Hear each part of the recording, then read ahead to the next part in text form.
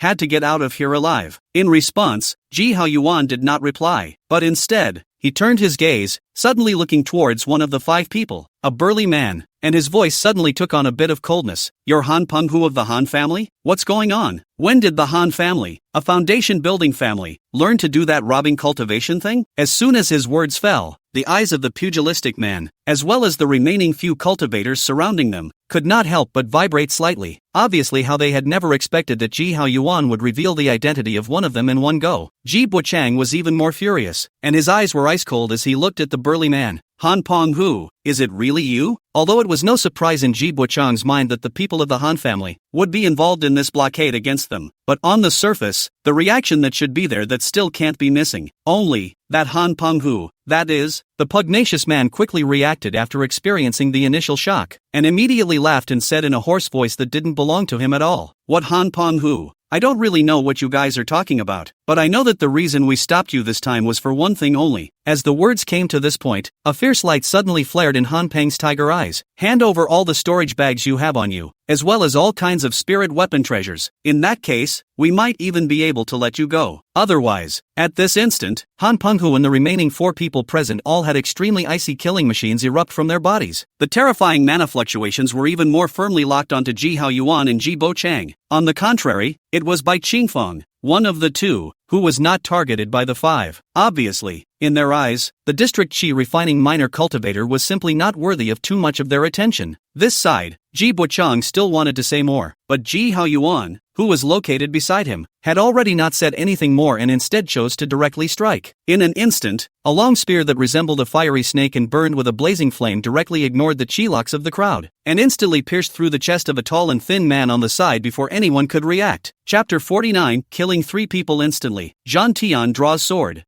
The tall and thin man stared blankly at the red flame-tattooed gun that had pierced through his chest, his face full of disbelief. He hadn't even been able to react to what had just happened until now. Why did the other party's spiritual weapon, this pierced through his own body? Boom! It was at this moment, above the red flame tattoo gun, a more violent flame burst out violently, burning the entire body of the tall and thin man directly into ashes. Only one storage bag was left intact, and it reached Ji Haoyuan's hands when he raised his hand to grab it. Fellow Taoist Chen. It was also not until this moment that the remaining 4 people present then reacted. Each and every one of them couldn't help but be horrified. Anymore, That tall and thin man was at least a Foundation Establishment cultivator. Even if the cultivation level was only at the early stage of Foundation Establishment, it shouldn't have been directly killed by the other party without even a splash. However, the next thing that made Han Penghu's men feel even more incredulous was that after Ji Haoyuan finished stabbing the tall and thin man with a single shot, he raised his hand and gently shook it at the female cultivator who wore a silver-colored mask. Buzz! In an instant, densely packed, terrifying sword chi like a torrential rain suddenly appeared around her. Puffing and giggling, an incomparably ear-piercing cutting sound suddenly emanated from the void. The silver-masked female cultivator only had time to hold up her body protection magic power, and her entire person was directly wrapped up by those countless terrifying sword chi. Junlan, the silver-masked male cultivator beside her heart immediately shook when he saw this. It's too late to think about it. He immediately raised his hand and offered a semicircular curved sword, and chopped towards Ji Haoyuan, wanting to use it to surround Wei to save Zhao Wen. However, before that semicircular scimitar could get close to Ji Haoyuan, that semicircular scimitar was blocked by a yellow light curtain that seemed like a copper wall. It was the Earth Spirit Shield technique that had reached the state of perfection. There is no need to strangle the spell and recite the incantation. The spell will be formed instantly when the mind reaches for it.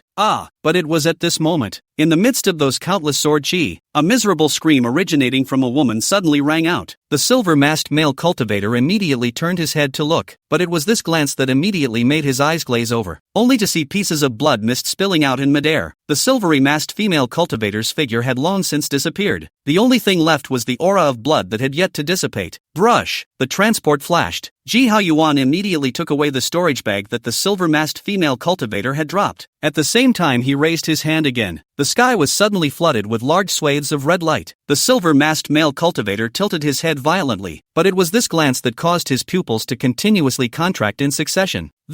How is that possible? Rumble! It was as if a meteor had fallen. A stream of light with a crimson tail flame reached his head in the blink of an eye. The silver-masked male cultivator quickly offered a party of treasure seals. The precious seal emitted a silver light, and there was even a complex and mysterious incantation flowing on its surface. However, when those streams of fire in the sky hit the precious seal he had offered, the light of the seal quickly dimmed, and the many complex and mysterious incantations on it even retracted into the seal. Bang! With a muffled thud, the precious seal flew in response. The silver-masked male cultivator only had time to shout out, "Fellow Taoist Han, save me," and his entire person was turned into flying ash by the endless red light flames. This series of changes came too suddenly, so fast that Han Penghu and the other square-faced youth couldn't react in time. 3 of them had already fallen on the spot. Even Ji Bochang and Bai Qingfeng, who were located beside Ji Haoyuan, were filled with dismay at this moment, especially Qi Buchong. He knew that today's Ji Haoyuan's strength was not bad. Some time ago, there was even a breakthrough in cultivation, but even so, Ji Haoyuan's toughness was still greatly beyond his expectations. Han Penghu and the square-faced youth beside him all had their hearts sink slightly. The 2 men looked at each other. In the next moment, without the slightest hesitation, they immediately turned around and fled. What a joke! He came up and killed 3 Foundation Establishment cultivators in seconds. It also included a mid-Foundation Establishment cultivator. This strength was no longer something they could deal with. Not to mention the fact that next to it, there was also a Ji Bochang. Once they were entangled by the other party, then with the strength Ji Haoyuan had just displayed, the 2 of them would surely die. Boom! However, if they wanted to escape, how could it be so easy? The red flame ripple gun suddenly transformed into a brilliant fire snake, opened its mouth and bit down towards the square-faced youth. This was the Flame Snake Dragon Lance, a new Gundao art that Ji Haoyuan had created by combining the flowing fire art and the Boom Mountain Gun art. It has both the fierce and ferocious nature of the Boom Mountain Gun technique and the ability to change with the flowing fire. In just one click, the square-faced youth's protective mana was bitten through. The searing hot and sharp-filled tip of the gun instantly sent a stabbing pain to the back of his head. He was horrified. Can't be bothered to think about it. A protective talisman in his hand was suddenly activated by him. Buzz! In an instant, a light blue curtain of water quickly fell around him. It was none other than the second-order defense spell talisman, the Waterfall Light Shield Talisman. Giggle, giggle, giggle. In an instant, a large amount of fog surged wildly. In the blink of an eye, it filled out a few miles around. The square-faced youth was secretly relieved in his heart when he suddenly felt a stabbing pain coming from his eyes. He saw a large curtain of greenish-colored light, like a fan, suddenly sweeping towards him. Wait, It wasn't a curtain of light at all, but patches and patches of green-colored sword chi, chopping heavenly sword drawing technique, using the upper yuan sword finger as a base and combining it with the rest of the several sword arts, thus being a newly created sword art by Ji Hao Yuan. This technique needs to be inspired by a flying sword spirit weapon. Once chopped out, it will have the power to break the sky, brilliant until death. The square-faced youth was simply too late to make any other movements at this time, and his body was torn apart by the endless fan-shaped green-colored swordlight. Ah! A scream came from the air. This made Han Penghu, who was speeding forward to escape,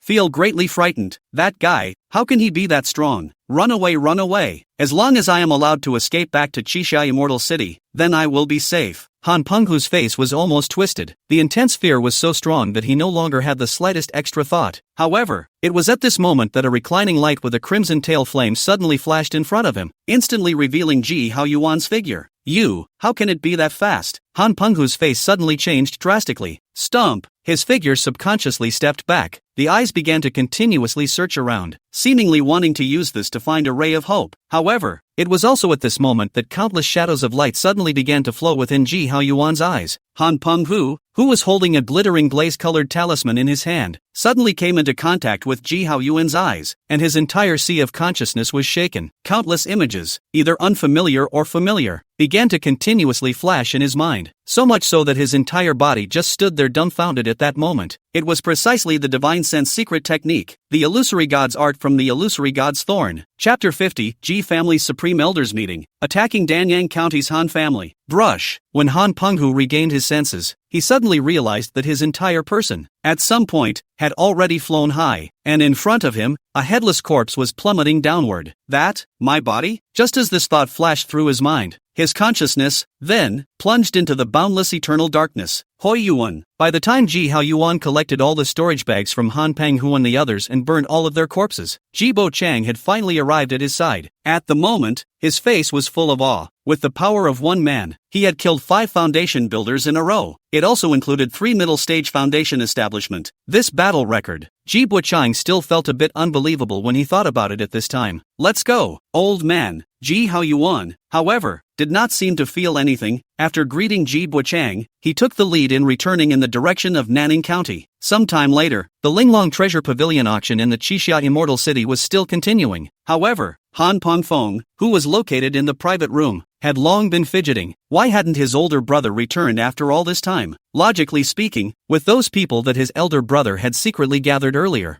things should have been finished long ago. But now, not only is the person not back, but there is not even a single message. There was a hint of abnormality in the middle of this situation, no matter how you looked at it. The Zhang brothers, who had been staying with him all this time, seemed to have noticed Han Pengfeng's strange behavior at this moment. The two of them glanced at each other, and they both saw something inexplicable in each other's eyes. At that moment, he heard Zhang Mingzi speak. Brother Han. What? Your elder brother went out and hasn't returned here yet? Is it hard to believe that something came up and he went back early? There was clearly a hint of temptation in the words. After all, he and Zhang Mingyuan were not stupid. Although Han Penghu's previous actions were hidden, it wasn't hard for the Zhang brothers, who knew quite a bit about this person's behavior, to guess what the other party's reason for leaving before was for. At this moment, when Han Pengfeng heard Zhang Mingzi's words, he immediately squeezed out a rather forced smile on his face. But still, he put up his spirits and replied to Zhang Mingzi, I'm not too sure about this one exactly, but I think my elder brother, he, should have something more important. Otherwise, there's no way he wouldn't have returned by now. Oh, so that's it. Hearing this, Zhang Mingzi nodded with a feigned understanding. At that moment both men stopped talking. Time just went by bit by bit. However, Han Pengfeng's heart was getting more and more uneasy as time went on. Finally, when this time, after a little more had passed, he could no longer sit still, and immediately got up, with a hint of apology on his face, and said to the Zhang family brothers, 2 Taoist brothers, I'm really sorry, on my elder brother's side, there might really be something more important. I have to go back first. I'm afraid that I won't be able to join you guys in a while. No harm done. At those words Zhang Mingzi but nodded in understanding. If Brother Han has something to do, he can go first. There will be a long time to come, so it won't be too late for us to contact Brother Han later when you guys are free. Yes. Han Pengfeng now also no longer continued to be polite. After hearing a promise, he hurriedly walked out of the private room. Looking at Han Pengfeng's departing back, Zhang Mingyuan suddenly said to Zhang Mingzi, Big brother, What exactly did you say that Han Penghu went to do before? What's going to happen on their side this time? Zhang Mingyuan's words couldn't help but be what caused Zhang Jilong,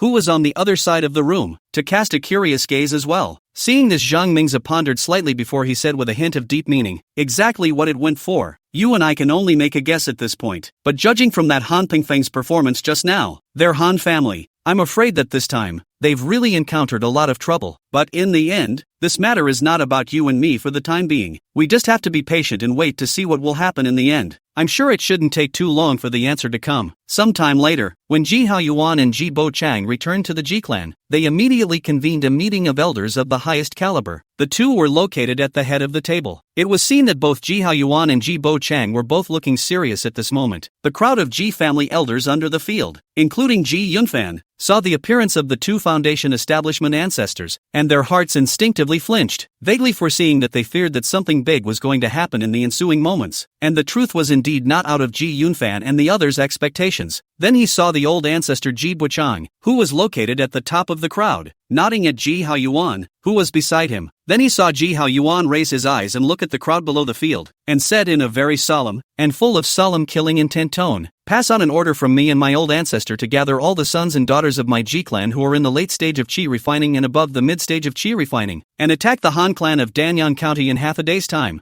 What? At first hearing these words from Ji Haoyuan, all the Ji family elders present, including Patriarch Ji Yunfan, were all shocked in their hearts. They completely did not expect that the two Foundation establishment elders would suddenly make such a decision. Previously, what exactly had happened to prompt the two elders? Who would give such an order? As if he could see the doubts of the crowd, Ji Haoyuan didn't have the intention of hiding anything from them, and immediately told them roughly what had happened to them after they came out of the Qixia Immortal City. When the crowd heard this, one by one, while being surprised, a wave of anger could not help but well up in their hearts. Despicable, shameless, the Hall Foundation family ancestor, even learned those robbing cultivation, attempt to do that kill and seize the treasure thing, simply as even a little bottom line do not want. This is not to say that all the elders here have that high immoral ground. It was entirely because the object that was plundered was their own Foundation establishment ancestor. Foundation establishment elder only. Fortunately, the strength of his own two ancestors was extraordinary. Not only did they return unharmed, but they also killed all of the several cultivators led by Han Penghu. Thinking of this, Ji Yunfan and the rest of the Ji family elders present couldn't help but be creeped out in their hearts. Since when was the family's own Foundation establishment ancestor that powerful? In the case of being robbed and killed by a cultivator of the same realm, not only did he remain unharmed, but he also beheaded the other party in turn. Thinking about this, Ji Yunfan and the other Ji family elders present, almost subconsciously, looked towards Ji Haoyuan and Ji Bochang, who were located at the top. Ji Haoyuan, to be precise. You guys thought right, including Han Penghu. Those cultivators who attempted to hijack us all died at the hands of Haoyuan. At that moment, Ji Bochang slowly opened his mouth. Upon hearing Ji Bochang's confirmation, the group of Ji family elders, including Ji Yunfan, could not help but all be shaken inwardly once again. Previously, they knew that this elder of their family had extraordinary strength. Not long after he had just broken through the Foundation establishment, he had decapitated Sun Renjiang, who was also at the Foundation establishment realm, and after that, he had heavily injured Han Pingshan, the Foundation establishment of the Han clan, one after another. Now, he was even using his own strength to cut down several cultivators of the same realm in a row. This level of cultivation and battle power, Ji Yunfan and other people as long as a little to the depths of a brief thought, the heart is involuntarily, Judy rose a sense of admiration. At the same time, in the gaze that looked at Ji Haoyuan, the awe grew stronger. Well, just saw Ji Haoyuan waving his hand. Let's leave the extra words aside. Right now between my Ji family and the Han family, it can be said that it is already like water and fire, and there is no room for maneuver between the two sides. Therefore, we must take advantage of their weakest time to make an all-out effort to eradicate this hidden danger in one fell swoop, and never give them the slightest opportunity to rekindle. Do you all understand? Chapter 51, Foam Family Cultivator Blocking the Door. Surprising Demon Cultivator Building Foundation. On the way back to the Ji family, Ji Haoyuan and Ji Bochang had already discussed in detail about that Danyang County Han family. Both of them agreed that Han family must not be allowed to continue to exist. The immortal cultivation world couldn't tolerate too much mercy. With the current enmity between the two sides, there was already little room for dissolution. Once the Han family re-emerged one day, they would certainly do whatever it took to strike at their Ji family as well. well.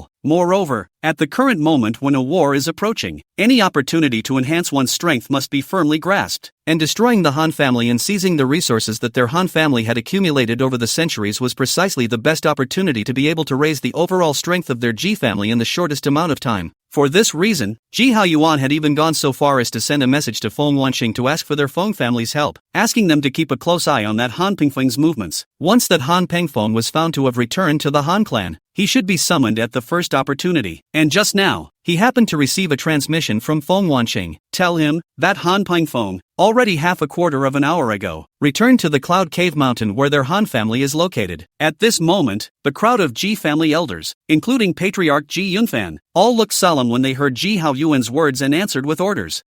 We understand. Sometime later, the group of Ji family cultivators led by Patriarch Ji Yunfan were heading in the direction where the Cloud Cave Mountain of the Han family in Danyang County was located. Old Ancestor Ji Buchang personally led the team. As for Ji Haoyuan, he was already one step ahead of everyone else, heading towards the Han family in Danyang County in advance. In his mind, everyone else in the Han family could escape at this time, but only one person had to die. That was Han Pengfeng, who was the oldest ancestor of the Han clan. If they really let such a foundation establishment cultivator escape and let him remain hidden in the shadows, then it would definitely be a very big hidden danger for their Ji family. Although before this, he had already summoned Feng Wanqing and told her the key to this situation. I believe that with Feng Wanqing's intelligence, under normal circumstances, she would certainly not allow that Han Pengfeng to leave the mountain and flee. Yet there are exceptions to everything. What if that Han family is hiding something else? It's all a bad thing to say. Therefore, he had to go over there in person in advance to make sure that nothing was wrong. The moment where the Han family is located, Han Pengfeng's face was extremely ferocious as he looked at the two people outside their Han clan's mountain protection formation. Feng Tianhua, Feng Wanqing, what exactly do you mean? Could it be that you really want to force me to fight to the death? Just now, after confirming that his big brother, Han Penghu, could indeed no longer be contacted, he immediately smelled a crisis. Thus, without saying a word, he decisively summoned a group of the most core cultivators within the Han clan and told them to bring the most important treasures within the clan and leave with him. Only, before the group of them could get out of the range of their own Cloud Cave Mountain's mountain protector formation, they suddenly saw the two people located outside their formation. Feng Tianhua and Feng Wanqing. Both of them were the youngest contemporary foundation establishment cultivators of the Feng clan, and his strength was not bad among the early foundation establishment cultivators. Trying to stop their line in this way was not a difficult task at all. At this moment when the two of them heard Han Pengfeng's words, Feng Wanqing did not say anything. Instead, it was Feng Tianhua, who was dressed in white beside her, who smiled and said to Han Pengfeng, "Fellow Daoist Pengfeng, we've made things very clear just now. This time we're only entrusted by someone. Before that fellow Daoist comes here, you and your clan, it's better to continue to stay well in the mountains. Otherwise, my she-sister and I will have to be reluctant to stop you." So, you guys had to force me? Han Pengfeng's eyes suddenly became fierce. At this moment, how could he still not know who the other party was talking about waiting for? If you really wait for the other side to arrive, then he Han Pengfeng, as well as the entire Han family, is really no way to escape. We'll certainly die. Since you won't give us a chance to live anyhow, it's not my fault. Han Pengfeng's expression suddenly became gloomy. Feng Tianhua and Feng Wanqing, who were located outside the Han clan's mountain protection formation, instinctively felt a hint of something wrong. The next moment, he heard that Han Pengfeng say, "Fellow Daoist Zuahei, fellow Daoist Yangquan, for the things that follow, please ask the two of you to join me." What? At first hearing Han Pengfeng's words, Feng Tianhua and Feng Wanqing, who were located outside of the formation, both had their eyes narrowed. What's going on? Is it possible that there are other helpers in the Han family? The two siblings had just flashed this thought in their minds, when they saw that in the depths of the Han family, two reclining lights suddenly swept in. Only the aura of those two recluse lights was full of evil. Filth. Obviously not an orthodox Shinmen cultivator. This caused Feng Tianhua and Feng Wanqing's faces to change slightly. Feng Tianhua even couldn't help but shout, "Han Pengfeng, your Han family dares to collude with demonic cultivators." He knew very well that befriending a Devil's Way cultivator, this kind of thing might not have been a big deal if placed in the past, but at the present moment when the situation of both the positive and the demonic is exceptionally tense, you have befriended a demonic cultivator and have hidden the other in your own home. That's a very serious problem. It's a matter of standing up for something and a matter of principle. Once the Redcloud sect found out, I'm afraid that the first ones to deal with would be their Han family. Ha ha ha. Just at this moment, two strange laughs filled with eerie and bizarre sounds suddenly came out from those two recluse lights filled with evil aura.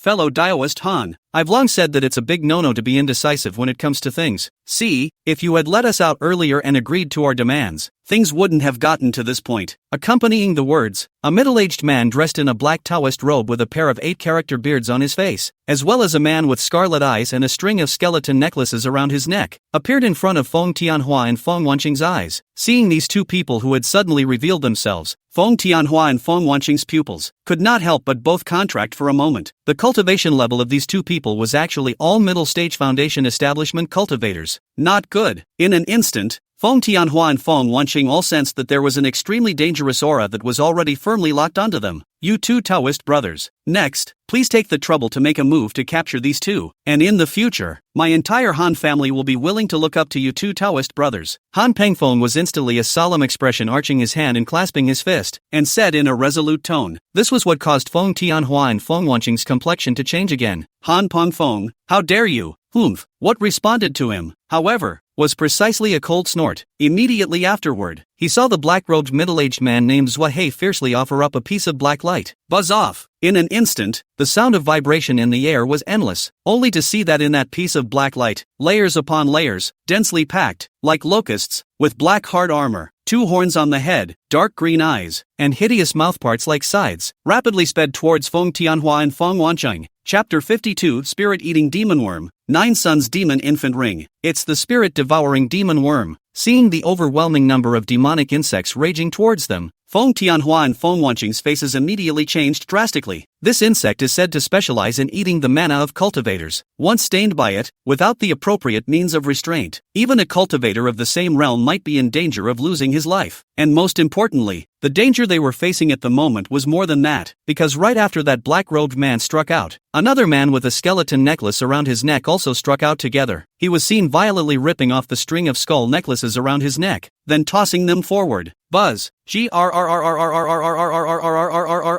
An ear-piercing sound of bones rubbing together suddenly resounded in the air. Immediately afterward, he saw that the skeleton necklace suddenly grew larger, eventually transforming into 9 adult-sized skeletons. A miserable green ghostly fire surged in the eyes of each skeleton. In unison, they let out an unpleasant, piercing, strange cry. In his mouth, he even spewed out 9 huge black-green flames towards Feng Tianhua and Feng Wanqing. It's the 9 Suns Demon Infant Ring. Feng Tianhua and Feng Wanqing's expressions changed again. I can't imagine that this skeleton necklace man actually even has this kind of poisonous spirit weapon. As far as they know, if they want to successfully refine the 9 Suns Demon Infant Ring, they must use the 981 pairs of mothers and children who were born not long ago as a guide, and then endowed with the world's most brutal means and torment, so that they can't beg for their lives, can't beg for their deaths, and ultimately to take their grievances, fury, and evil chi. After, again, it is necessary to research for the conforming 99 or 81 pairs of newborn mothers and children, and to apply the same means. This is ultimately repeated 91 times before the work is done. This spirit weapon specializes in tainting cultivators' mana, spirit weapons, and spells. It was the most difficult category among the many devilish cultivator spirit weapons. Whoa! Without much time to think, Feng Tianhua and Feng Wanqing immediately offered up their respective spirit weapons, a brocade handkerchief, and a shroud that burned with a blazing flame.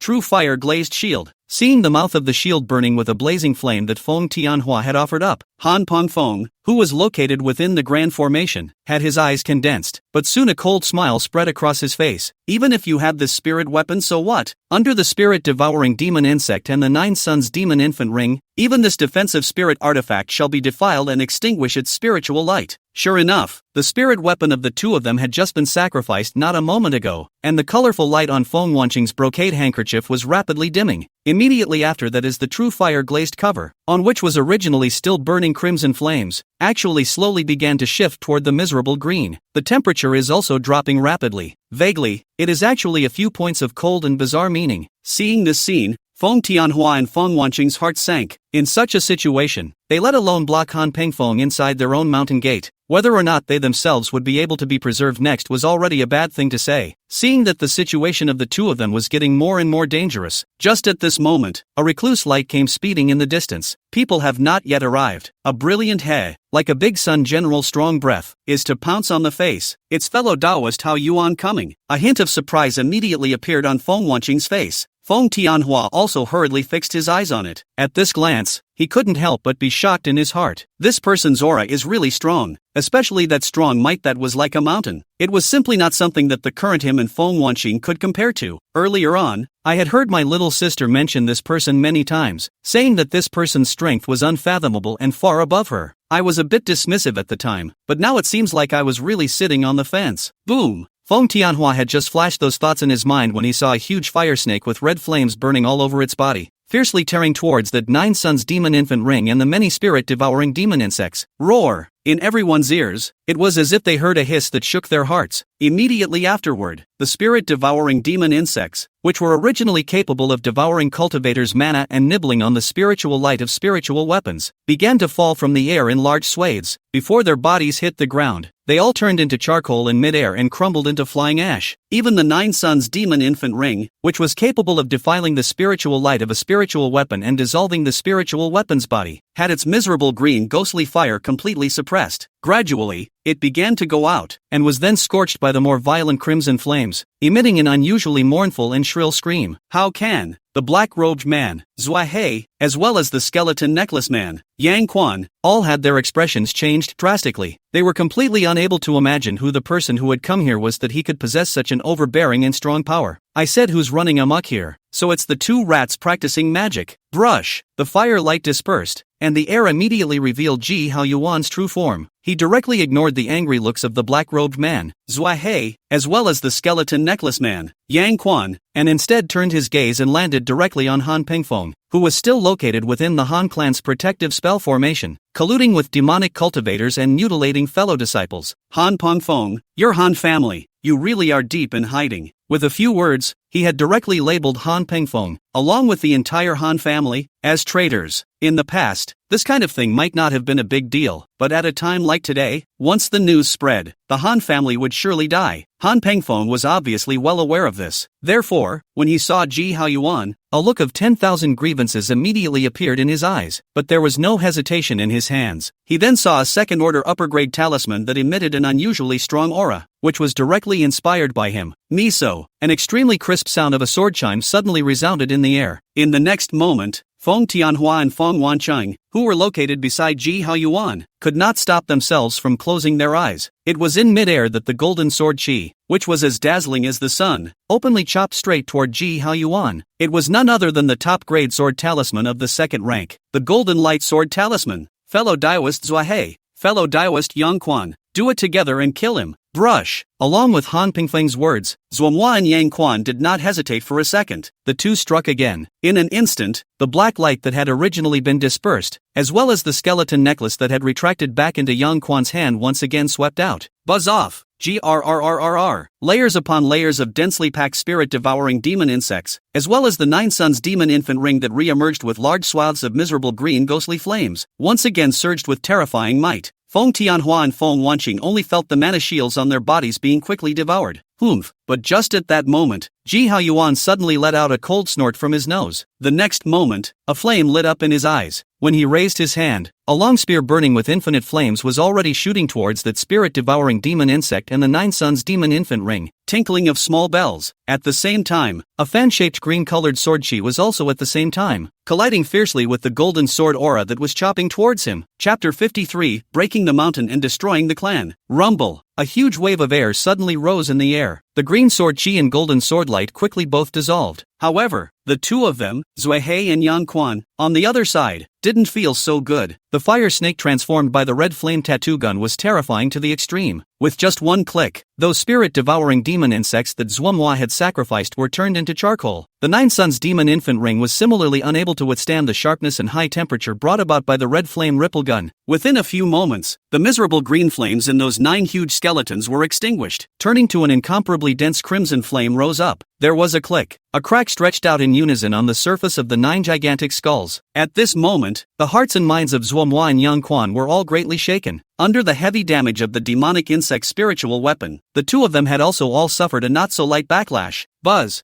However, it was also in this instant that a spiron that was as bright as a long rainbow was actually directly spanning the distance between the two sides, and in the blink of an eye, it arrived in front of Zuohei and Yang Quan. Rainbow transforming gunslinger technique. This technique was derived from the flame serpent dragon lance, eliminating the element of bursting in it and instead condensing all of its power into one. It's the art of shooting as fast as it can be and as strong as it can be. Under this kind of gun technique, Zuoming and Yang Quan didn't have time to have any reaction at all, and their heads were instantly double penetrated. Moreover, the red flame ripple gun's might did not decrease, and it eventually crashed ruthlessly on top of the Han clan's Cloud Cave Mountains mountain protector formation. With a clatter, the entire Han clan Cloud Cave Mountains mountain protection formation immediately stirred up layers of light. The aura for miles around was pulled. After all, it blocked Ji Haoyuan's strike. Quickly, activate the Great Formation with all your might. Han Pengfeng could no longer maintain his previous calmness at this moment. The whole person was like ants on a hot pan. His heart was burning with anxiety, constantly urging the cultivators in the clan to push the mountain protection formation with all their might. Seeing this, Ji Haoyuan couldn't help but let out a cold laugh, only to see his hand red inflammation tattoo gun once again lit up brilliant as if burning the sky. General light flame toward the Han family mountain protection formation of applause is once again fell. At the same time, several formation flags that flashed with a halo of light were also thrown out by him one by one and landed on the other several formation eyes of the Han family's mountain protection formation. Rumble. At this moment, the entire Han clan's mountain protection formation was involuntarily shaken. A circle of light flowed. It could be clearly seen that at this moment, the Han clan's mountain protection formation, the light on it was being weakened layer by layer. Originally that also linked to the ground veins of the formation base, also began to tremble violently. Vaguely unstable situation. How is this possible? Seeing this scene,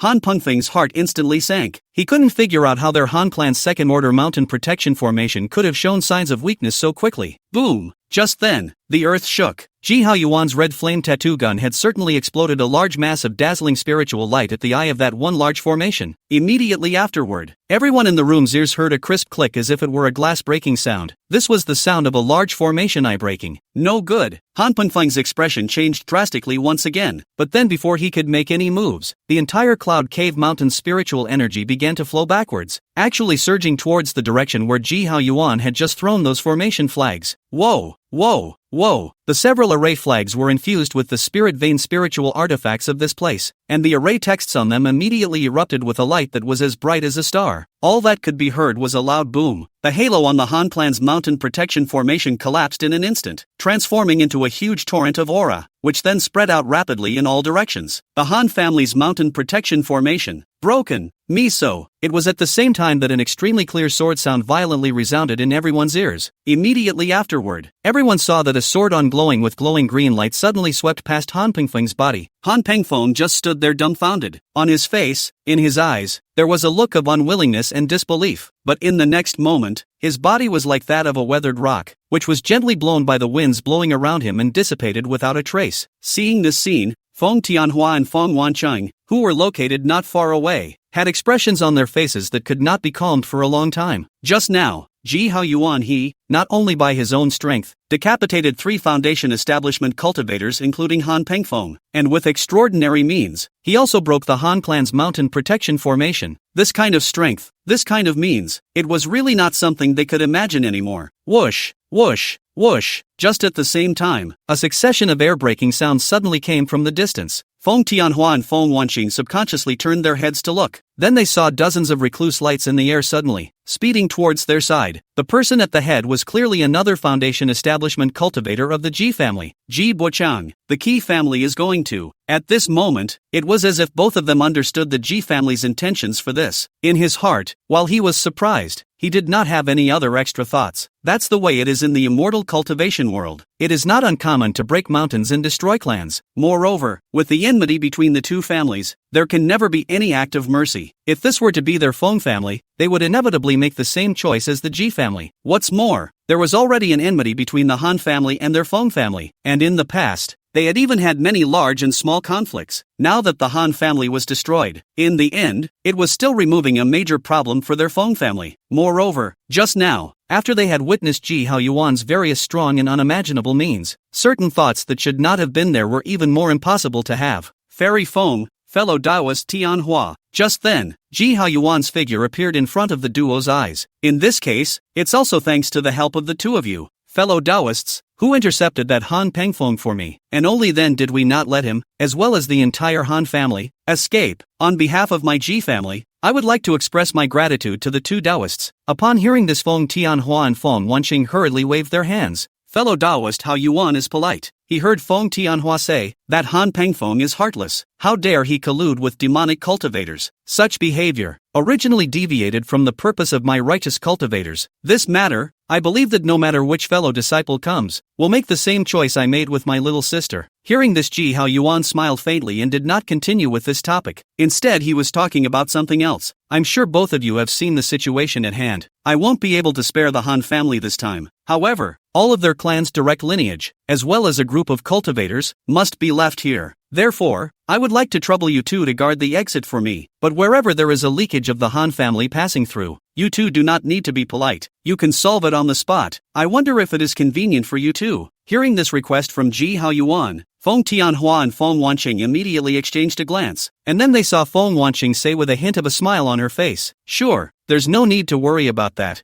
Fellow Taoist Hao Yuan, as long as there's a leaky member of the Han clan passing through from here on out, I won't let them escape from my men." "Well then, thank you Fairy Feng, and fellow Taoist Tianhua." Ji Hao Yuan smiled and nodded. With that said, he also no longer continued to stay here, and with a flash of his figure, he had already disappeared in front of the eyes of the two. Chapter 54, That Fire Spirit Vein on Taiping Mountain. It's time to get it back. Cloud Cave Mountain, Cloud Stream Peak. This peak was the highest place in Cloud Cave Mountain, and it was also the place where the spiritual chi of the entire Cloud Cave Mountain was the most concentrated. A few days ago, after the Ji family had destroyed the Han family, Ji Hao Yuan and the others had completely occupied the entire Cloud Cave Mountain. After that, Ji Hao Yuan did not get too involved in any of the affairs, but left it to Ji Buchan and Ji Yunfan and the others. At this moment, within a cave dwelling in this Cloud Stream Peak, a jade slip was hovering in front of Ji Hao Yuan. All of these jade slips originated from the Han clan's hidden law pavilion. It had to be said that the Han family was worthy of being a foundation-building family that had continued to be relatively prosperous for hundreds of years. The clan's collection of various types of feats and Dao techniques was undoubtedly far too rich compared to the Ji family, which had already fallen out of favor before. In terms of the second-order techniques and Dao arts alone, there were already as many as 6 or 7 of them. Among them, the ones that caught Ji Hao Yuan's attention the most were a flying evasion technique called Yin Yun Double Wings and an attacking technique called Shattering Mountain Tackle Seal. The former is the fire escape technique. When it is performed, it can manifest flaming wings and instantly travel for miles. Ordinary flying methods, and even spiritual weapons, are difficult to compare with. The latter was a superior earth attack method. When it is executed, it can manifest a round of large handprints. Shattering mountains and capturing them is no big deal. Only if you want to cultivate this method, you need to use the top second-order Earth Spirit as a guide, and at the same time, you have also cultivated the Earth System technique, in order to condense the mountain shattering capturing Great Hand Seal. Just right, on Ji Hao Yuan's body, there was still one of those earthen shin fruits left, which just happened to be used to cultivate this method. Lift your hand and flip it. The last earthen shin fruit appeared in his palm. When Ji Hao Yuan took it down, he saw that behind him, a circle of blinding yellow halo loomed. Months later, there was suddenly fire,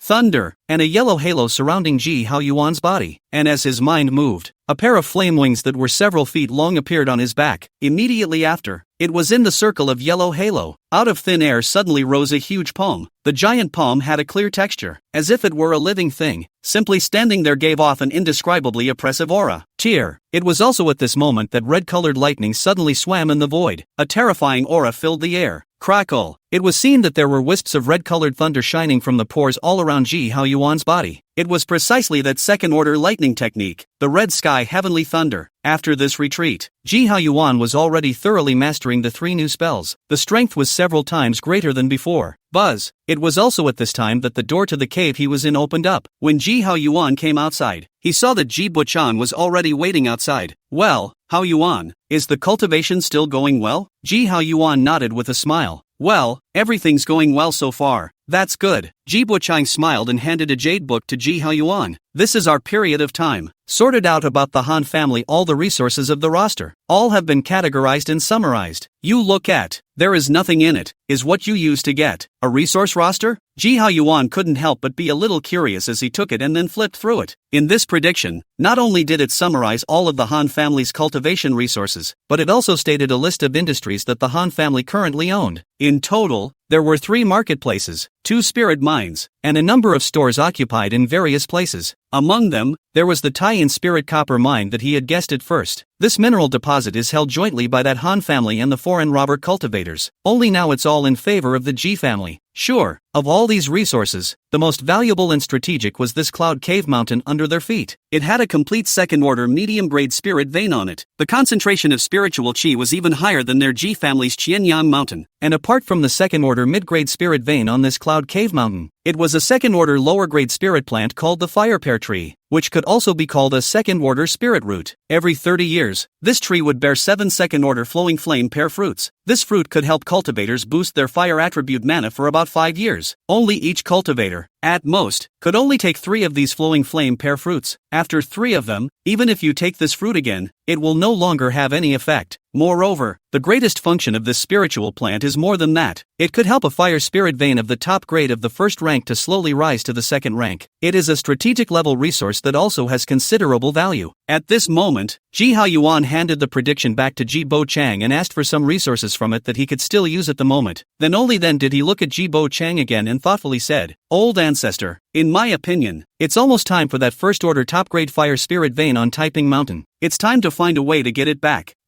That fire spirit vein on Taiping Mountain? Upon hearing Ji Haoyuan's words, Ji Bo Chang's heart couldn't help but be moved. "You mean, not bad?" Ji Haoyuan nodded. "The reason why we sold that fire spirit vein to that Zhang family in the first place was originally out of necessity, and compared to a fire spirit vein like that, the price they gave us at the beginning of the Zhang family, to say that it was a cheap sale is considered to be an exaggeration, almost no different from giving it away for nothing. If it was in the past, when our Ji family was not strong enough, then there would have been nothing we could have done. But today, the Zhang family is no longer a threat to me. Even if their family produces a heavenly spirit-rooted child, that's not enough to worry about, and so it is with Ji Haoyuan's strength nowadays. As long as the Redcloud Sect's Jindan real person didn't come out, he thought to himself that even if the Redcloud Sect's Foundation Establishment Great Circle Cultivator came, there was simply no way he could do anything to him, and it was simply impossible for a Jindan realist of the Redcloud Sect to casually strike out at a junior like him over such a matter, especially in this current situation. I'm afraid I may not even be able to ask about it. So when are you planning to go to Pacific Hill? Ji Bochang thought carefully and felt that the time was almost indeed ripe and very necessary to take back that first-order upper-grade fire spirit vein, not to mention the fact that a first-order top-grade fire spirit vein itself possessed a very great value, and was an excellent place for refining pills and weapons, not to mention now, they had that second-order spirit plant fire pear tree in their hands. Once it was successfully planted to where that first-order upper-grade fire spirit vein was located, then that first-order upper-grade fire spirit vein on Taiping Mountain would have a great possibility of being promoted to a second-order lower-grade fire spirit vein. At that time, the value and importance of Taiping Mountain would be no less than Chinyang Mountain where their Ji family was located. Pick a day. I'm going to take a trip to MT Pacific today. Ji Haoyuan replied with a smile. In addition, if all the things that Yun Fan is dealing with on his side have been almost completed, then tell him to come here to conduct a retreat. Right now, it's time, too, for him to try to break through to Foundation Establishment. Chapter 55, Descent to Taiping Shan. After destroying the Han family, Ji Haoyuan and the others, too, were from the Han family's side. To be precise, it should be from Han Pengfeng's storage bag that he had obtained 2 Foundation Establishment spiritual objects. It was only that these 2 Foundation Establishment spiritual objects were not Foundation Establishment pills, but rather 2 5 elements essences. They were the A-Wood Spirit Crystal and the Gung Gold Spirit Crystal, although it was a 5 elemental essence. If it was used in conjunction with the Foundation Establishment pill, when the time came, it would also be able to help Ji Yunfan increase his Foundation Establishment success rate by an additional 1 to 2%. Combined with the Greenwood Evergreen technique he was practicing now, the probability of success in building the foundation could almost reach 60% or more. And this success rate, among those many cultivators who attempted to build the foundation, was already considered very high. At this moment, a silhouette was seen walking towards Ji Haoyuan in their sight from a distance. Who could it be if it wasn't Ji Yunfan who had summoned him here? Yunfan, you are the contemporary patriarch of my Ji family. These years, much rely on you to maneuver around the 4 directions, and make every effort to take care of all the things in the family, so as to have the day when my Ji family reemerges, it can be said to be a labor of love. Of all the elders, you are also the one who has contributed the most. Therefore, the Foundation Establishment Dan that we auctioned off earlier will be given to you, and I hope that you will do everything in your power to build a successful foundation, and add another Foundation Establishment cultivator to my Ji family. When Ji Yunfan approached, Ji Haoyuan immediately took out the jade bottle containing the Foundation Establishment pill from his body and handed it to Ji Yunfan with a smile. Ji Yunfan instantly received it with an excited face and hurriedly bowed to thank him. Many thanks to fifth uncle for the gift of the pills, and many thanks to old ancestor for making it happen. You don't need to thank me for this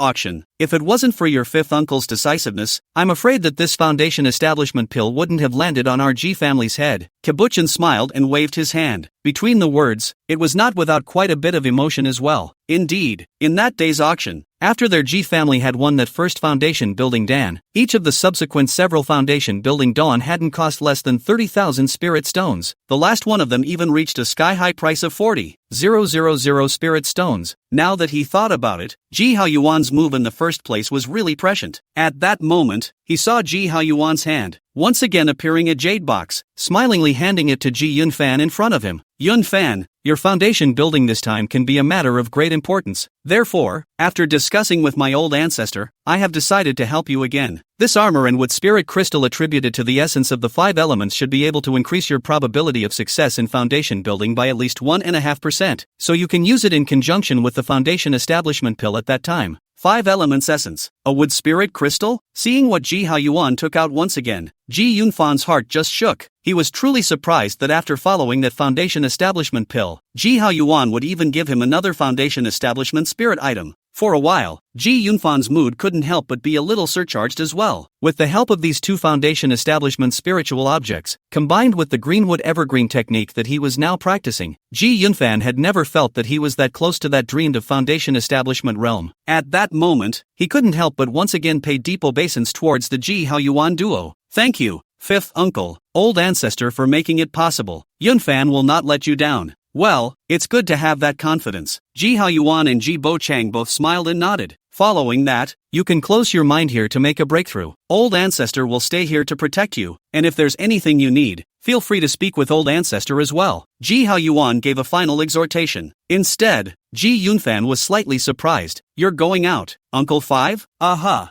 Ji Haoyuan didn't hide anything from him this time, and smiled and nodded at his words. Intend to go and get back what is rightfully ours, for our key family. With that, Ji Haoyuan roughly explained the purpose of his trip to Ji Yunfan. At the end of the day, he didn't linger too much longer, and with a flash of his figure, his entire body had already transformed into a red-colored rainbow, and flew rapidly towards the outside of Cloud Cave Mountain, Pacific Hill. The climate of this mountain is hot and there is no rain or snow all year round, because there was a fire spirit vein underneath the ground. The surrounding area was filled with a dense fire spirit chi for miles around. This led to the appearance of many fire attribute treasure materials, as well as spiritual objects, in its surroundings. The most famous of them was a mineral called green jade redstone. This mineral had, in the past, roughly brought thousands of spirit stones of profit to their Ji family every year. However, after Taiping Mountain was bought by the Zhang family at a near cabbage price, these profits originating from the green jade and red stone went to the Zhang family. At this point, on this Taiping Mountain, there were Zhang clan cultivators, counting some of the harvests originating from this mountain. But right at this moment, in the distant sky, there was suddenly a brilliant red-colored recluse light flying rapidly. At first, the recluse was just a small red-colored dot, but in the blink of an eye, that red-colored dot suddenly enlarged and transformed into a fire cloud that seemed to be burning non-stop, layers upon layers, and emitting an incomparably hot and strong aura. It made the group of Zhang clan cultivators located at the bottom all suddenly change in color. One of the Zhang family elder Zhang Chenkong, who was the person in charge of this time, could no longer sit still, and immediately operated his magic power and spoke aloud to the fire clouds in the sky. I am Zhang Chenkong, an elder of the Zhang clan. May I ask which fellow Daoist is visiting? Please also come down for a moment. However, what responded to him was precisely a rather indifferent voice. With you not being qualified to talk to me yet, let your Zhang family's Zhang Mingze, or Zhang Mingyuan come over. Sure, it wouldn't be wrong to call that long-retired old ancestor of your Zhang clan to come. What? Suddenly hearing the words of the person in the sky who was located in a cloud of fire, Zhang Chenkong's face immediately changed, and then a trace of anger could not be stopped from rising in his eyes. What kind of status is he? The Zhang family ancestor. Can't he be seen by anyone who says he wants to see him? However, before he could say anything back, there was suddenly an extremely terrifying spiritual pressure pouring down from that fire cloud in the sky. That terrifying might directly caused Zhang Chenkong's face to just turn white. Chiku Elder. In this instant, he was finally able to figure out the identity of the visitor. Just at the same time, the voice in the air came again. What? Any more questions? No, no more. Please wait a moment. Senior, I will contact my family's old ancestor, Zhang Chengkong replied busily. At this time, he was very clear that when facing a Foundation establishment cultivator, the only way to have a mutually equal dialogue was to have someone who was also a Foundation establishment cultivator come. As far as he's concerned, he really doesn't deserve it yet. Soon, a transmission was sent out by Zhang Chengkong. The person located in the fire cloud also stopped talking and instead just floated in the air silently. This instantly gave Zhang Chengkong great pressure, because he was really a bit confused as to what exactly the purpose of the other party's visit was. Fortunately, this wait did not last too long. After about a few moments, two reclining lights that also emitted the spirit pressure of the Foundation establishment clearly appeared in the sky above this typing mountain. Chapter 56, You Zhang family will have to sell whether you want to or not. Elder Ancestor. Seeing the two silhouettes in the recluse light, Zhang Chengkong's heart was immediately overjoyed. Without saying a word, he hurriedly bowed down and saluted. And those two were no one else. It was Zhang Mingze and Zhang Mingyuan from the Zhang family. At this moment, the gazes of the two of them all looked towards the fire cloud located not far away from them, and their eyes couldn't help but to double condense. Fellow Taoist Hao Yuan. The two Taoists of the Zhang clan. How are you doing? Ji Hao Yuan also revealed his figure at this time, looking at the two people in front of him, but the corners of his mouth were tinged with a few smiles. This caused both Zhang clan brothers to frown slightly, instinctively feeling that Ji Hao Yuan's visit was most likely a bad one. However, he still politely said, Fellow Taoist Hao Yuan hasn't seen you in many days. Your elegance is truly even better than before. It's just that I don't know if fellow Taoist Hao Yuan has any important matters to attend to when he comes to my Zhang clan's typing mountain this time? Oh, nothing really important. Ji Hao Yuan smiled seemingly indifferently. It's just trying to buy this Pacific hill back. What? At first hearing Ji Hao Yuan's words, Zhang Mingze and Zhang Mingyuan were all taken aback. Zhang Chengkong, who was located at the bottom, was even tighter in his heart, instinctively feeling that something was not good. Just then, I heard Zhang Mingyuan suddenly speak. Fellow Taoist Hao Yuan, you're joking, aren't you? Typing Mountain is my family's spiritual mountain. How could it be sold to the public? And please don't make fun of this kind of thing again. Typing Mountain. Our Zhang family will not sell it to the outside world no matter what. As soon as his words fell, the atmosphere in the arena was immediately silent. Zhang Mingze, on the other hand, tightened slightly inside. He, like Zhang Chengkong below, smelled a bad premonition at this moment. Sure enough, he saw the smile on Ji Hao Yuan's face slowly converge, and turned to be expressionless as he looked at Zhang Mingyuan, and his tone was also light. What I just said, could it be that you didn't hear me clearly? Also, what makes you think that I'm consulting with you, or questioning you? What do you mean? Zhang Mingyuan's face changed instantly, and a trace of anger emerged, unstoppably, in his eyes. Isn't it obvious enough what that means? Ji Hao Yuan remained expressionless as he said, It means that today, this Taiping Mountain, your Zhang family will have to sell it whether they want to or not. You, Zhang Mingyuan was instantly furious. Zhang Mingze on the side couldn't help but coldly lower his face as well. It was really this attitude of the other party that was too arrogant and overbearing. This was clearly not putting their Zhang family in their eyes. Ji Hao Yuan, don't go too far. Zhang Mingyuan immediately shouted out angrily, If I don't sell, what are you going to do? Not for sale? Ji Hao Yuan suddenly raised his eyes and lightly threw out a sentence. You don't have a choice. When the words fell, he saw that in the sky, a rolling fire cloud suddenly condensed and then turned into a meteor, falling towards Zhang Mingyuan's head. Zhang Mingyuan simply did not expect that Ji Hao Yuan would choose to directly strike at the drop of a hat. The most frightening thing was that those flaming meteors that were falling towards him at this moment seemed to have been nourished by the fire spirit chi in this room, and in just the blink of an eye, they suddenly expanded by a circle, and their power increased by 3 times. Look out! Zhang Mingze had obviously noticed this as well. He was seen raising his hand. A silver-colored precious jade instantly blossomed with glittering white light, and in the twinkling of an eye, it protected him and Zhang Mingyuan within it.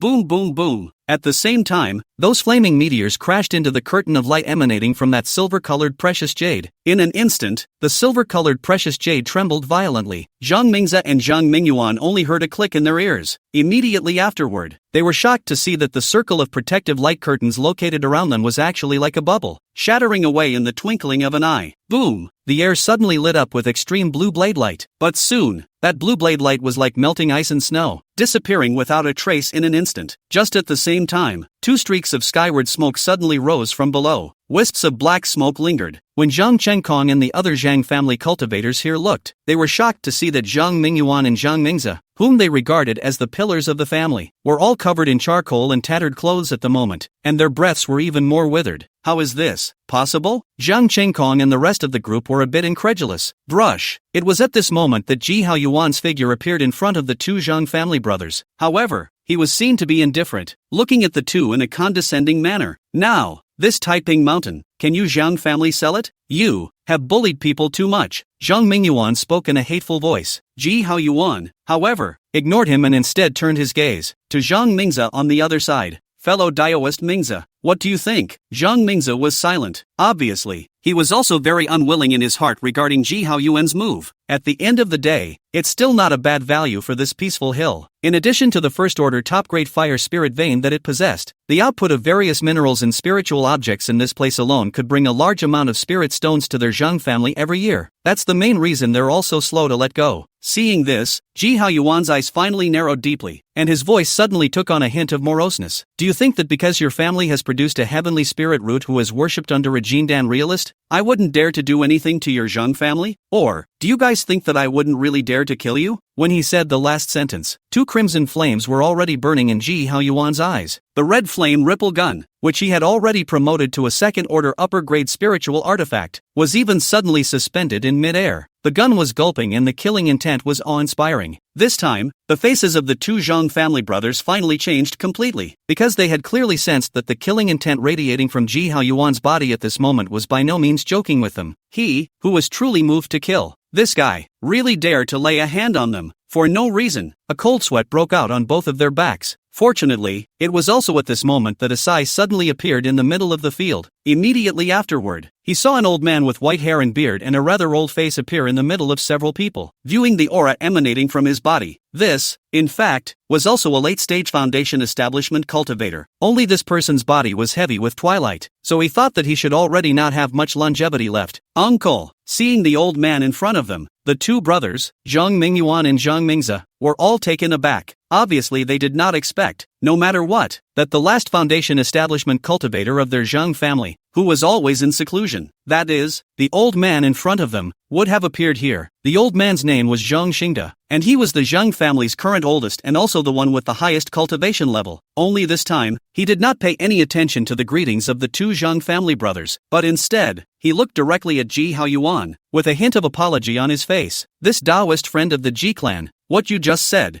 I'll take the lead and agree to it. Chapter 57, Zhang Zhang bows down. 2 years later, before Zhang Xingde came, he had already understood clearly what kind of situation the current Ji family was in. No one would know better than him what it meant to break the Han family's mountain protection formation and kill several Foundation establishment cultivators in a row with his own strength. It meant that the Ji Haoyuan in front of him, his cultivation level, was most likely already at the late stage of Foundation establishment. Just like him, the result shocked him though, but he also had to admit that such strength was enough to make their Zhang family bow down. True. Now, because of this long period of seclusion, his cultivation had also reached the late stage of Foundation establishment. However, he knew even more clearly that this late Foundation establishment stage of his was completely incomparable to this late Foundation establishment stage of Ji Haoyuan in front of him. Most importantly, right now, his lifespan was running out. He didn't have any certainty that he could take the other party at all. Once they, the Zhang family, really offended the Ji family to death today, and even made a deadly enemy, then the previous end of the Han family, they, the Zhang family, would most likely follow in their footsteps. As for that Zhang Zhilong who had already worshipped the Redcloud sect, although he was also surnamed Zhang, and even more so, the bloodline of the Zhang family flowed through his body. But at the end of the day, today's him is not completely grown up, and in a certain sense, he was no longer considered a cultivator of their Zhang family. In this situation, there was no way for him to guarantee whether or not the Redcloud sect side, or rather, his master, would make a move against the present-day Ji family for the sake of their Zhang family, and thus, the Ji family, especially at the current sensitive and urgent need for a strong person like Ji Haoyuan. Once they made a wrong bet, then the consequences that their Zhang family would have to endure afterward would be something that he, the old ancestor, and even everyone in the Zhang family would not be able to bear. And in the end, this Taiping mountain today was originally owned by their Ji family. When they, the Zhang family, bought it in the first place, they were in fact taking advantage of the situation. There was absolutely no need for their Zhang family to pull their family into a completely unpredictable abyss because of such a peaceful mountain. So, Zhang Xingde at this moment also acted in an unusually decisive manner. He didn't even wait for Zhang Mingyuan and Zhang Mingzi to have any reaction before he once again spoke to Ji Haoyuan. Including all the gains my Zhang family has made from this place over the years, my Zhang family is also willing to return it all to your family. As for the cost of buying this mountain back if you want to, just give a symbolic 1 spirit stone. I wonder what you think. Zhang Xingda's words instantly caused Zhang Mingzi and Zhang Mingyuan, who were on the side, to show disbelief on their faces. But after all that, the two were gradually realizing something. The expression on his face was ugly, but he did not say anything else. Ji Haoyuan, on the other hand, looked deeply at the old man in front of him. He knew that this matter today, I'm afraid it could only end here. After all, the other party had such an attitude. His side, on the contrary, was really not good enough to do anything else. At that moment he nodded slightly. 1 spirit stone is not necessary. In the beginning, how many spirit stones did you buy from my Ji family? This time my Ji family will purchase back with the same amount of spirit stones, including those resources that your Zhang family has acquired here over the years. My Ji family, likewise, will buy them back at normal market prices. Also, when the words came to this point, Ji Haoyuan's tone took a slight beat before he continued. In a day's time, I will have the Ji family come here to take over again, and I also hope that you can evacuate all of your Zhang family before then. After saying these words, Ji Haoyuan did not stay any longer. His figure suddenly transformed into a long rainbow and disappeared in front of the several people of the Zhang clan in the twinkling of an eye. Looking at the direction Ji Haoyuan disappeared, Zhang Mingyuan and Zhang Mingzi's faces were both very ugly. Zhang Mingyuan even said with some reluctance, "Uncle, this matter, is it really just forgotten?" Well, hearing Zhang Mingyuan's words, Zhang Xingda's eyes suddenly looked towards him, and his expression was stern. Mingyuan, similar words, I don't want to hear them from your mouth again in the future. After a pause, he heard Zhang Xingda add, it is not terrible for people to have greed, but what is terrible is that they cannot recognize themselves, have no self-knowledge, and are instead blinded by greed. Nowadays, the main reason why that Han family was destroyed was because they were too self-righteous and couldn't distinguish the gap between the enemy and us. We, the Zhang family, must not follow their example. Do you all understand? At the end of his words, Zhang Xingda's gaze had already shifted from Zhang Mingyuan to Zhang Mingzi's body. Zhang Mingzi's heart fluttered, and he immediately replied respectfully, yes, Uncle, Mingzi, I understand. In the future, I will also look after Mingyuan. Good. Only then did Zhang Xingda nod his head in slight satisfaction. It was obvious that Zhang Mingzi had really listened to the words he had just said. Soon, however, as if he had remembered something, he once again looked serious and said to the two, also, in the future, if not necessary, don't bother Zhilong anymore. Let him properly cultivate in the Redcloud Sect without fear. Otherwise, it won't be good for our Zhang family, and for Zhilong. Can you understand? These words once again caused the two men's expressions to be stunned. In the end, it was Zhang Mingzi who sighed and nodded to Zhang Xingda. Yes, Uncle, I understand. From now on, we won't bother Shiro if it's not very necessary. Time rushes. Suddenly another 2 years had passed. During these 2 years, all the cultivators within the territory of the Redcloud Sect had clearly felt that the situation between the Redcloud Sect and that devilish Pantheon Sect was getting more and more tense. The distance to an all-out war between the two clans was clearly not far away. This is easy to see from the rising prices of all kinds of goods in the major marketplaces. On top of that, the number of demonic cultivators who had sneaked into the territory of the Redcloud Sect from who knows where was also increasing by the day. In the territory where Ji Haoyuan and his Ji family were located, no less than 10 of them had been captured before and after. It also included 2 Foundation Establishment Devil Cultivators. Although they hadn't been able to dig out any useful information from the other party's mouth, through all the signs, as well as his observations over the past 2 years, Ji Haoyuan was roughly able to guess that the other party should be looking for something. This was basically the same as what he had judged in the earliest days. Could it be that the reason why the two clans were currently in this situation was because of that thing those demonic cultivators were looking for? Buzz, just as Ji Haoyuan's mind was pondering these questions, he suddenly felt that this cloud cave mountain that he was in right now, the aura all around him began to converge towards a certain cave on Cloudstream Peak. This made him realize something immediately. The eyes immediately looked in that direction. He saw that in that direction, a spiritual pressure that was completely different from that of a chi refining stage cultivator was slowly spreading out. This is? Ji Haoyuan's eyes moved slightly. It was also at this moment that old ancestor Ji Buchang's figure appeared beside him at the right time. His gaze was similarly looking in the direction of that cave, while his mouth was filled with anticipation. If there are no accidents, Yun Fan, he, should have become a success. Chapter 58 Ji Yunfan's Foundation Establishment. Red-colored order arrow. Buzz, As soon as Ji Bochang's words fell, the aura around him became more and more turbulent. Along with that spiritual pressure that belonged solely to the Foundation establishment stage, it was also becoming clearer and more obvious. Finally, when this time had passed again, a divine sense that belonged solely to Foundation establishment cultivators swept past them. At this moment, whether it was Ji Haoyuan or Ji Bochang, a smile spread across their faces. Since then, Ji Yunfan's achievement of Foundation establishment was no longer in doubt. Brush. At the same time, Ji Yunfan's figure swept out from within his cave. After a few flashes, they arrived close to Ji Haoyuan and Ji Bochang. It could be seen that at this time, his mood was also unusually excited. Upon seeing Ji Haoyuan and Ji Bochang, they immediately bowed respectfully with grateful faces. Yunfan thanks fifth uncle and old ancestor for cultivating him. Fortunately, everything went well with this breakthrough, and I didn't let fifth uncle and also old ancestor and you guys down. At those words, Ji Haoyuan and Ji Bochang couldn't help but glance at each other. Each saw a little smile in each other's eyes. Then he heard Ji Bochang say, "Alright, Yunfan, now that you have achieved Foundation establishment, then in the future, there is no need to be like this in front of us." Ji Haoyuan on one side also smiled and said, "Not bad. This time you have achieved Foundation establishment, adding another Foundation establishment cultivator to my Ji family, which is indeed a joyous occasion to be congratulated. Here are some cultivation resources that you can currently use, so take them here and try to consolidate your cultivation well as soon as possible." With that, Ji Haoyuan took out a storage pouch from his own body and handed it to Ji Yunfan. Ji Yunfan immediately took it with a grateful face. "Many thanks to Uncle Five. Yunfan will not let Uncle Five and also old ancestor down afterward. Well, go, everything will be done after you consolidate your cultivation." Ji Haoyuan and Ji Bochang smiled and nodded. By the time Ji Yunfan returned to his own cave, Ji Haoyuan and Ji Bochang suddenly saw that a red-colored token arrow suddenly flew from the distant sky. This immediately caused the still joyful look on the duo's faces to condense, and their eyes became grave all of a sudden. It was because they had all recognized that the red-colored token arrow was issued by the Redcloud Sect, and in the Qixia Sect, the red color was the most important. This meant that this token arrow was the highest grade token arrow of the Redcloud Sect. At this time, the Redcloud Sect had sent the highest level of red-colored arrows to their Ji family, and it was self-evident what it meant. And when they received the token arrow and read the information left inside the arrow, the already grave expressions on their faces couldn't help but become more and more grave, simply because there was only one sentence left on that token. "Send a representative to this clan quickly to discuss the matter of the Great War." The so-called Great War here refers to what Great War, but anyone who is a discerning person can guess, and judging from his tone, it was obviously with a seriousness and urgency that clearly did not allow them to have too much delay. "Old ancestor, in this matter, let me go." A few moments. Ji Haoyuan put down the token arrow in his hand and turned to Ji Bochang and spoke. At this time, he had a vague premonition. This trip to the Redcloud Sect, fear will not be so simple. Perhaps there will be something unforeseen things happen. Although Ji Bochang did not know the reason, but with his many years of experience, he also detected some of the strange. Face immediately surfaced a trace of worry. "Haoyuan, in this matter, it's better for the old me to go, if there is anything in it." However, this time Ji Haoyuan didn't wait for Ji Bochang to finish his sentence before directly interrupting him. "Alright, old ancestor, my mind is made up on this matter, so you don't need to argue with me anymore. You should know that with my ability,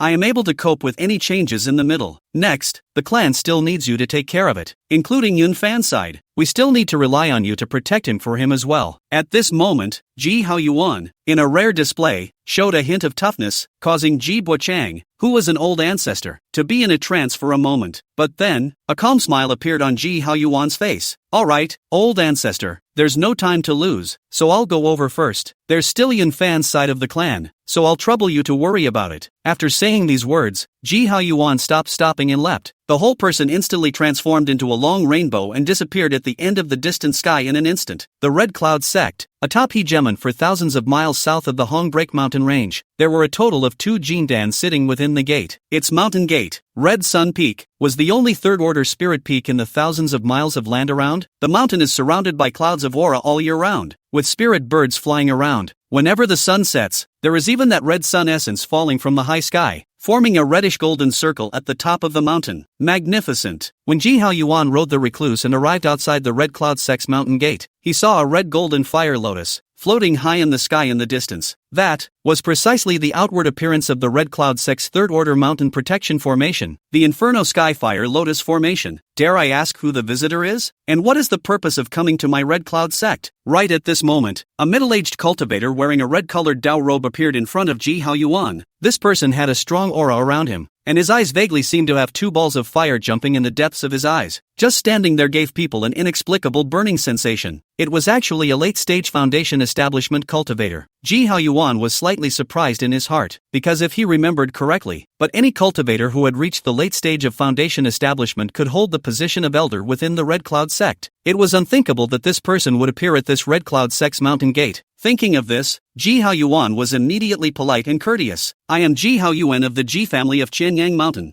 I wonder how this elder of your clan is addressed. As he spoke, Ji Haoyuan had already taken the initiative to disperse a wisp of a breath that belonged solely to late-stage Foundation establishment cultivators. Noticing this wisp of aura on Ji Haoyuan's body, the red-robed, middle-aged cultivator, who had originally looked rather indifferent, immediately revealed a flash of surprise on his face. Surprisingly, it's a late-stage Foundation establishment cultivator? At this moment, a trace of a smile was also brought up on his face as he similarly raised his hand to give Ji Haoyuan a return salute. So it's a fellow member of the Ji family from Chinyang Mountain. My name is Su Wenyuan from the Redcloud sect. After a pause, he heard Su Wenyuan continue. Fellow Taoist Ji has come here, so I'm sure you must have received the red-colored token from our clan? I would also like to ask fellow Taoist Ji to give me a glimpse of the token arrow you obtained. That's where the title comes in. After all, the ones they had summoned this time were all the Foundation establishment cultivators from all the big family forces. The only way to truly confirm their identity is to come here with their Redcloud sect's token. In response to this, Ji Haoyuan was also well aware of this, and immediately took out the red-colored token he had received earlier and handed it to Su Wenyuan. After Su Wenyuan received the token arrow and checked to make sure it was correct, he was immediately smiling and made a gesture of invitation to Ji Haoyuan.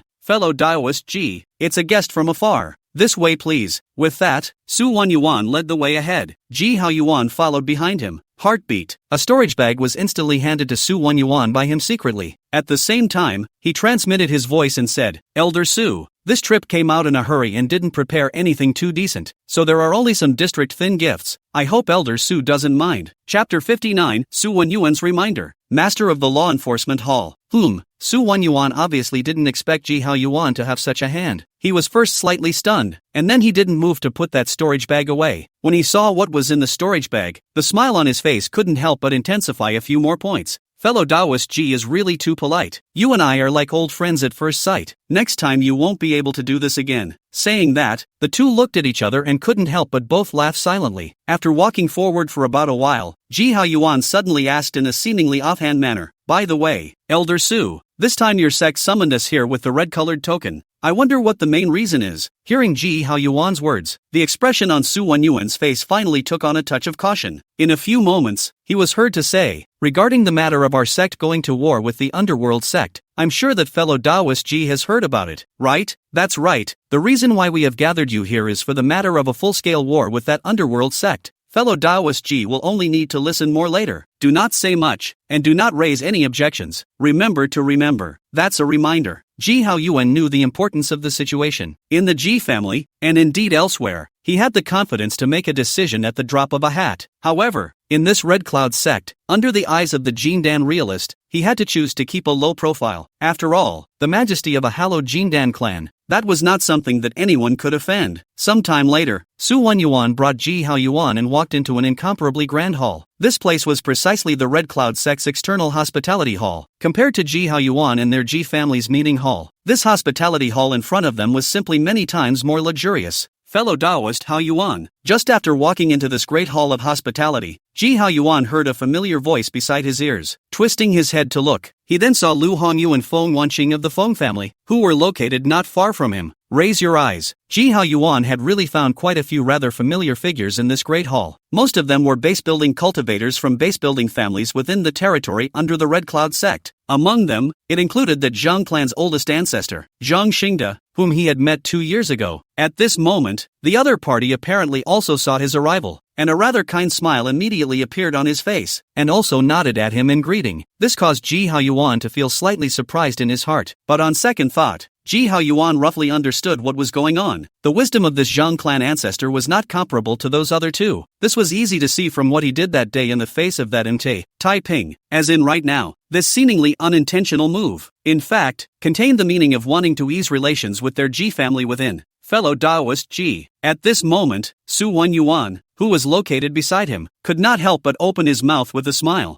I'll send you here this time, and following that, I have some other matters, so I won't stay here much longer for now. Remember what I just said to you." After saying that, Su Wenyuan turned around and left this great hall of hospitality. As soon as Su Wenyuan left on this side, Lu Hongyu and Feng Wancheng, who were not far away, greeted him. When the two women approached, Lu Hongyu immediately was somewhat hesitant to say, "Fellow Taoist Hao Yuan, the one just now is." Hearing this, Ji Hao Yuan did not hide it, but nodded with a smile and said, "Not bad, it's Elder Su Wenyuan Su of this Redcloud sect." It's still true. Both women's hearts were shaken, although they were curious as to why Ji Hao Yuan was acquainted with that Su Wenyuan, but none of them had more mouths to ask about this kind of question, and instead, they talked about the matter that the Redcloud sect had summoned them here this time. In response, Ji Hao Yuan didn't say much, but still, he told the two of them about the reminder Su Wenyuan had given him earlier. Both of them listened in thought, apparently realized something as well. Next, the crowd waited here for a while longer. One by one, some others came in. About some more time later, waiting for the people in the hospitality hall, all arrived almost after. Outside the hall suddenly walked into a person. This person was similarly dressed in the Qixia Sect's Dao robes, red hair and long beard. Look at the age, about 50 or so. However, these were obviously not what made the crowd present care the most. What really made the crowd present pay attention was the breath on this person's body. This, after all, was a cultivator whose cultivation had reached the great perfection of foundation establishment. Noticing this, everyone's hearts couldn't help but flinch. "Gentlemen." At that moment, the red-haired middle-aged cultivator was seen coming to the front of the crowd, sweeping the crowd present with his cold eyes before slowly speaking. "Let's introduce ourselves first. I, Redcloud Sect Law Enforcement Hall Master, Yuan Shanlong. The reason why I summoned you here, for the sake of, is to discuss with you the matter of an all-out war with the underworld sect." Sure enough, as soon as his words fell, the hearts of many people present tightened, even though before coming, everyone had already basically guessed that this time, the Redcloud sect had summoned them for,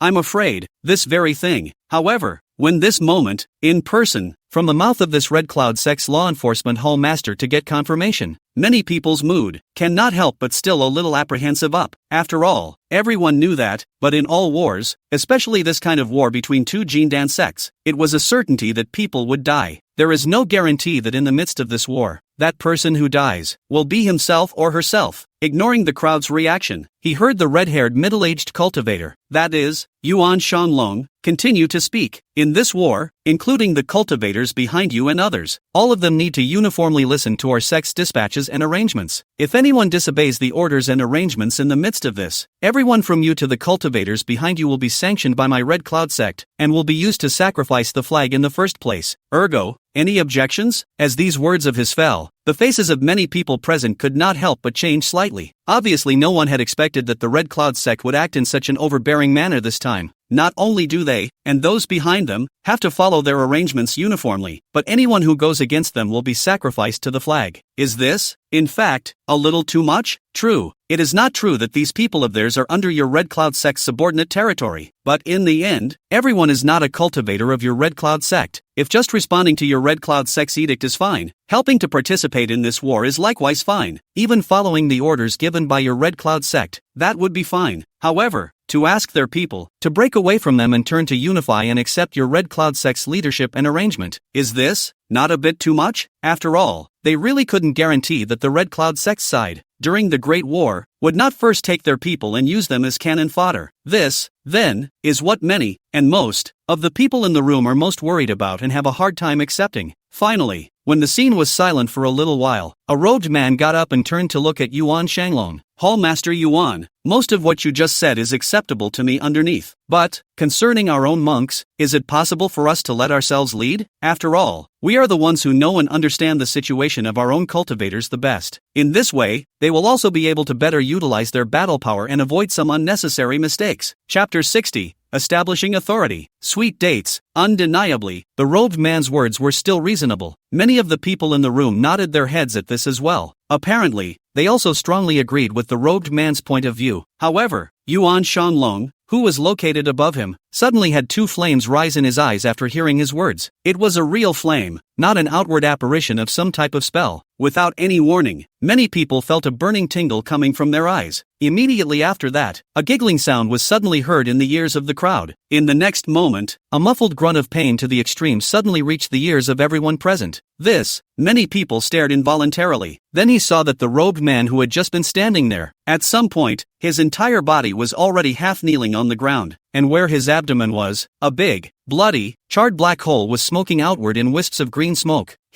For no reason, many people sucked in a breath of cold air in their hearts. With just a single gaze, the robed man, who was also at the Foundation establishment realm, was seriously injured like this. The strength of this hall master of the Redcloud Sect's law enforcement hall was truly terrifying. However, what made the hearts of the people present even more awe-inspiring was the ruthlessness of this law enforcement hall master. The other party had only put forward a relatively seemingly reasonable opinion, but he was actually subjected to such a fate. And most importantly, it was clearly the other party who had just asked them if they had any objections. Yet the result is, many people's hearts sank slightly. What is this? Fishing? Or maybe he had intended to use it as a way to make a statement? Ji Haoyuan's heart was also slightly condensed at this time. It turned out that this was the original reason why Su Wenyuan reminded himself twice in a row not to raise any objections here. This Redcloud Sect's law enforcement hall master was really good at being overbearing. I just don't know whether this move was made out of his own intention or whether it was authorized from above. But whatever the reason, the way things are going at the moment, those of them in the room probably won't have much of a choice in the time that follows. At that moment, he heard this law enforcement hall master continue. What just happened was just a warning. I want you to understand that what I have said to you here is a notice, not a discussion. Saying that, he no longer cared about what the crowd was feeling, and straight away, he talked about this arrangement with everyone present. The general situation was that each of their families was required to produce at least 20 Qi practicing Qi cultivators. Among them, the total number of cultivators in the late stage of Qi refining and the middle stage of Qi refining shall not be less than 10. As for the foundation building cultivators, regardless of how many foundation establishment cultivators you actually have in your family, one must come over. 1 week duration. If within the stipulated time, someone does not bring someone over as requested, then you and your clan will not need to continue to stay within their Redcloud Sect's territory in the future. The Redcloud Sect's side will personally take action to eradicate you and the family you are a part of. A few moments. When Yuan Shanglong left from this great hall of hospitality, the faces of many people present could not help but become extremely ugly. At the same time, the slightest bit of trepidation rose in their hearts. If the Redcloud Sect demanded them with such a strong stance, then it meant that this great battle was feared to be quite grueling. It was not easy to say how many of them here would end up surviving. It was at this time that another person suddenly walked in from outside the hall. This person was no other than Su Wenyuan. Only the difference between him and Yuan Shanglong before was that Su Wenyuan had a smile on his face. After he walked into this great hall of hospitality, he first swept a glance over the people present. Eyes lingered slightly on a few of them. This included Ji Haoyuan. A slight nod without moving. This was followed by him smilingly addressing the crowd. I'm sure all of you Taoists must have heard what senior brother Yuan said just now clearly, right? True. This time, although my Redcloud Sect has ordered you to come and participate in the war with that underworld sect, my Redcloud Sect is not a stingy person. As long as you and others make enough merit in the next great battle, then my Redcloud Sect will not begrudge you. Here, this is the list of rewards that I, the Redcloud Sect, can give to all of you in this war. Spells and pills, talismans and formations, even that most precious foundation establishment pill, as well as all kinds of secret codes of merit, our clan is willing to open up to all of you. As long as you have enough merit, then all these treasures and collections will be yours. With that, Su Wenyuan distributed a list of reward redemptions to everyone present in turn, and when the people present received that reward redemption list and really looked at the rewards that could be redeemed in it, the faces of each individual couldn't help but reveal a look of shock and disbelief, because on this list of reward redemptions they were given, not only was there the foundation establishment pill that Su Wenyuan had just mentioned, but there were also various types of boundary-breaking pills for foundation establishment cultivators, as well as a variety of second-order array discs, and extremely high-quality spiritual weapons, even the unattainable and most precious talismanic treasures, as well as the second-order spirit veins and the spirit mountains, and that, all of that, is not even the most expensive of this list of reward redemptions. In this list of reward exchanges, the most expensive ones were clearly a few third-order Jindan techniques. Golden Dan feats. That's a Golden Dan feat. This was a dharma that was expected to lead straight to Jindan. Countless foundation-building families and sects, even if they poured out all their money, could not possibly get their hands on the Jindan technique. Now, It was actually placed right in front of them, although they themselves knew that it was bound to be incomparably difficult to obtain this third-order Jindan technique. Even if you save up enough credits for redemption, you may have to be given many restrictions before you can get them, but even so, it still couldn't stop the excitement and hope within the crowd. Ji Haoyuan's heart was also slightly surprised at this time. The truth was that even he didn't expect that this list of rewards redemption given by the Redcloud Sect this time would be so generous, associated with the earlier actions of that Yuan Shanglong, and then combined with Su Wenyuan's behavior at this time. He also had to admit that the Jindan sect, worthy of being a Jindan sect, this means of establishing authority plus sweet dates is really extraordinary, because at this time, even he couldn't help but be a little moved in his heart. In particular, those several third-rank spells, as well as some precious spirit items that were quite difficult to obtain even in the outside world, could be said to be something that even he was quite thirsty for. This is really, temporarily dismissing the distractions in his mind. Ji Haoyuan's eyes became clear again. He did not forget that any high reward is bound to have a high risk hidden in it. What was revealed behind the Redcloud Sect's willingness to give them such a list of rewards to redeem was precisely the cruelty of this war. If they only know how to pursue credit, and put their own safety at risk, then in the end, waiting for them, it is likely to be the end of the body to perish. So, it's not that credit can't be earned, but it has to be earned in a way that is likely to ensure your own safety. That's the mindset that should face this war, and it's the most correct mindset. Chapter 61 Zhang Xingda's Show of Goodwill. After a long time, one after another, the people in the Great Hall left. Ji Haoyuan was in the crowd since, only, just as he had just walked out of the Great Hall, a voice suddenly came from behind him that caused him to be somewhat surprised. Turning his head to look, it was none other than Zhang Xingda, the old ancestor of the Zhang clan. Fellow Taoist Haoyuan, I wonder if it's convenient to travel together. Saying that, he also looked at Lu Hongyu and Feng Wanqing who were following Ji Haoyuan and smiled. Fellow Taoist Lu and Fairy Feng can also come along. Seeing Zhang Xingda's attitude, Ji Haoyuan's heart was suddenly moved, and then he smiled and nodded. If fellow Taoist Zhang is willing to join us, then there is no problem. With that, he took the lead and walked towards the outside of the Redcloud Sect. Only after the several people had all left the Redcloud Sect together and flown a short distance ahead did Zhang Xingda take the initiative to break the silence between the several people and opened his mouth with a smile. Fellow Taoist Haoyuan, and the two fairies, do you know where you and I will be going in this war?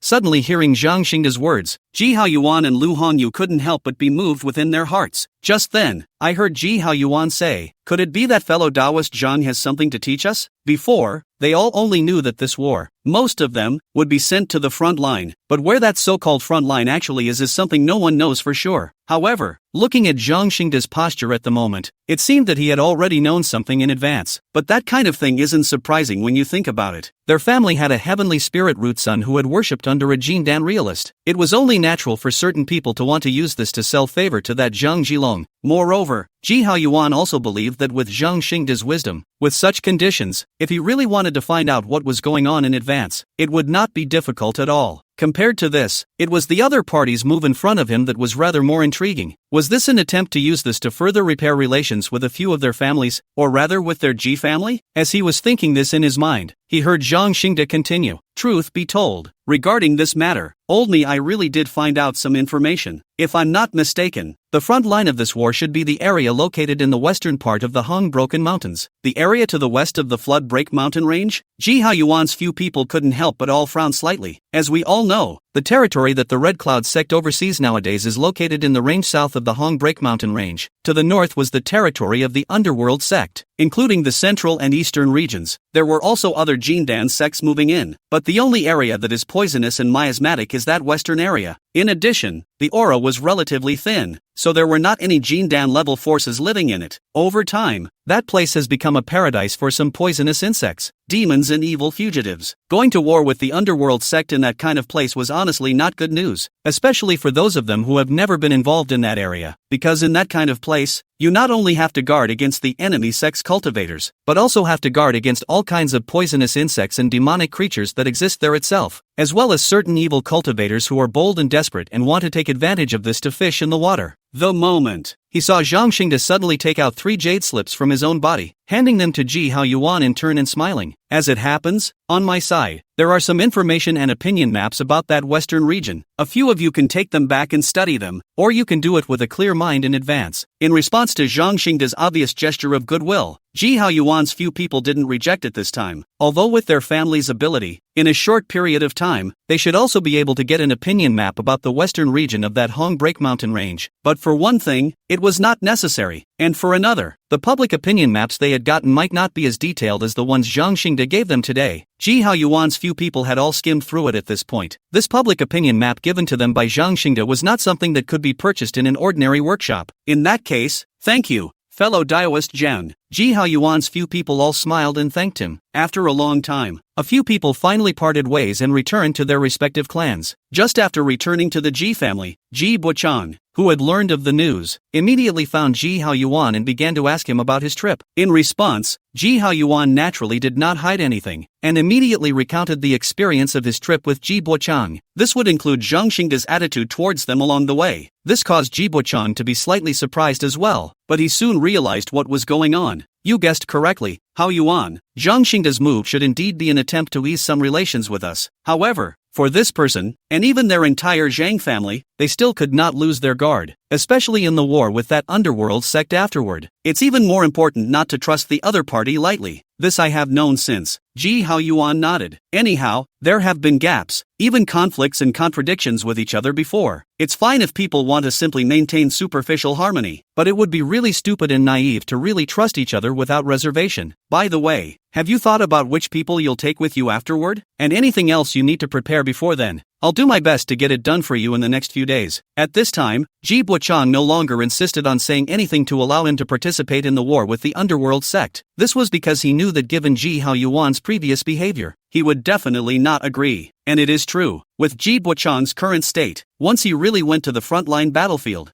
I'm afraid it would be really hard to come back. This was something Ji Haoyuan would never accept or allow in any way. At that moment, he thought briefly and then reported a list of names to Ji Buchang. Then, he made a list of what he wanted these days and gave it to Ji Buchang, asking him and his family to help him gather it. Hearing that Ji Buchang would not have any comments since, when Ji Buchang went down to make the arrangements, Ji Haoyuan's side wasn't idle either, and went straight to Taiping Mountain. After more than 2 years, the fire pear tree that was obtained from the Han family had been successfully transplanted on top of that fire spirit vein on Taiping Mountain. This caused that fire spirit vein on Taiping Mountain to have been successfully promoted half a year ago. From a first-order upper grade, it changed to a second-order lower-grade fire spirit vein. 2 days later, in the middle of a certain cave on Taiping Mountain, a Dan furnace was erected in front of Ji Haoyuan. A reddish earth fire was continuously drawn out from the spirit vein below it. This was the main reason why Ji Haoyuan must get this mountain back that day. A fire spirit vein, which could constantly nourish earth fire. This was the best flame for refining pills and weapons other than the heaven and earth spirit fire before a cultivator was promoted to Jindan. What Ji Haoyuan wanted to do right now was to utilize this earth fire to refine a batch of pills for himself to use in the great battle afterwards. Chapter 62 Ji Qingfei's Choice. Redcloud Sect's Reception Cultivator. Ever since overthrowing the Han family and obtaining the Han family's entire collection, Ji Haoyuan had combined those jade slips purchased earlier from the Linglong Treasure Pavilion, and had reached the second-order level of the hundreds of arts of immortal cultivation, including Dan, weaponry, talisman, formation, and the spirit planting fu. Right now, Ji Haoyuan what he was going to refine was about the second-rank antidote pills, as well as pills to restore mana and injuries. Buzz. As time continued, several jade bottles had appeared in front of Ji Haoyuan's body. These jade bottles contained all the second-order pills that he had concocted this time. Whoa! After about some more time, the door to the cave where Ji Haoyuan was located roared open. At this moment, outside of his cave, it was clear that all the Ji clan cultivators who were going to travel with him to the Redcloud sect this time had already gathered. The person at the head of the group was none other than the person who was once in charge of the Fall River Market, Ji Yunshan. On top of that, there were many other faces he was either familiar with, or unfamiliar with, and among these people, the one who truly surprised Ji Haoyuan slightly was precisely a man in a green shirt. This person was about 30 or so, with a cultivation at the 6th level of Qi refining. Most importantly, looking at this person's looks and features, there is actually a slight resemblance to him Ji Haoyuan. It was that great-grandson of his elder brother Ji Haoquan, Ji Qingfei. This was something Ji Haoyuan had never expected earlier. Almost subconsciously, Ji Haoyuan's gaze immediately went to Ji Bo Chang who was on the side. As if he could see Ji Haoyuan's thoughts, On Ji Bo Chang's face, a bitter smile could not help but spread. It is this great-grandson of yours he himself has asked with all his might, and it would be better for you to ask him yourself how it is. Upon hearing this, Ji Haoyuan's gaze was immediately turned back to Ji Qingfei's body, and a touch of sternness immediately surfaced within his eyes. Qingfei, this matter, does your great-grandfather know about it? Do you know what this trip to the Redcloud sect actually means? Feeling the pressure originating from the foundation establishment stage on his great-uncle, Ji Qingfei's body couldn't help but also feel a great pressure. But in the end, he respectfully bowed to Ji Haoyuan and nodded his head. Back to great-uncle. I've already gotten great-grandfather's permission for this matter. Everything is my own choice. This trip to the Redcloud sect, Qingfei knows more about the importance of this, but Qingfei has absolutely no regrets, and I still hope that Uncle Zhang will be able to fulfill my wishes. Are you sure? Ji Haoyuan's voice couldn't help but become harsher and harsher. Not to mention Ji Qingfei, even the other Ji clan cultivators such as Ji Yunshan,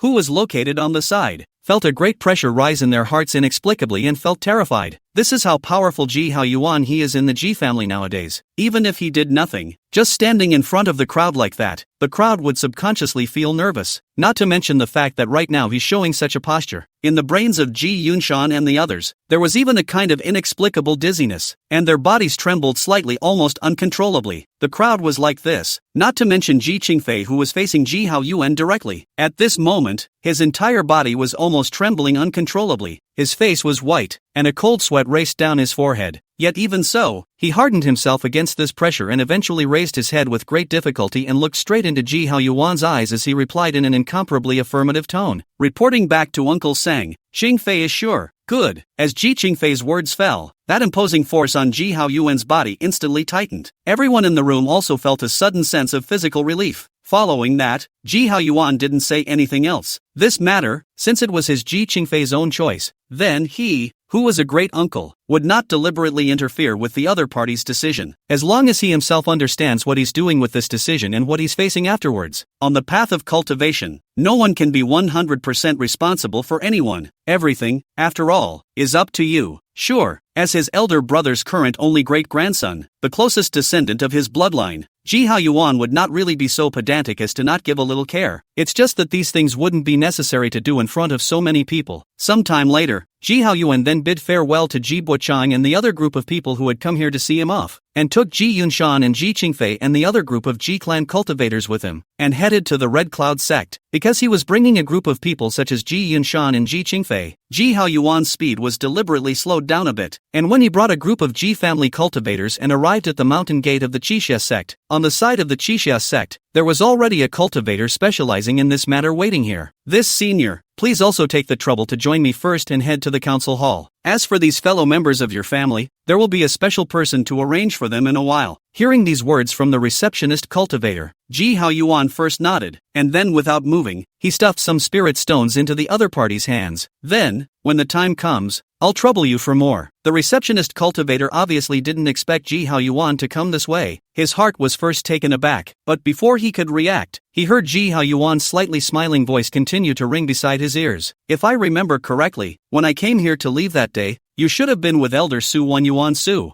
I wonder if Elder Su is in your sect at this time. If it's there, I'll be sure to pay it a visit later. Ji Haoyuan wasn't making this up. When he was leaving the Redcloud sect that day, he did see that this person in front of him was staying with that Su Wanyuan, and judging by their relationship at the time, it doesn't seem to be that simple. If you can't get it right, the other party might be that Su Wanyuan's descendant or something like that. At this moment, the receptionist cultivator heard Ji Haoyuan mention Su Wanyuan, and combined with some of the information he himself had before, his heart immediately seemed to recall something, and he couldn't help but ask in a tentative manner, could senior be that Ji family's senior Ji Haoyuan? Nice. Seeing Ji Haoyuan nod his head, on the reception cultivator's face, a hint of enthusiasm immediately appeared. Those spirit stones that he was originally planning to push back were also put away without moving, and he turned to smile. So it's Elder Ji. My uncle had specifically instructed me before that if Elder Ji came here, he must make proper arrangements and hospitality. I also ask Elder Ji to rest assured that these fellow members of your family, I will have a specialized person make the arrangements. With that, he sent out a direct transmission in front of Ji Haoyuan. Not long after, two Qi refining stage disciples dressed in the Redcloud sect's attire came. That reception cultivator gave some special instructions with the two of them before he smiled again and said to Ji Haoyuan, Elder Ji, I've just instructed those two senior brothers that they will put your family's people in place. My uncle he is currently in that council hall. hall, so if Elder G does not have anything else to do next, then follow me there. Good, then I'll trouble you, little friend.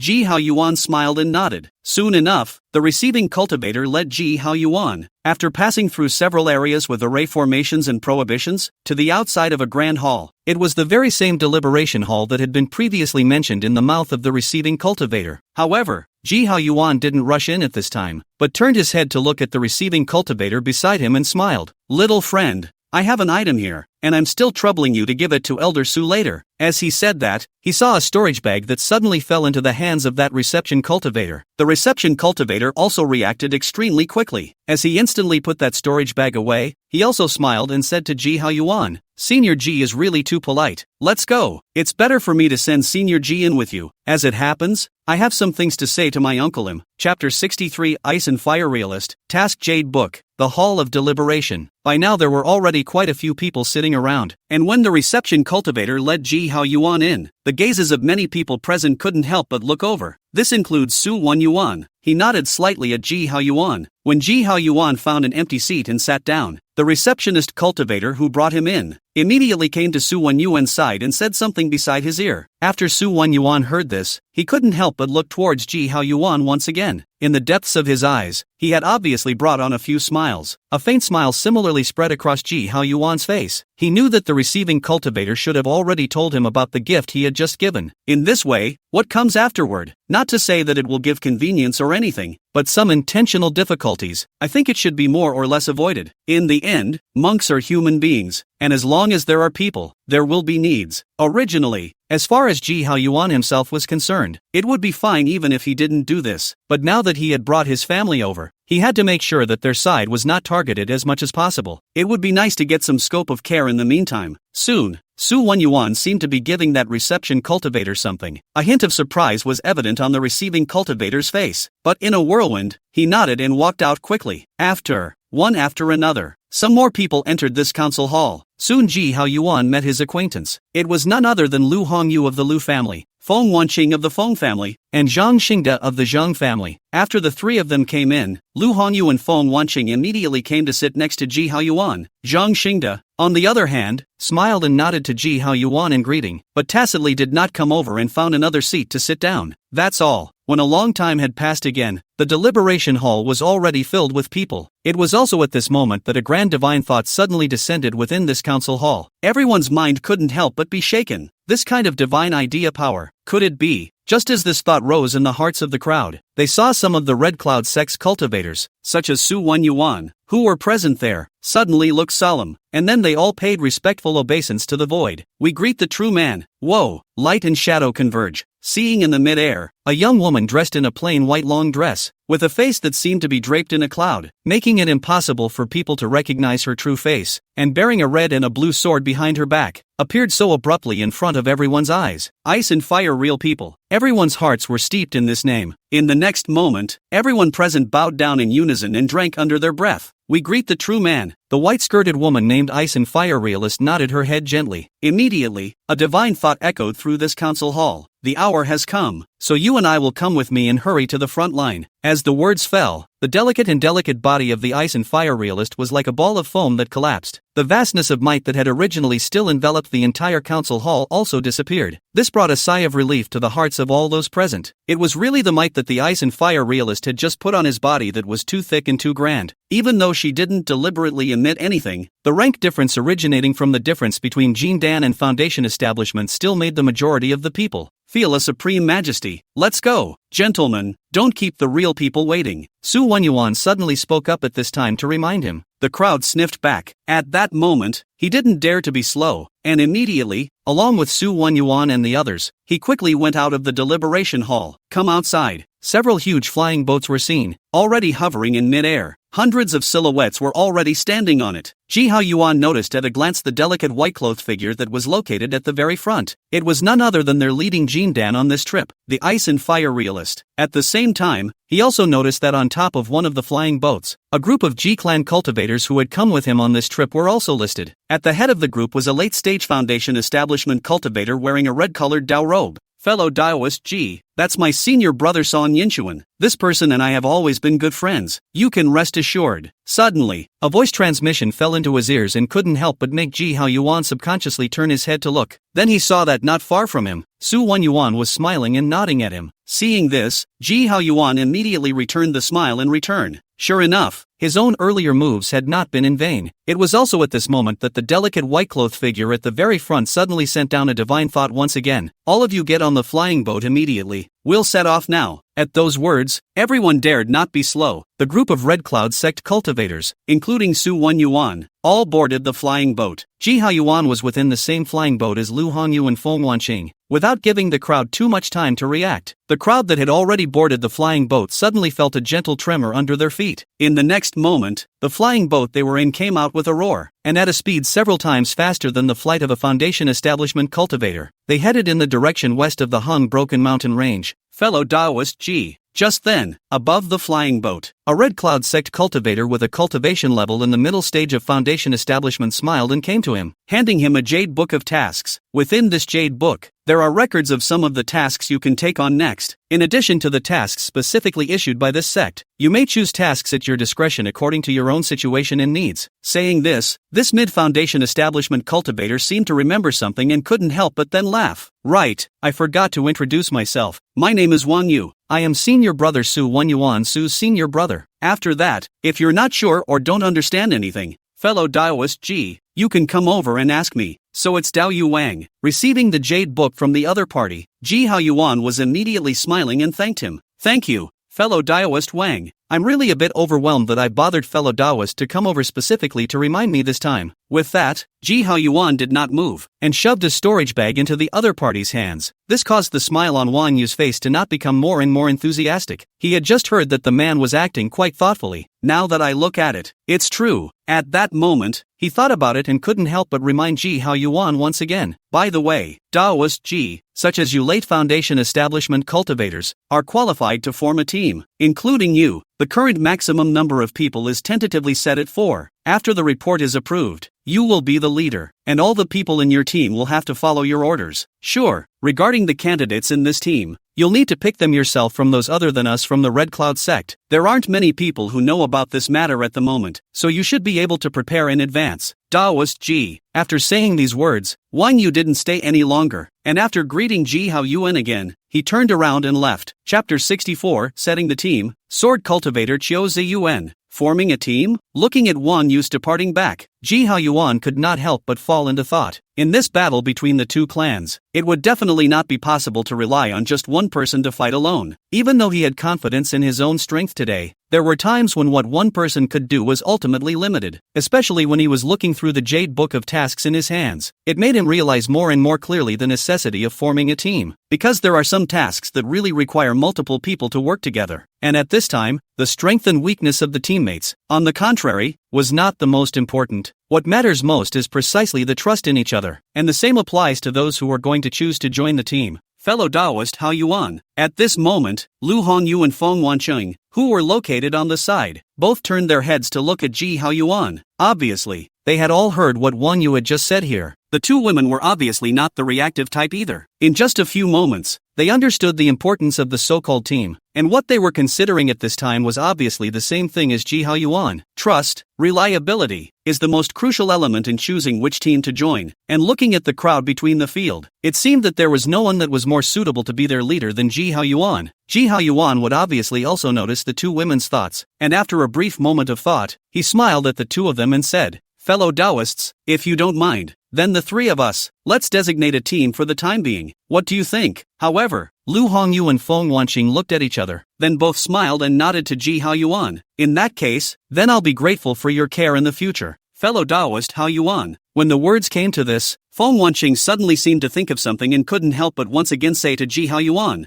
"Fellow Daoist Haoyuan, just now I heard that Daoist Wang say that the maximum number of people in a team seems to be 4. I wonder if fellow Daoist Haoyuan is planning to invite another fellow Daoist to join him next." Hearing Feng Wanqing's words, Lu Hongyu on the side couldn't help but also turn her head to look at Ji Haoyuan once again. Ji Haoyuan, on the other hand, was slightly moved in his heart. He couldn't help but be looking at Feng Wanqing and said, "If Fairy Feng says so, could it be that there is some trustworthy Taoist friend who has been introduced?" He also knew that right now the news about this formation of the team had not yet been spread, and that it was indeed the best time to look for candidates for the team members. It's just that he knows a limited number of people. There are even fewer people worthy of his trust then. Instead of inviting someone in who you don't really know much about, or even don't know what they are or where they come from, it's better to just go ahead and do that. However, looking at Feng Wanqing nowadays, it seemed that there was really someone worth inviting to be introduced to him. Fellow Taoist Haoyuan has a good point. Then he saw Feng Wanqing nod her head. "On my side, I do have a trustworthy person that I want to introduce to you, fellow Taoist Haoyuan." Without waiting for Ji Haoyuan and Lu Hongyu to inquire, they heard Feng Wanqing continue. "This person is a Foundation Establishment cultivator from the Chiu clan of the Castle Peak County, named Xiu Ziyuan, with a mid-Foundation Establishment cultivation. Once I explored a cave with this person. Know this person's character, is the kind of person who has a very strong principle of action, is not a cunning and sinister generation. Most importantly, this person is an authentic sword cultivator." Sword cultivator? Hearing this introduction of this person by Feng Wanqing, both Ji Haoyuan and Lu Hongyu clearly had a few moments of interest, because they all knew that. But all sword cultivators, that temperament was incomparably rigid. It's about a sword heart that is clear. Anything that could pollute, or even go against their principles, they would never do. As the saying goes, it is better to take what is straight than to seek what is crooked. Talking about people like Xiu Ziyuan, such a person does have a basis and reason to be trusted, but exactly how? We will have to actually meet this person to find out. Thinking of this, Ji Haoyuan said to Feng Wanqing, "Fairy Feng, then I wonder if you will be able to contact this person? I'd like to meet him first, if I can." A hint of a smile appeared on Feng Wanqing's face.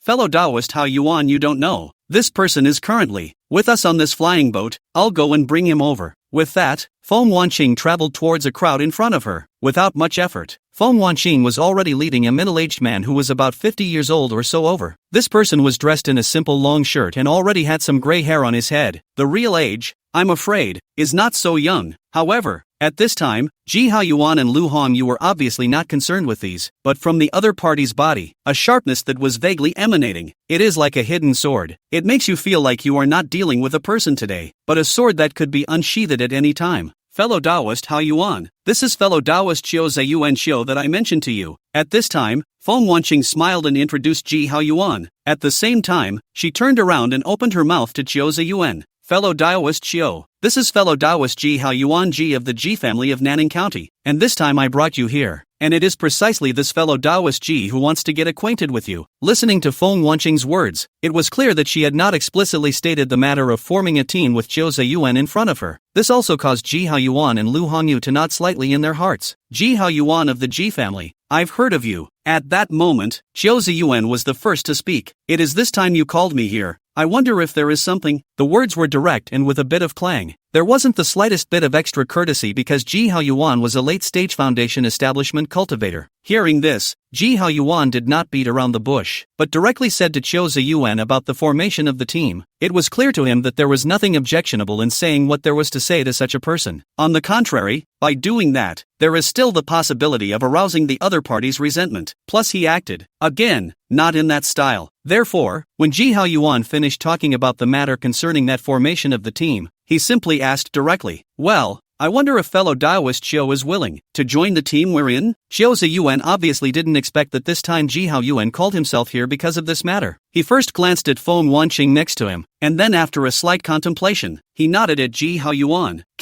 I still trust fellow Taoist Feng's character." The implication is that he is not sure how the two of you are, but he will choose to trust Feng Wanqing. That's what he's always been like. 1 is 1, 2 is 2, and there will never be anything extra involved. Ji Haoyuan would not mind this. Just a hint of a smile appeared on his face as he nodded his head and said to Xiu Ziyuan, "In that case, then we welcome fellow Taoist Xiu to join us. Later on, you and I will first make a contract with each other individually, and when we arrive at this destination, we will immediately go to the relevant person in charge to make a report. I wonder if you have any objections to this?" Upon hearing this, the three of them, including Xiu Ziyuan, all shook their heads, indicating that they had no objections. Chapter 65, Mandatory Tasks. Cleaning up the poison pool swamps. Sometime later, several flying boats labeled with the mark of the Redcloud sect appeared in the sky above a city called Yuanguang City, west of the Hong Broken Mountain Range. This city was precisely one of their Redcloud sect strongholds here. possessing several interlocking second-order upper-grade spirit veins, Ji Hao Yuan and the others. After getting down from the flying boat and entering this Yuanguang city, everyone was soon assigned a cave residence each. Coming to his cave, Ji Hao Yuan had thought that, on the side of the Redcloud sect, they shouldn't be so quick to arrange tasks for them, the family cultivators. However, they didn't want to realize that just about a week after Ji Hao Yuan and the others arrived at Yuanguang City, there was a corresponding specific task assigned. This is a mandatory task. Anyone who is given such a task must complete it. Ji Hao Yuan looked at his hand, a jade order that flashed with detailed mission information, and couldn't help but fall into thought. The task is not considered difficult, but not easy either. It was to ask him to clean up the demonic beasts in a swamp called Poison Pool Swamp located 80 miles away from Yuanguang City within a week. These days, Ji Hao Yuan had also learned about Yuanguang City, as well as some of its surroundings, through a number of ways. Knowing that the Poison Pool Swamp mentioned in this mission was a place inhabited by a demonic beast called the giant-tailed poisonous crocodile. Most of these types of demonic beasts live in groups, and was born with the ability to manipulate poisons. It also possessed a very strong demonic beast flesh body, especially with that giant tail of theirs. It seems to be able to manifest multiple tail shadows to attack. It is considered to be one of the more difficult types of second-order demonic beasts. It is worth mentioning that this mission can be counted as a team mission. In other words, Ji Hao Yuan he could invite Feng Wanqing and the others to join him. After they completed this task, for a period of time, the Redcloud sect would not assign them any other similar mandatory tasks. So here's the question. For this mission, should he call Feng Wanqing and the others together? Ji Hao Yuan decided to call Feng Wanqing and the others together after a little thought, for no other reason than simply to familiarize each other with their respective fits. At the same time, he also wanted to see what means that sword cultivator, Qiu Ziyuan, actually had. Thinking of this, Ji Hao Yuan immediately sent a message to the three in turn through the summoning jade talisman. After about a few moments, Qiu Ziyuan, Lu Hongyu, and Feng Wanqing then all appeared within Ji Hao Yuan's cave. Seeing the three of them arrive, Ji Hao Yuan didn't talk nonsense and immediately spoke to them about the situation of this mission. After hearing this, although all three of them were also surprised in their hearts that the Redcloud sect side had given Ji Hao Yuan him a mandatory task so quickly, they did not say anything more, but instead, they all nodded their heads in understanding, indicating that they have no problem with the mission whatsoever. That's good. It's not too late, so let's get going straight away here. Ji Hao Yuan didn't drag his feet, and after confirming that all three of them had no objections, he took the lead and left the cave, heading towards the Poison Pool Swamp,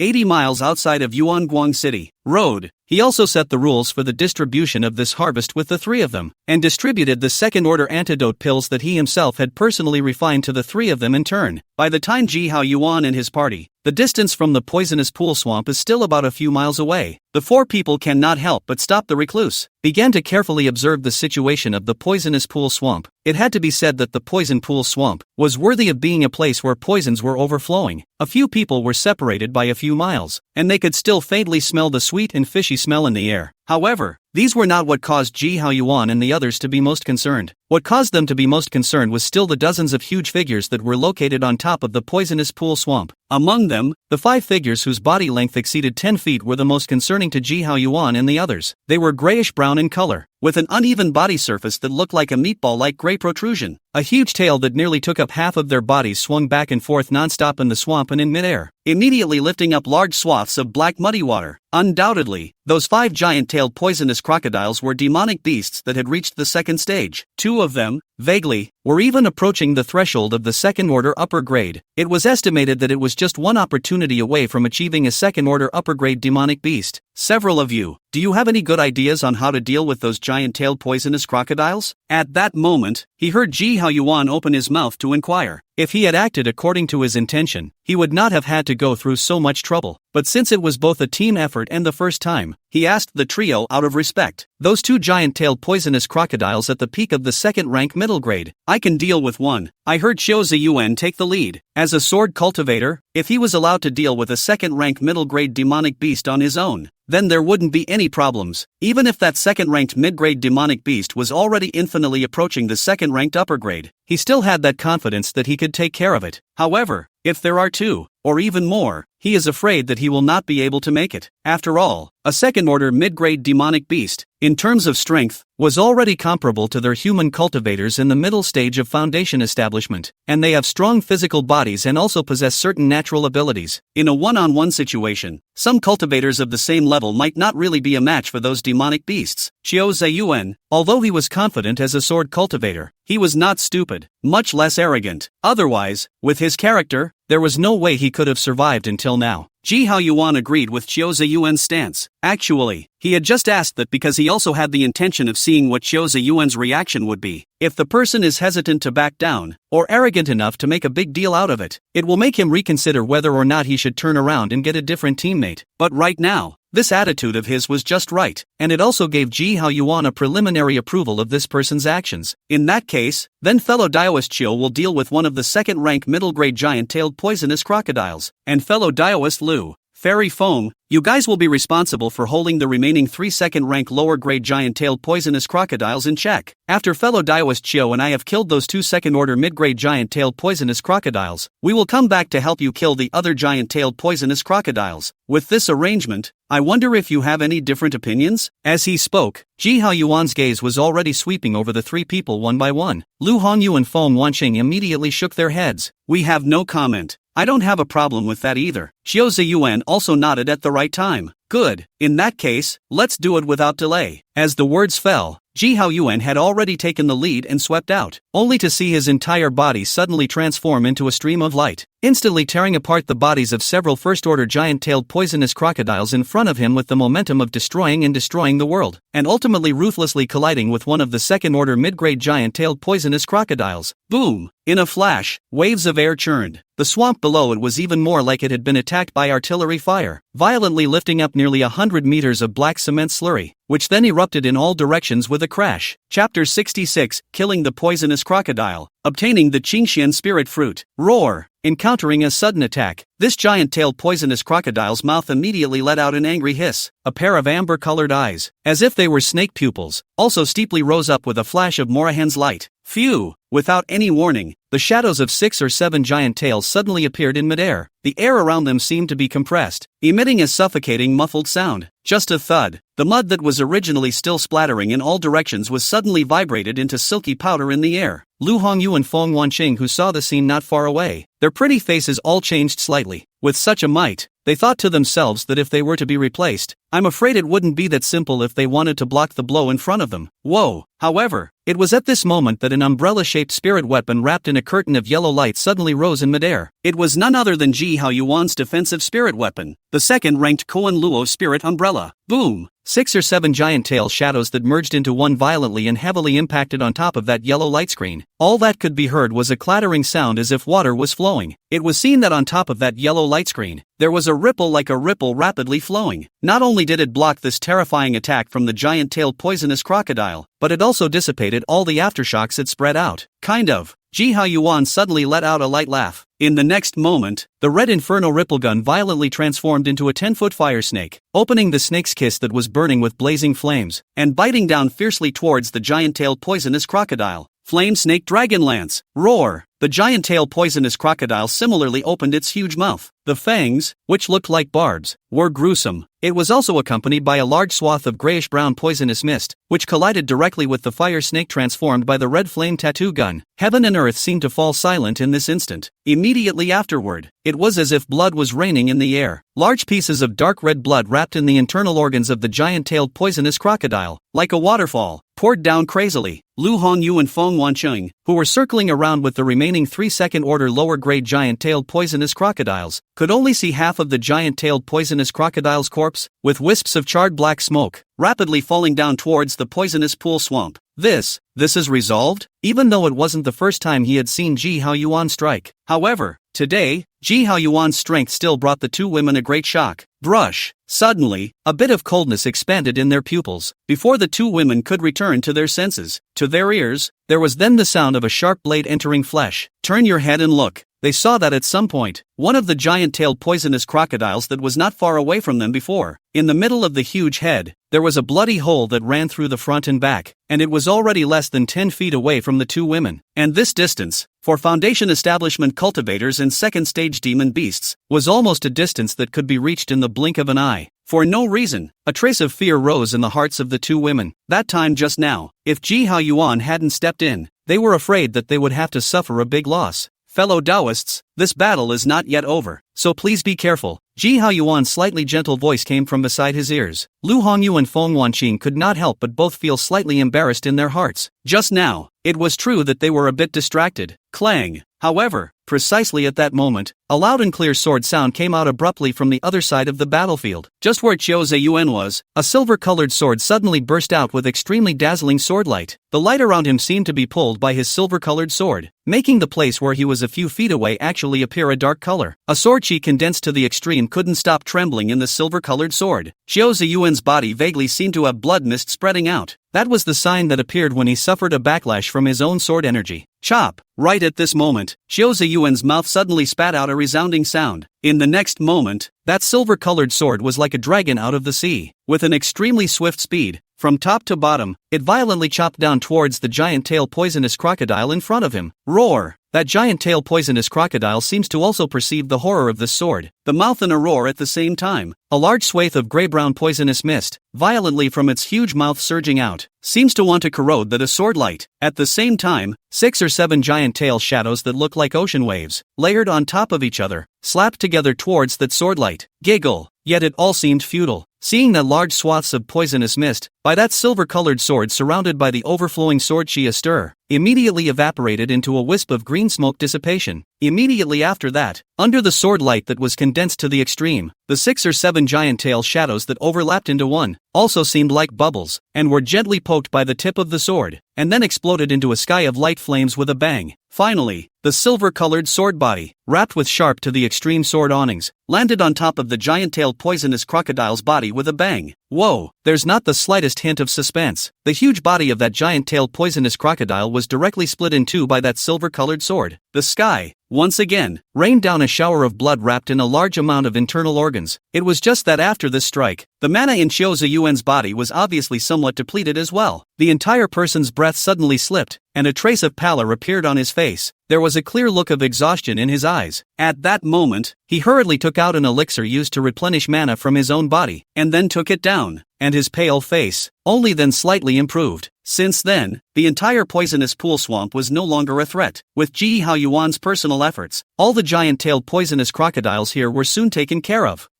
It was also at this moment that Ji Haoyuan's divine sense seemed to have sensed something. He was then seen coming to the center of that poisonous pool and swamp. Raise your hand and grab it downward. Whoa! A large, clearly textured mana hand suddenly coalesced in the air and immediately probed into the depths of that poisonous pool and swamp. Not a moment too soon, when that mana hand reappeared, on top of it, there were 3 more fruits that looked like glass and emitted a strange fragrance. This is the Qingxian spirit fruit. Feng Wanqing burst out in surprise, seeing that several people, including Ji Haoyuan, raised their eyes towards her at this time. Feng Wanqing immediately spoke up and explained, "This spirit fruit is one of the best antidote spirit items amongst the many second-order spirit fruits. However, most of its growing environment is in places where poisonous miasma thrives. In addition, this spirit fruit could also be combined with other second-order spirit substances to refine an antidote elixir called Qinghadan. And the antidote effect of this elixir was even more above the Qingxian spirit fruit itself. There are rumors that even if one encounters a third-order poison, the clear river pill has a certain degree of antidote effect. That good?" Several people from Ji Haoyuan were slightly surprised. In that case, the value of this Qingxian spirit fruit would hardly be lower than the corpses of those second-ranked giant-tailed poisonous crocodiles, or even more so. When Ji Haoyuan put away the 3 Qingxian spirit fruits, and with the remaining 3 people, cleaned up the battlefield here, and was about to turn back to Yuanguang City, the spiritual senses of a few people were suddenly born in unison. Almost instinctively, their gazes, all in unison, looked toward the sky somewhere in the north. Chapter 67, The Medicinal Garden appears. All parties converge. There, a brilliant spiritual light expanded out. Vaguely, there There seemed to be a medicinal garden with many strange spiritual herbs and flowers growing in it, tens of miles apart. Ji Hao Yuan and the others, as if they could all smell a trace of fresh fragrance if anything from it. That? Surprise spread across the faces of Ji Hao Yuan's few people. Could it be that some sealed medicinal garden has appeared? A few people looked at each other. Each saw a hint of longing in each other's eyes. If it was really the case that a certain once sealed medicinal garden had appeared in the world, it would definitely be a chance for them without a doubt. Anyone knows that the most important thing for a cultivator to cultivate is what is most important. It's exactly the property, the couple, the law, the ground, and the treasures in a medicinal garden are the very treasures in the Dharma land of the wealthy couple. At this moment, the four quickly reached a tacit understanding. Without much hesitation, the four of them immediately transformed into four recluse lights and flew towards the direction where the aura was revealed. And with such a big commotion over there, it was naturally impossible not to attract the attention of others. Almost at the same time, in every direction, almost all of them had a recluse light lit up. The goal, again, was in the direction of that possible medicinal garden. Whoosh! It didn't take too long before Ji Hao Yuan and his group had already arrived at the destination of their trip. Look up! The silhouette of a medicinal garden appeared before his eyes. A spiritual urban flower that shimmered with precious light was hidden. This, after all, was really a medicinal garden that was about to come out. Only around it, it was obvious that there were still prohibitions. If one wanted to enter, either one would have to wait for the natural disappearance of that prohibition, or one would have to break the prohibition in front of them in advance. Ji Hao Yuan watched carefully for a moment. It was found that the ban had obviously been loosened, and the aura stored in it should not be much. Otherwise, it would be impossible for this medicinal garden to remain undiscovered when it had been located here for so long. However, in a short period of time, it was not that easy to break the prohibition in front of him. Besides, even if he could, Ji Hao Yuan wouldn't do it now, because right after them, several more waves of people arrived here. Raise your eyes. It was discovered that so many of those who appeared here at this time were native cultivators of this place. But soon, Ji Hao Yuan and the few of them were staring at each other, because following those waves of people, one after another, quite a few more people appeared, and among those people, they then saw several cultivators wearing the clothing of the underworld sect. The person in the lead was a big yellow-haired man, a guy whose eyes were completely black. This person has a late stage of foundation establishment cultivation. Obviously, he was the one with the highest cultivation level out of everyone present, other than Ji Hao Yuan. Only this time, whether it was him or the few underworld sect cultivators beside him, neither of them had noticed Ji Hao Yuan's identity of them. After all, they were not Redcloud sect cultivators, and what they were wearing was not exclusive to the Redcloud sect. However, just at this moment, two more recluse lights swept in from the distance. When Ji Hao Yuan saw the silhouettes in those two reclining lights, his brows immediately frowned slightly. There was no other reason, simply because the silhouettes in those two reclining lights were not other people. They were precisely the foundation-building cultivators of the Redcloud sect. Moreover, Ji Hao Yuan, knew these two. It was none other than Zhou Haifeng and Ma Qiulin who had come to their Ji family and had had a few unpleasantries with them in the first place. Soon, Zhou Haifeng and Ma Qiulin also landed in the crowd. Only their arrival immediately drew the attention of those people from the underworld sect. Zhou Haifeng and Ma Qiulin obviously didn't expect that there would even be cultivators from the underworld sect here. This caused their faces to instantly change, especially when they, at the sight of the big yellow-haired man among those people, their faces became very ugly all of a sudden. It was actually the Black Fury Taoist of the underworld sect. There's some trouble here. Obviously they were also very clear about each other and knew that with the strength of the two of them, they were afraid that it would be difficult to be a match for the Black Fiend Taoist and the few of them. However, very soon, Ma Qiulin, who was beside Zhou Haifeng, seemed to have seen some opportunity to break the situation, and hurriedly signaled Zhou Haifeng beside him, and then came in the direction where Ji Hao Yuan and the few of them were. On the faces of the two, a hint of a smile even more unconsciously surfaced. This was what caused Lu Hongyu, Feng Wanqing, and Xiao Ziyuan, who were beside Ji Hao Yuan, to frown. A few people weren't stupid. After a moment's thought, he understood the other party's intention for this. Sure enough, waiting for that duo to come closer, he heard Ma Qiulin immediately was smiling and opened his mouth. Fellow Taoist Ji, and a few others, this is quite a coincidence. What? Did you guys come here? Could it be that you received some kind of mission from the sect? With a single sentence, it immediately caused the attention of the few people from the Black Fiend Taoist not far away to shift from Ma Qiulin and Zhou Haifeng to Ji Hao Yuan and the few of them. This was what caused the expressions of Lu Hongyu,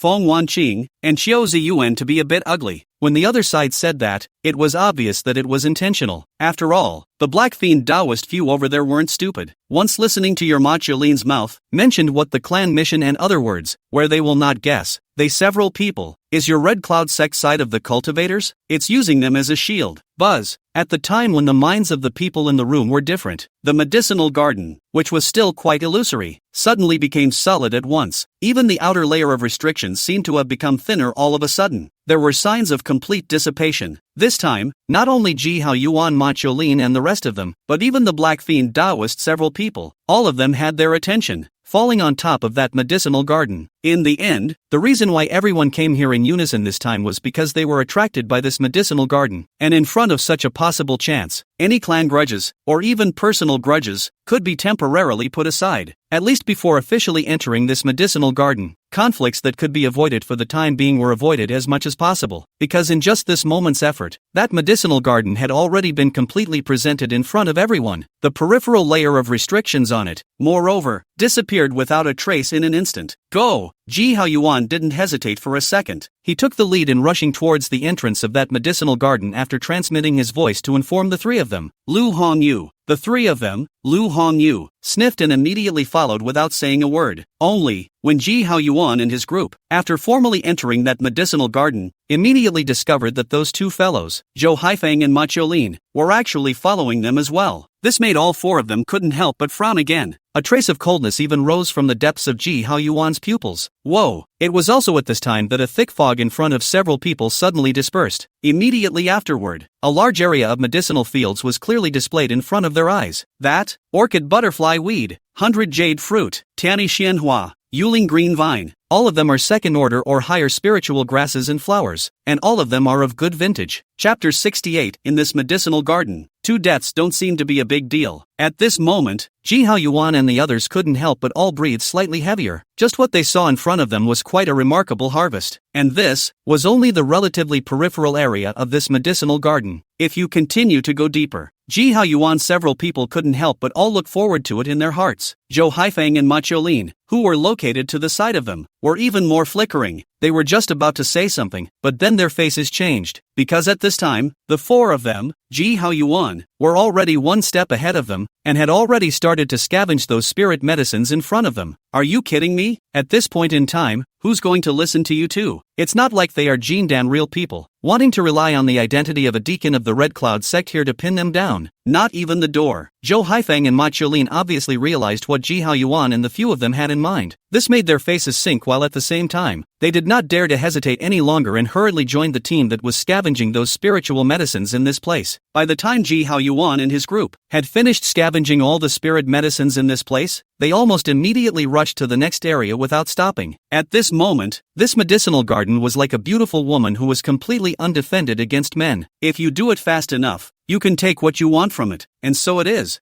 I don't know exactly how many years have passed between here and there. The various prohibitions that were originally set up in the medicinal garden had either become very thin or had completely disappeared. Ji Hao Yuan and the others had really harvested a lot this way over. I believe that when I go back this time and digest all of today's harvest, I will definitely be able to usher in a wave of soaring cultivation. In contrast, Zhou Haifeng and Ma Cholin, who were following them, were not in such a good mood. For one thing, they weren't as fast as Ji Hao Yuan, and for another, they didn't have as many people as Ji Hao Yuan and the others. Often, while they were collecting a couple of elixirs, Ji Hao Yuan, on their side, had already picked 7, 8, or even a dozen elixirs. This resulted in their harvest being far inferior to Ji Hao Yuan and the few of them during this trip down. Originally, according to their situation, being able to obtain these current harvests was actually already considered good, but the human heart is always unaware of what is enough, and even more so, it cannot withstand comparisons. Seeing that Ji Hao Yuan and the few of them were gaining more and more, Zhou Haifeng and Ma Cholin finally couldn't hold back any longer and immediately opened their mouths to Ji Hao Yuan and the others. Fellow Taoists, just now we have already transmitted the situation here to the Yuan Guang City side. As you all know, there is the devilish thief from the underworld sect in this room. For safety's sake, do you guys think we should wait for the people from Yuan Guang City's side next? In this way, it can also make our subsequent actions in this place more secure. I do not know what you think. These words immediately caused the several people from Ji Haoyuan, who were rushing towards the next medicinal field, to have their expressions condensed. They hadn't really expected that the other party would actually report the situation over here, to Yuan Guang City. They didn't believe a word of what was said about the devil's thieves, for safety and so on. The other party was clearly just looking at how much they had gained here and was just red-eyed. And, also, the most important point, if they really waited for the Redcloud Sect cultivators from Yuan Guang City to come over, would they still be able to maintain their dominance here? At that time, would they choose to listen to the other side or not? Listening to it, that would certainly greatly affect what they get out of picking up the slack here. Even their harvest today may be shrinking. Don't overestimate the bottom line of these cultivators from large clans. Sometimes they are so greedy that they are simply more devilish than devil cultivators. But suppose one chooses not to listen. That would undoubtedly greatly offend those Redcloud Sect cultivators who came. At this current juncture, a mistake may cause unimaginable trouble for those family cultivators you brought with you. If it is even more serious, using this matter to specifically target you at that time, it is not completely impossible, but very possible. Sure enough, these two guys are a pain in the ass. A trace of coldness rose in the hearts of Ji Haoyuan's several people. It is absolutely impossible to think that they will surrender the benefits that come to them and then, in the time that follows, completely fall into vassalage to you people. Anyway, in this medicine garden, if two Redcloud Sect cultivators really died, it doesn't seem to be a big deal. After all, that underworld sect's black fiend Taoist, as a hallowed late-stage Foundation establishment devil cultivator, was not a good character to deal with. They would be even less likely to have the slightest mental burden when killing Red Xia Sect cultivators such as Zhou Haifeng and Ma Qiulin. Most importantly, judging from the previous behavior of those two, this time, no matter what they end up doing, I am afraid that they are already completely evil to each other. Since it's wrong no matter what you do, you might as well go with what's better for you and more likely to get your thoughts flowing. At this instant, Lu Hongyu, Feng Wanqing, and Xiu Ziyuan all looked at each other without moving. In their hearts, they all seemed to have made a decision, and they couldn't help but turn their gazes towards Ji Haoyuan in unison. They were waiting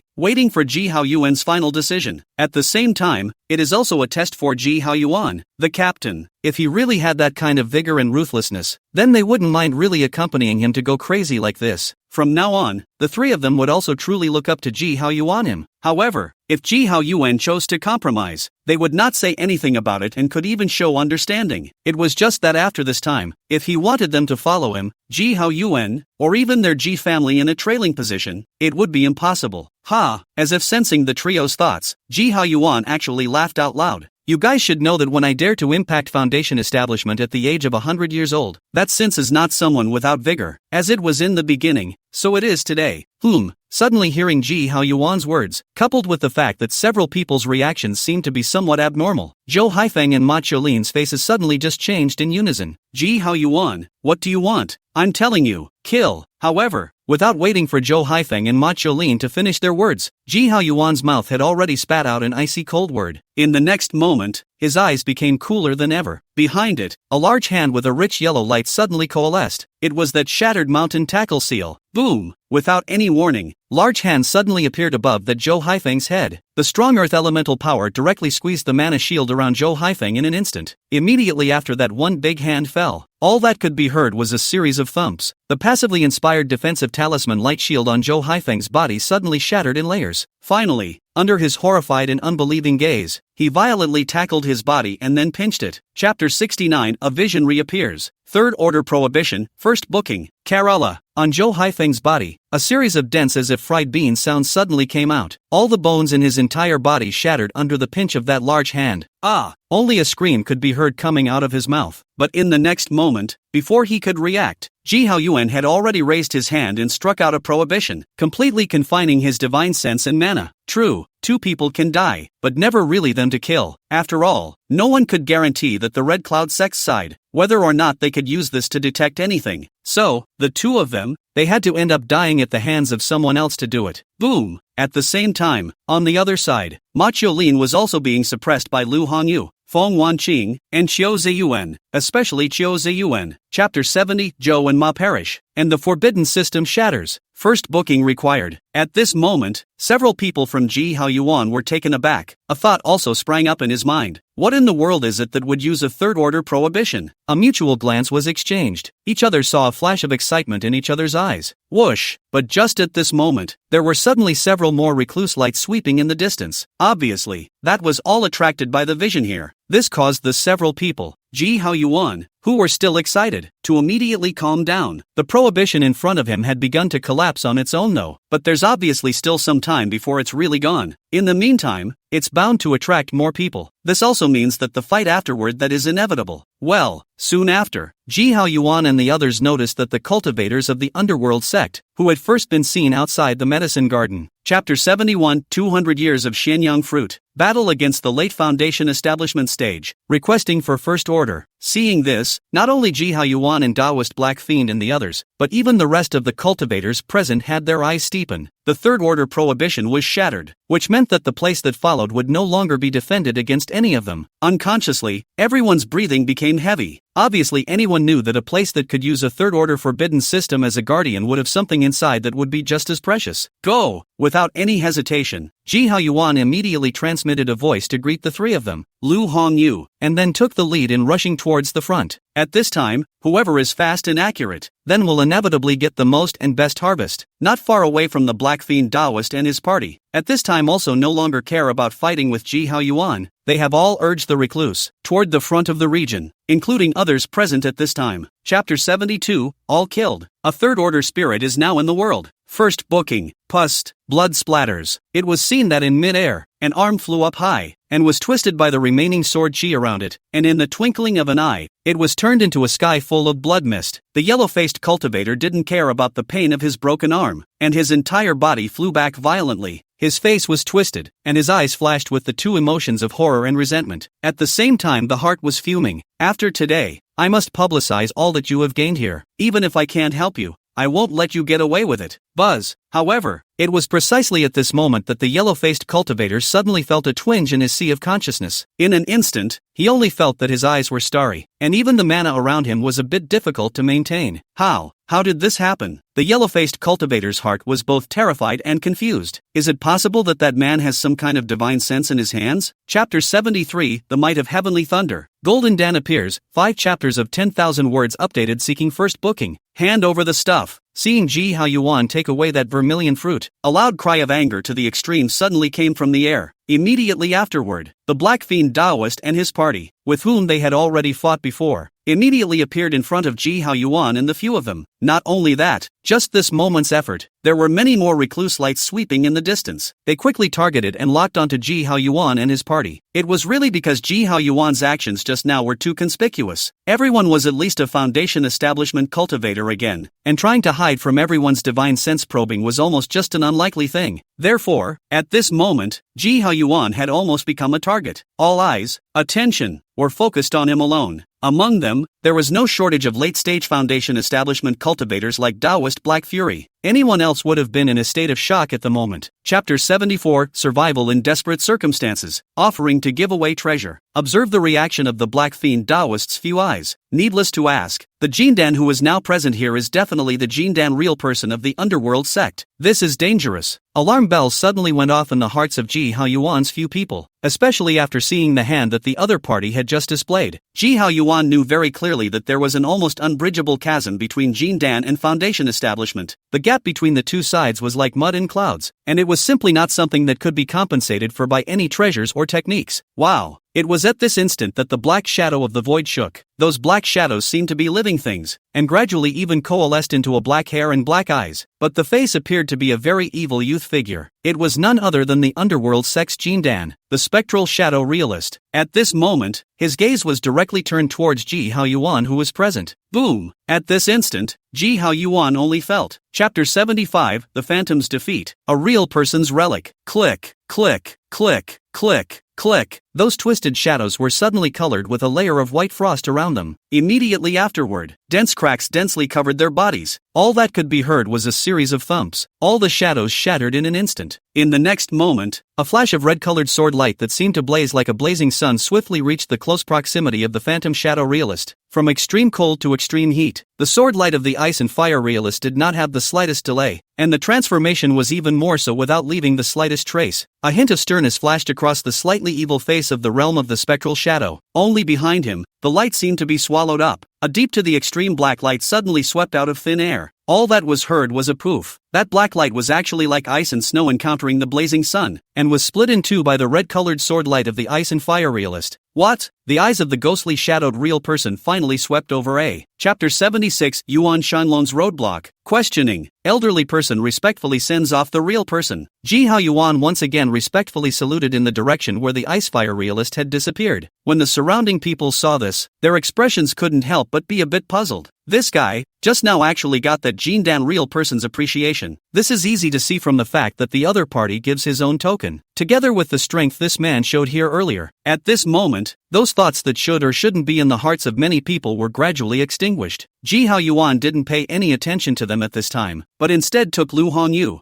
Feng Wanqing, and Qiu Ziyuan, and headed directly to another place. Nowadays, within this medicinal garden, the most precious third-order spirits no longer existed though, but some other spirits, thought more or less, should still be there. They must scavenge it as much as possible. The more the merrier. And, the other reason that kept him from continuing there, then, Chapter 77 Fellow Daoist Yuan, now, I wonder if we have the right to refuse your previous request. As Ji Hao Yuan's words fell, Yuan Shanlong, who had never opened his mouth, finally looked at him. It was seen that two flames suddenly rose up in his eyes. Giggle. It was the same as it had been that day in the council hall. The two flames in Yuan Shanglong's eyes suddenly transformed into two red-colored beams of light that shot straight toward Ji Hao Yuan. The corners of the mouths of the several black-clothed youths located to the side of it could not help but all evoke a cold smile. Do you really think that the orders of their law enforcement hall are so easy to disobey? What kind of cat or dog would dare to reject them so openly? It still seems that they are not acting ruthlessly enough. If we can really kill a few people who don't know how to die to set an example, we think that things like this should not be possible anymore. Only, the cold smiles on the faces of the black-clothed youths did not last long before they abruptly froze there. On account of Chapter 78 Going to the cave of a real person. Paying a visit to a real person, beginning of the month, begging for monthly votes. Almost the same words, the same tone of voice, made Yuan Shanglong's already gloomy face become more and more gloomy. If you want to find out what's going on, you might as well have your people in person come to my place and ask afterward. Without giving Yuan Shanglong another chance to speak, Ji Hao Yuan led Lu Hongyu and several others, passing right by them. From the beginning to the end, neither the black-clothed youth nor the remaining few people present dared to say a single word, let alone stop them. Wait until Ji Hao Yuan and his group's figures completely disappeared. The black-clothed youths, a few of them, then cautiously looked at Yuan Shanglong and hesitantly said, Elder brother Yuan. Well, Yuan Shanglong's sharp eyes looked at him all of a sudden, immediately causing the hearts of the black-clothed youths to burst. Fortunately, Yuan Shanglong did not say anything more, but ordered them to continue to the place where the medicine garden was located to investigate. The other. Chapter 79 Rejection. Choosing a technique. Star Battle Body, requesting for monthly tickets. This was something Ji Hao Yuan had already thought about a long time ago, asking the Ice Flame realist to accept himself as his disciple. Whether the other party agreed or not, he would not lose anything. If it is agreed, that would be great.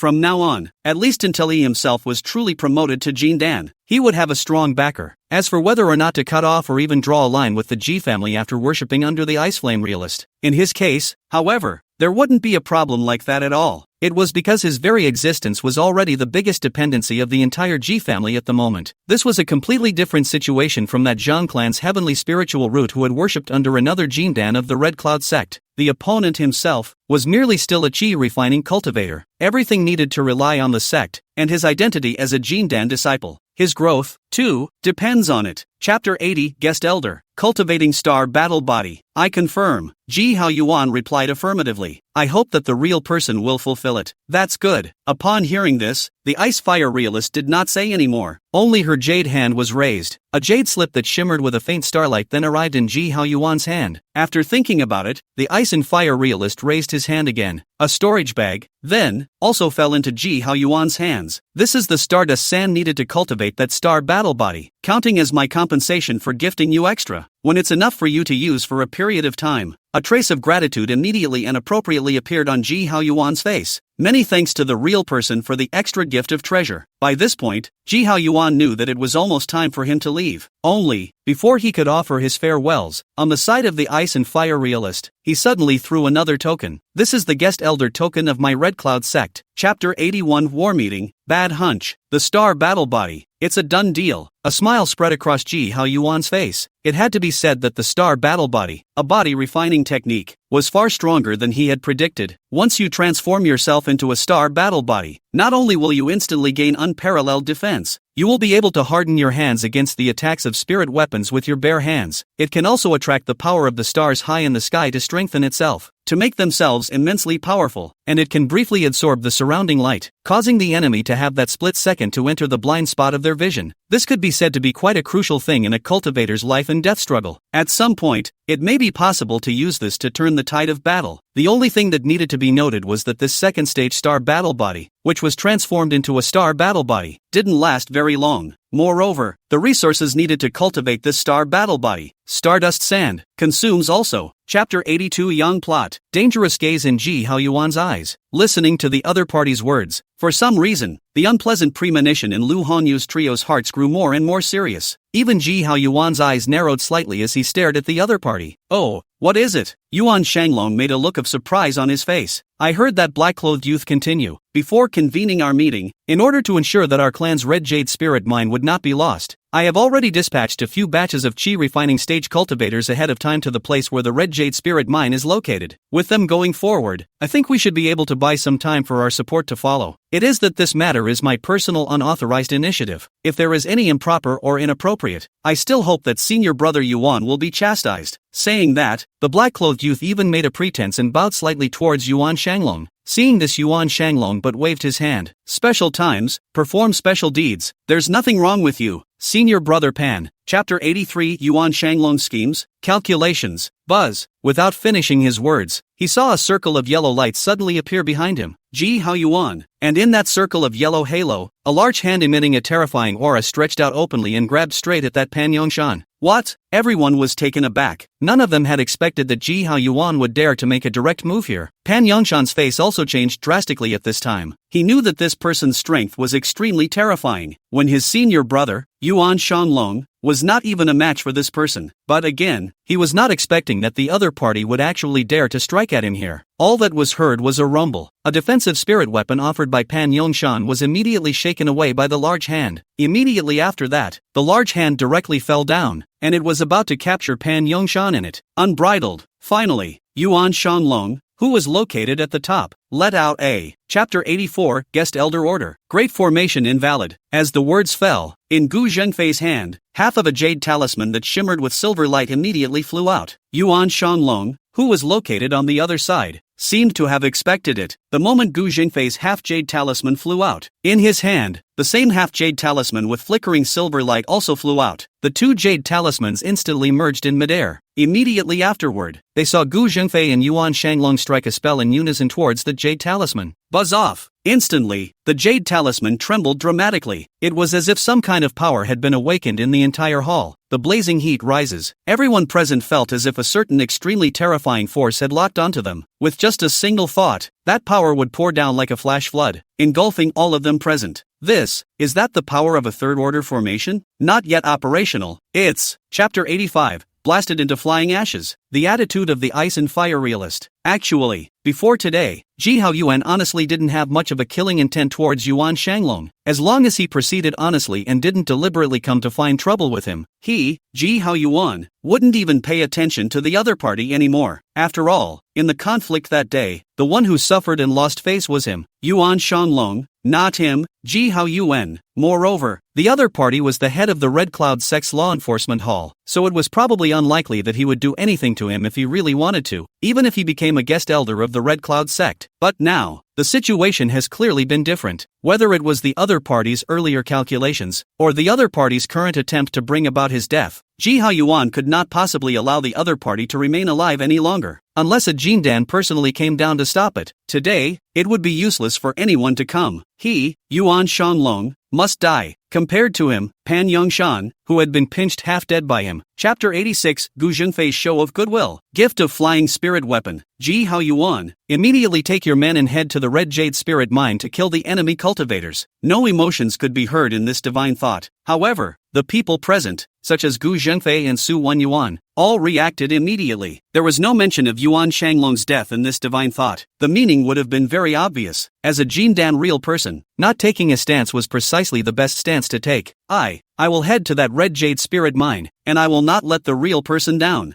Ji Hao Yuan's reaction was also extremely fast. He then saw that he immediately bowed and made a bow in the direction of that divine thought that was emanating from him. Good. A voice once again came from the void. Immediately afterward, everyone present then sensed that the wave of divine thoughts that was still enveloping the city lord's hall had disappeared. Seeing this, everyone subconsciously looked at Ji Hao Yuan. Chapter 87, Thunderfiend Bead. One-shot blast. These two were the foundation cultivators of the Red Xia sect who were responsible for guarding the Red Jade Spirit Mine here. The gray-clothed old man was named Zheng Guangyang, with a mid-stage foundation establishment Cultivation. As for the stunningly beautiful cultivator he called Senior Sister Lin, her name was Lin Qingmai, and she likewise had a cultivation level of the middle stage of foundation establishment. The two of them relied on the big formation here, and at the same time set all the strength of the chi refining cultivators here, which was able to resist the big attack of the underworld sect's cultivators. And among those chi refining cultivators, they included a group of family cultivators who had been dispatched here earlier. It was thanks to the two of them being decisive that day. Upon seeing the group of family cultivators that had come, he immediately ordered them to be released into the formation. Otherwise, if we delay for a few more moments, I'm afraid that those family cultivators who have come will have difficulty surviving. But again, the words come back. It was because of their group of chi refining cultivators, with their mana supplying the formation can only be maintained. Chapter 88, I came here precisely for the heads of these devil cultivators. Senior Black Fury. All around the magic array, there were incredulous exclamations of shock. One must know that the Black Fiend Taoist, that was a late-stage foundation establishment elder of their underworld sect, especially after the battle in the Pill Garden earlier. It was rumored that his strength had increased again. However, it was such a senior brother, who seemed incomparably powerful to them, who was actually decapitated by the incoming enemy without taking 2 shots. Then how strong should the strength of the cultivator coming from the other side be this time? For a while, the group of demonic cultivators who were originally full of confidence and were excited about the imminent breakthrough of the Red Jade Spirit mining formation were suddenly poured down with a pot of cool water, cool from head to toe. 3 fellow Taoists quickly enter the formation and help senior brother Zhang and senior sister Lin and the others to restabilize the formation. Right at this moment, Ji Hao Yuan's voice suddenly appeared in everyone's ears. Lu Hongyu, Feng Wanqing, and Xiao Ziyuan did not have the slightest. Chapter 89, Gold Yuan Stone Mine. Just a few heads to make up. Seeing this, Lu Hongyu and the few others on the side also cupped their fists and saluted Zheng Guanyang and Lin Qingdao to show their gratitude. This immediately caused both Zheng Guanyang and Lin Qingdao to cry out for a fluke in their hearts. Previously, they really didn't know that the cultivators that they had received into the formation were actually cultivators from the families of these people in front of them. If Lu Hongyu and the 3 of them were alone, it would be fine, but this Ji Hao Yuan in front of them, just now they could all see it clearly. Definitely a ruthless person among ruthless people. That's if he holds a grudge. At least Zhang Guanyang and Lin Qingdao thought that they were all afraid that there would never be any peace in the future. The good thing is, that didn't happen. On the contrary, it seemed that the two of them had won each other's favor with that incidental action earlier. Both men shook their heads politely at that moment. Senior brother Ji, and a few fellow Taoists are welcome. The monks of your family have come to support us. Chapter 90, Golden Fiend Yuan Fruit. Yuan Phi Golden Tree. The reason why he was thinking of taking that 1 gold elemental stone mine was also so that he could gain greater credit. After all, the heads of the 5 late foundation establishment stage alone were merely an explanation of his account to the Icefire realist. In his own case, there is no credit, but if he could take this opportunity to take down one of the other party's veins in one fell swoop, then the credit, I'm sure, would be a very big one. At that time, if he wanted to exchange this for some treasures and feats, he would not have any problems. Moreover, taking down a gold elemental stone mine, those resources that existed among them would definitely be a considerable harvest as well. He, Ji Hao Yuan, was no pedant. He will not take half of the favors that are his own to take. At this moment, Zheng Guanyang and Lin Qingdao couldn't help but both be a little shocked in their hearts when they heard Ji Hao Yuan's words. What kind of confidence does one have to say something like that? It's as if the other side of the Chapter 91, Rune Treasure. Rune Treasure. Subconsciously, the duo's gazes instantly turned behind them. It was also at this instant that the formation on this gold yuan stone mine they were in suddenly rippled. Before they could react, the ripple spread steeply and then turned into a burst of sharp waves. Buzz, buzz, buzz. The spiritual light of the formation on it was seen to dim rapidly. In just the blink of an eye, even the foundation of the formation began to shake dramatically. Yu Changkong and the enchanting female cultivators' faces changed violently. Not good. The big formation is going to be broken. Both of them were incomparably shocked in their hearts. What the hell is going on here? Why would this happen to their formation here for good reason? And who could it be that would do such a thing to their formation? Boom! Before they could think of anything else, they felt the ground beneath their feet violently. Chapter 92, The Might of the Star Battle Body. Kill as many as possible. With this strike, Ji Hao Yuan clearly felt that half of the mana in his body was instantly missing. However, it was undeniable that the power of this red sky lightning today was much stronger than before. There was a loud boom. A wisp of blade that was sharp to the extreme violently unfurled the roiling flames and thunder. Although its power still remained, it was also much weakened compared to just now, when a wisp of a bell was heard to explode violently. The second-order middle-grade spirit artifact Dharma sound bell in front of Ji Hao Yuan instantly dimmed in light and flew back to Ji Hao Yuan's hand in a dripping reverse. Immediately afterward, a yellow halo filled the air. It had already been re-sacrificed by him, and its grade had completely reached the top grade of the second order of the defensive spirit weapon, the Koan Luo spirit umbrella, which instantly enveloped Ji Hao Yuan's body. Boom! Just the same time, only a wisp of the sharp ink-colored blade astral, straight down on that Koan. Chapter 93, Returning to Yuan Guang City. Seeing the ice and fire realist again, Ji Hao Yuan took a general look. It was discovered that within the storage bag that contained the golden elemental stones, the amount of golden elemental stones was quite large. It seemed that the batch of golden elemental stones they had mined this time had not yet been sent to that underworld sect. That's a bargain. Especially those two golden elemental spirit medallions. One of them happened to be used to repair and enhance his red flame tattoo gun. Let's go. Go and take a look at that gold fiend yuan fruit. I think it should already be ripe. Putting away the storage bag in his hand, Ji Hao Yuan stood up and directly walked towards that gold yuan stone mine. Everyone else saw this and followed suit. Soon, inside the gold dollar stone mine, Ji Hao Yuan looked at a fruit tree in front of him that was covered in flowing gold and glittering with the slightest hint of precious light, and knew that this should be that second-order top-grade spiritual plant, the Yuan Shi Jin tree. Only to see in this tree, at this moment is hanging 3 exudes a trace of sharpness. The body also presents the color of flowing gold. Chapter 94, In the Face of the Ice and Fire Realist, Refining a Spiritual Weapon. Obtaining the third-order weapon refining inheritance. For the current Ji Hao Yuan, the red flame tattoo gun, it was obvious that it had become somewhat unable to keep up with his progress. He needed to remelt it and add in new treasure materials. And in the midst of this, if he wanted his red flame striped gun to raise its grade again, the normal treasure materials are almost no longer very useful. Only the Skyfall Fire Crystal, a third-order fire attribute treasure material, would be able to make his red Inferno tattoo pistol go even further. Sure, at that time, his red flame tattooed gun would inevitably no longer be a red flame tattooed gun, but would instead be a new weapon that had been re-refined on that basis. Plus with his current realm, the bottom line, it's almost time, too, to think about moving on to a promotion. Only, it was not that easy to advance to Jindan. At least Ji Hao Yuan himself felt that in the realm of foundation establishment, he had not yet gone to the extreme. Chapter 95, Smelting Red Flame Tattoo Gun. Flowing Flame Splitting Gun. Foundation Establishment Great Perfection. A slight sweep of divine sense. Ji Hao Yuan then knew that this weapon refining inheritance given to him by the Ice Flame Realist was the most orthodox and unrivaled weapon refining inheritance. And that, too, was something he never expected? No one knew better than him just how precious such an inheritance was. In a certain sense, Ice Fire Realist's move, to him, Ji Hao Yuan, was already a favor of bestowing the law. Thinking of this, Ji Hao Yuan immediately thanked the Ice Fire Realist in a sincere tone. I thank the latecomer for granting you the law. The Ice Fire Realist, however, did not say any more and merely nodded slightly. Ji Hao Yuan knew that it was almost time for him to leave. At that moment, he once again looked solemn, and bowed to the Ice Flame Realist, and only then did he bid farewell to the Ice Flame Realist, and returned to the middle of his cave here. After returning to his cave, Ji Hao Yuan immediately took out the jade slip again and carefully. Chapter 96, Yan Huizhenjin, Taking the Opportunity to Make a Difference. At first, Ji Hao Yuan and the others had speculated that Zhang Xingda had not appeared on the return flying boat on this trip. Could it be that he was planning to stay in that Yuanguang city? However, inquiring from the time afterward, he learned that Zhang Xingda had fallen at the hands of a certain underworld sect cultivator in the final battle before their return journey. This also makes Lu Hongyu, who is also from Nanning County, quite sigh and sigh. Even a late-stage foundation establishment cultivator like Zhang Xingda had fallen in this war. She, Lu Hongyu, if she hadn't been following Ji Haoyuan this time, in the end, would she have been left here forever, just like that Zhang Xingda? Lu Hongyu was somewhat afraid to think deeply. However, she knew that without Ji Haoyuan this time, it was bound to be impossible for her, including Feng Wanqing and Xiao Zeyuan, to obtain such a huge harvest. At least this would be the case for them. Perhaps all of them were still hovering around the early and middle stages of foundation establishment. Time passes. When Ji Haoyuan, Chapter 97, Redeeming the Fundamental Inheritance, new Hall Master of the Hall of Affairs. This hand of the ice and fire realist was clearly something that no one had expected. Who would have thought that the Hall Jindan real person, especially such as ice fire real person such as Jindan real person, but also will be like the mundane marketplace shrew that, directly play rogue. However, Ji Haoyuan knew that this move by the ice fire realist was precisely the smartest thing to do. Once she did go along with the other side's rhetoric and start a debate with them, it would be endless arm wrestling, and regardless of the final outcome of the arm wrestling, they lost. Yanhua Zhenghua obviously realized this as well. At that moment, he couldn't help but look deeply at the ice and fire realist, before he turned a smile and nodded. In that case, it does seem possible that Eastwick and the others were mistaken. When we return, I will chastise them for almost stirring up senior sister's pleasure because of this. He said here that he would chastise Yang Donghuai and the others, and the reasoning he gave. Chapter 98 Taoist Vow. Letter from the Ji family. Well, hearing Lin Qingdao's words, Ji Haoyuan couldn't help but look solemn as he put away the storage bag in his hand. He knew that as the fundamental inheritance of the Redcloud sect, even if he could redeem those two inheritances, there would inevitably be corresponding conditions in them. At that moment, he gestured slightly towards Lin Qingmai. Senior sister Lin, please speak. Lin Qingdao didn't beat around the bush and directly said, if you wish to redeem our clan's Red Xia Yen Yang skill and wave by wave heaven burning seal, senior brother Ji, you must make a Dao vow, promising that you will never teach these two techniques to anyone else after you obtain them, nor may it be taught, including the cultivators of your Ji family. In this regard, senior brother Ji wonders if he has any questions. The so-called Dao Heart Oath is a type of oath in this world that directly refers to the cultivator's heart. Once made, it must never be violated in the slightest. If it is violated, it will. Chapter 99, Retrieving the Past, Dreaming Back to the Past. What? Great-grandfather he. Hearing this news from Ji Haoyuan, Ji Qingfei was clearly surprised. Immediately, in his heart, an unstoppable wave of intense sadness surfaced. Past, Ji Haochuan has always taken good care of him. There is also quite a deep bond between the grandchildren. Now that he had received this bad news at first glance, he could not help but feel a bit anxious in his heart while grieving, fearful that if he returned late, he would not see his great-grandfather for the last time. Ji Haoyuan seemed to have read his thoughts and opened his mouth to offer relief. Don't worry, it still won't be a problem to make your great-grandfather him hold out until we get back. Right now, the reason why I'm talking to you about this is also because I want you to have a preparation in your mind ahead of time. Actually, with Ji Haoyuan's current ability, trying to extend Ji Haochuan's life is not really. Chapter 100 Mastering the Power of the Third Order. Strength increase. Foundation establishment pill becomes successful. As a second-order upper-grade spiritual plant, the Yuan Jia Jin tree inherently had the function of dredging the earth's veins and upgrading the spirit veins position. It was just that. If one wanted to make a second-order lower-grade spirit vein to be upgraded to a second-order upper-grade all of a sudden, the price one needed to pay during that time was not insignificant. First of all, a geomancer who knows how to search and explore for spirits is needed to pull the surrounding geomantic energy and guide the spirit vein. This point alone would make it difficult for most of the foundation building clans, because the profession of Earth Spiritist is also one of the 100 arts of immortal cultivation though. However, I am afraid that there are not many people who know this way and are proficient in this way in this Nanning County. Fortunately, Ji Haoyuan had already considered this issue in advance before returning from the Redcloud sect. Therefore, among those inheritance jade slips he had exchanged, there was the inheritance jade slip that was specifically about Earth Spirit Masters, and with his full level of enlightenment, he wants to get started on this path and reach a point where he can. Chapter 101, The True Man Summoned, The Secret Realm of 1,000 Streams. Fortunately, only to see Ji Haoyuan take out 2 jade bottles from his own body, smilingly handing them over to Ji Buochang. This alchemy has resulted in a total of 9 pills. In addition to the 3 to be given to those 3 families, we, on our own side of the family, are allowed to keep 6. Here their own family this, can stay 6 foundation building Dan, this time even if it is Ji Buochang. Face cannot help but also show surprise. However, soon after, Ji Buochang seemed to realize something, his expression suddenly becoming solemn as he looked at Ji Haoyuan and asked,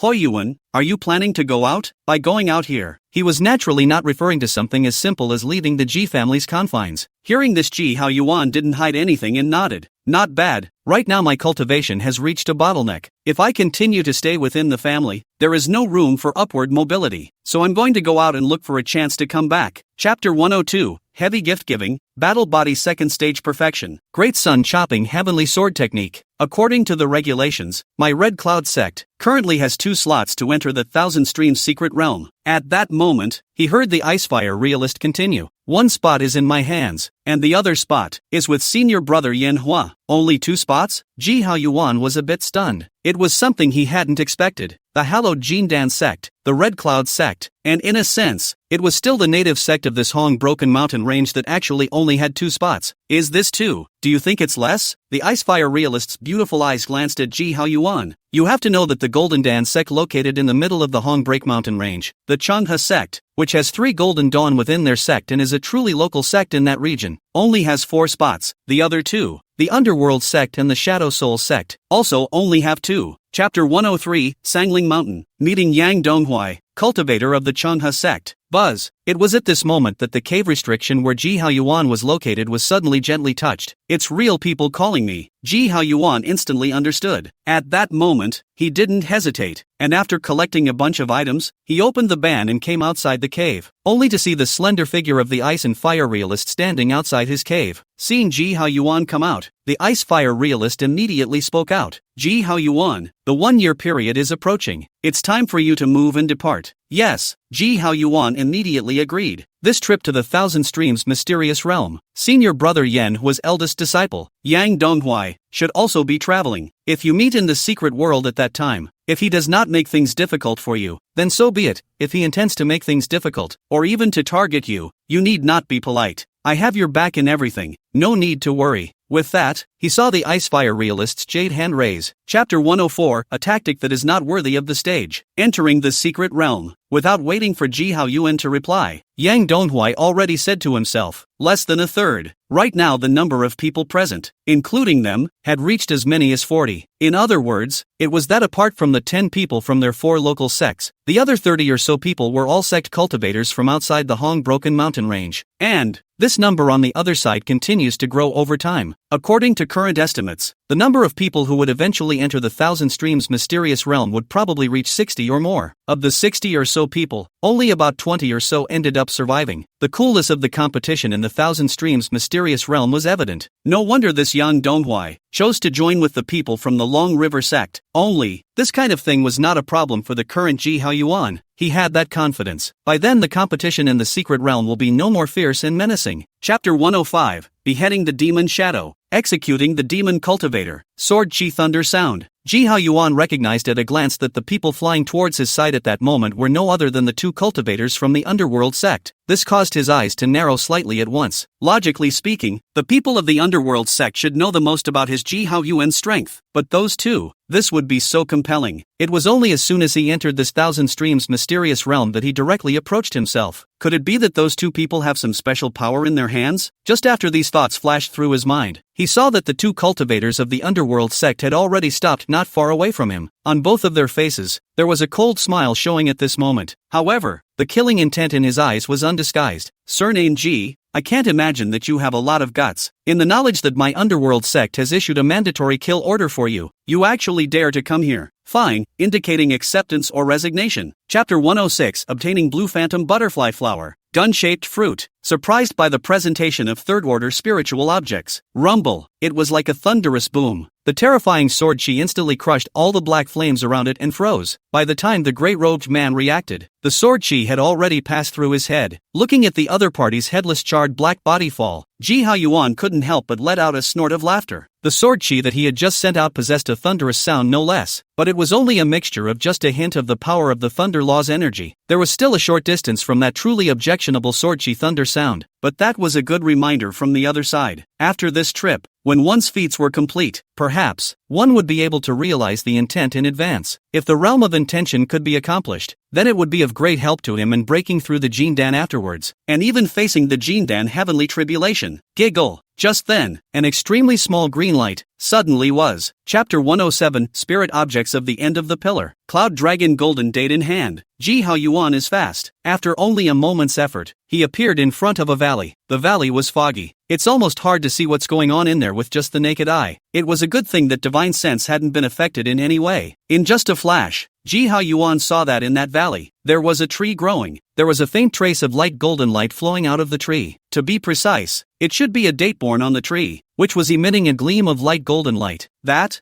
Yunlong Golden Date. Ji Hao Yuan couldn't stop a flash of surprise from appearing on his face. The so-called Cloud Dragon Golden Jujubes were one of the conjugation spirits he was seeking on this trip. It belonged to the third order spirit in the true sense of the word. Not only can it be used to refine the Jaya Jindan, even if a cultivator with a perfect foundation establishment takes it directly, it can increase the probability of Jaya Jindan by 10%. Chapter 108 Cooperation. Water Mansion Opportunity. At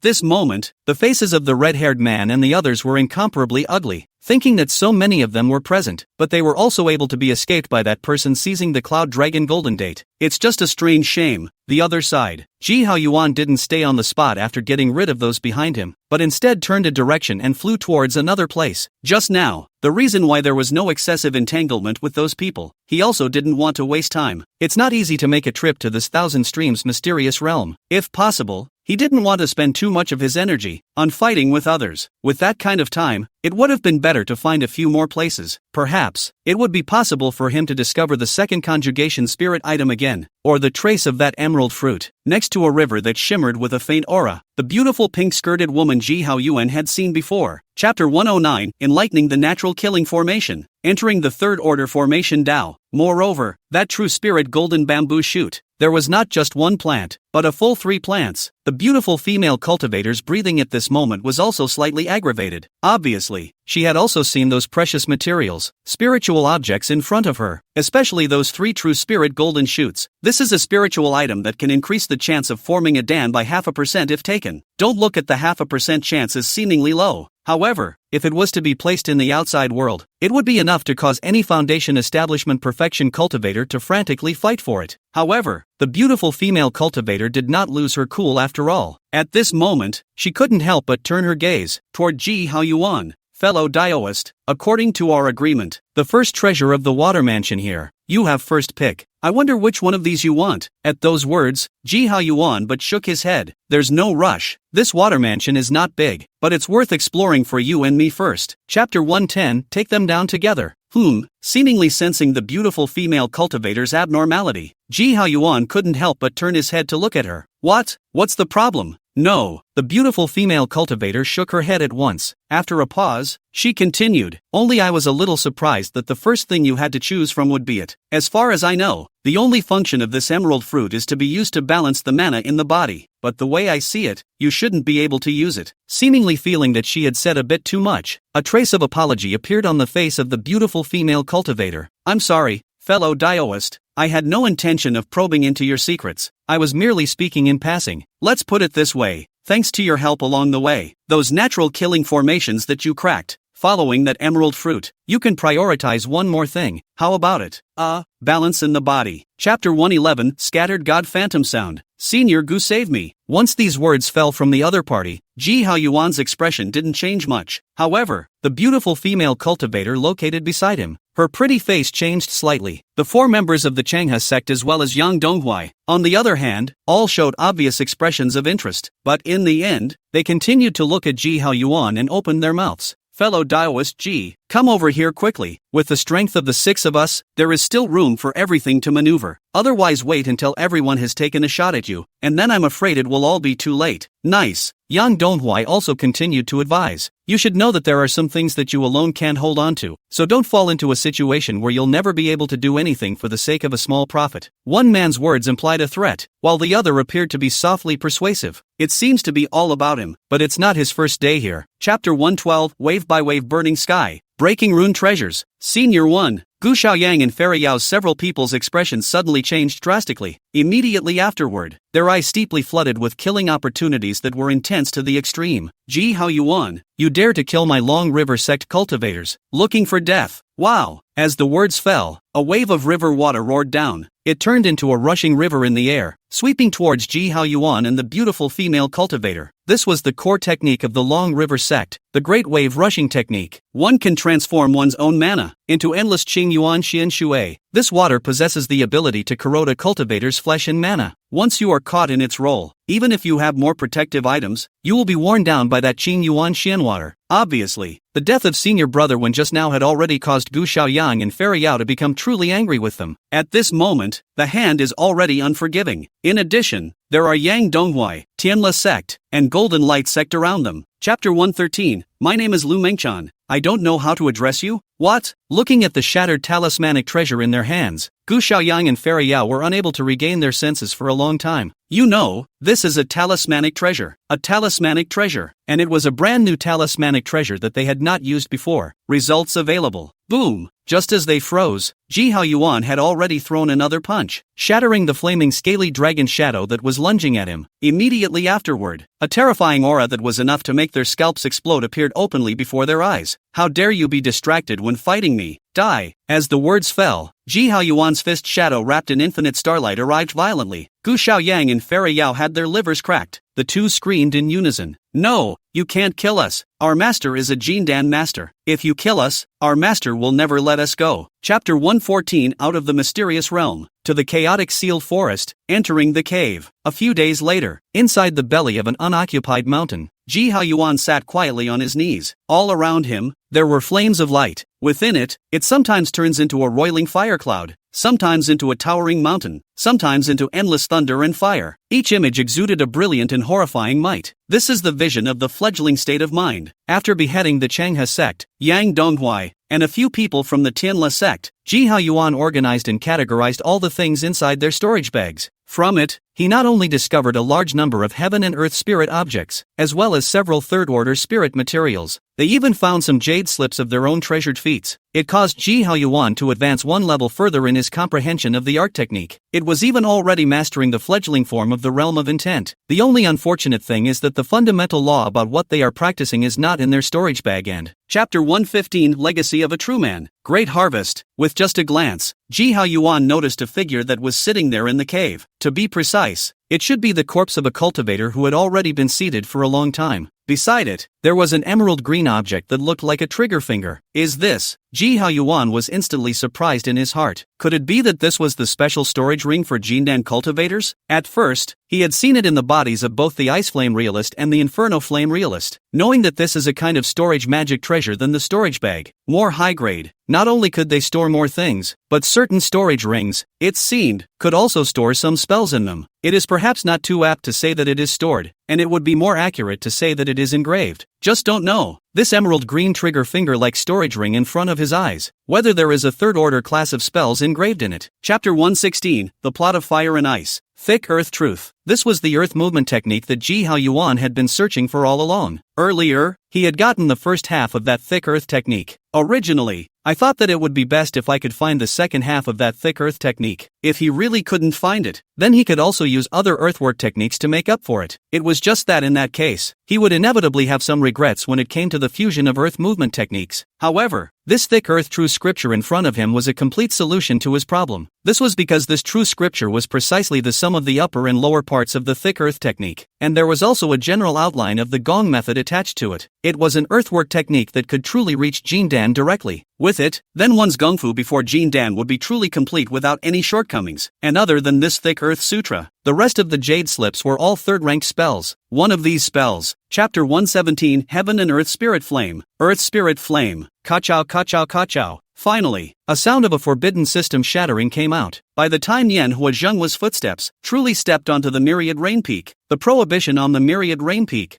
finally collapsed. This also caused a trace of eagerness to rise in the eyes of the Yanhua realist. This time, it might be his best chance. As long as he was able to obtain the red pill of the ice and fire realist, then he would have the certainty that he would be able to advance to another level of his realm. At that time, as long as it was done properly, then he, who was already approaching the end of his lifespan, might be able to renew his lifespan for another 100 years. It was the only chance he had to keep himself alive, even if, For that reason, too, a hint of ruthlessness swept across his eyes. Yan Huazhenhua's footsteps did not stop at this moment. He soon arrived at the door of the cave where the Icefire realist was located. Only, to his slight surprise, Chapter 118 Achievement of a Special Physique. Jindan ranks, taking the jade box from Ji Haoyuan's hand and opening it. When the Ice and Fire realist saw the box, the emerald green fruit that was quietly placed inside the box, in her beautiful eyes, she could not help but to also be flooded with a trace of joy. It really is emerald fruit. With this fruit, the two conflicting strands of mana in my body should be able to maintain their balance for an aeon. Thinking of this, realist Icefire couldn't help but nod at Ji Haoyuan. This has been hard work. With that, she saw her hand over the jade box containing the earth spirit flame to Ji Haoyuan. This fire is the heaven and earth spiritual flame, because it was birthed in the depths of the earth veins, so it also has the attribute of earth veins, which is extremely suitable for you. Most importantly, this fire is currently a peak second stage spirit fire, just suitable for you to refine. Saying that, the Ice and Fire realist took out two more things. One was the method of refining the spiritual fire of heaven and earth, and the other was the third order earth fire crystal. The former is not self-evident. Chapter 119 Land of Nodulation. New third order spiritual ground. A few moments. Only then did the Icefire realist change the subject and asked about Ji Haoyuan's trip. In response, Ji Haoyuan did not hide anything, and immediately spoke about his trip with the Ice Flame realist, including the fact that afterwards, he had traveled to the chaotic seal forest and entered the cave of realist Yunshang. He had informed realist Iceflame of all of this. This made the Ice and Fire realist quite surprised as well. It was completely unexpected that Ji Haoyuan would have that kind of chance. By the way, at that moment, Ji Haoyuan seemed to have thought of something. He only saw that he took out the many items in that storage ring one by one and placed them in front of the Icefire realist before he said to the Icefire realist, Jinjin, these are the harvests I made in the cave of that Yunshangjian. I wonder if you,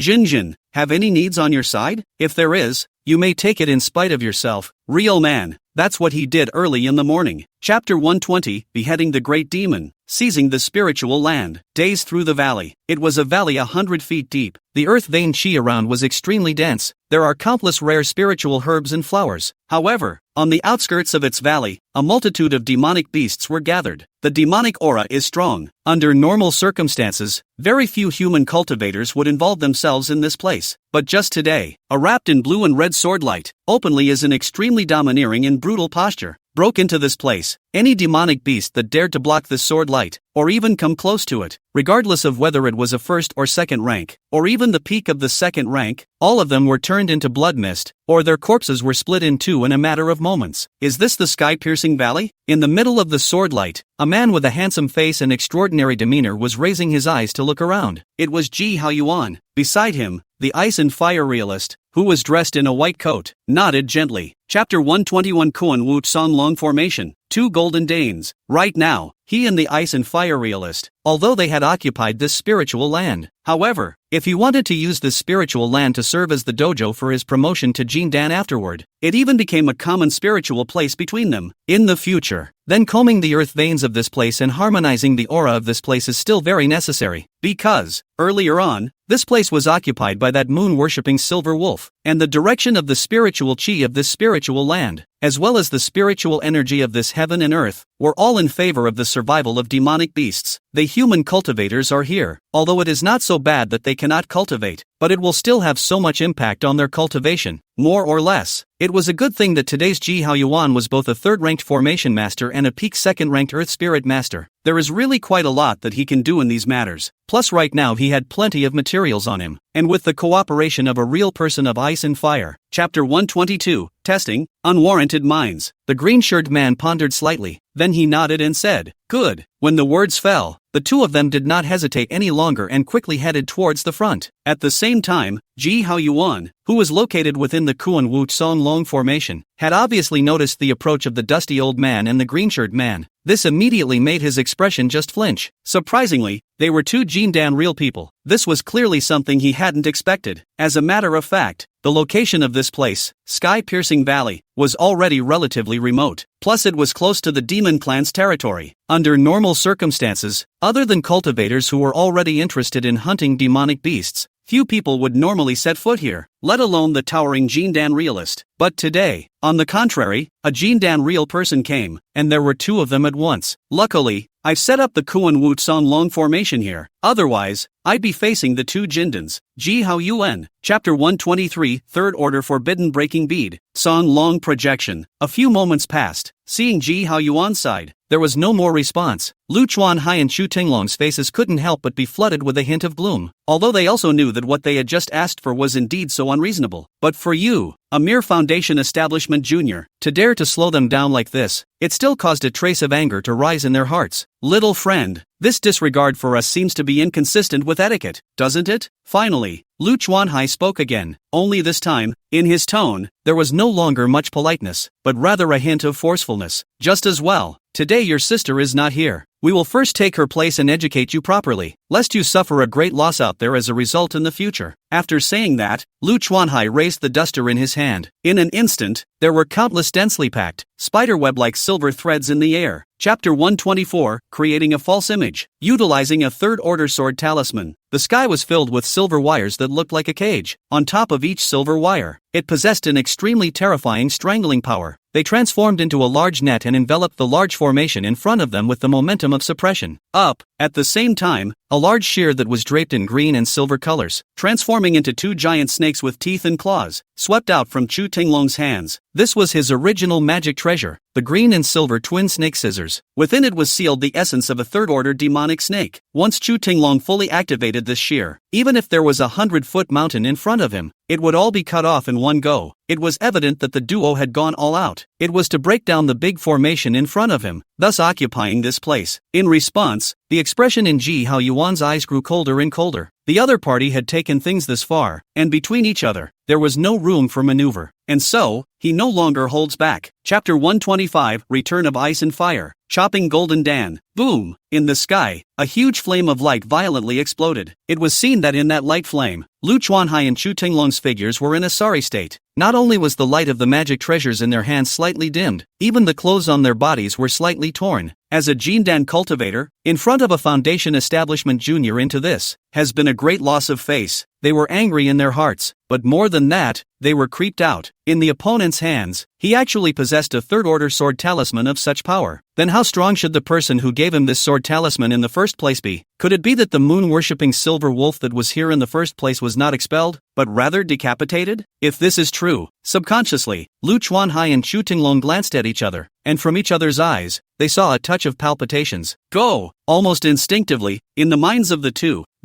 Chapter 126, Breaking Through Jindan. Comprehending Immortal True Intent. Rumble. The entire cave was filled with dull sounds that sounded like thunder. In Ji Hao Yuan's dantian, the red and yellow liquid mana condensed faster and faster. Hiddenly, it had formed the shape of a round Dan. At that moment, he reached out. The junction gold pill in the jade bottle in front of him immediately fell into his palm, and was then taken by him in one gulp. Gulp! As soon as the elixir entered the stomach, there was an extremely surging and vast amount of mana that surged into the round elixir, making the shape of the round elixir even more solid. A trace of golden light flames that resembled the rays of a great sun continuously burst out from that one round Dan. This flame of light even penetrated the surface of Ji Hao Yuan's body, illuminating the entire quiet rune cave with a golden splendor. Having come to this point, Ji Hao Yuan knew that it was already time for him to take that final step. Condense me. Chapter 127, Transcending Heavenly Tribulation. Melting the embryo of a magic treasure. Chop. Seeing this, Ji Hao Yuan's expression did not change in the slightest. He was seen raising his hand once again. Clank! 6 or 7 aura flying swords of the second rank or above instantly transformed into a hexagonal sword formation in the air, and they once again met the falling silver-white lightning. These flying swords were all obtained by him from killing enemies in the past. It just came in handy at the moment. Boom! The sword formations formed by the 6 or 7 flying swords also began to disintegrate one after another after holding on for about a breath of time. It could be seen just how terrifying the might of this heavenly calamity was. And this was still just the first heavenly tribulation. Ji Hao Yuan had a rough guess about this. It should just be related to the 11th grade golden Dan that he had condensed. The higher the quality of the Jindan that a cultivator had condensed, the more powerful the heavenly tribulation that it would descend would be. So, in many cases, some monks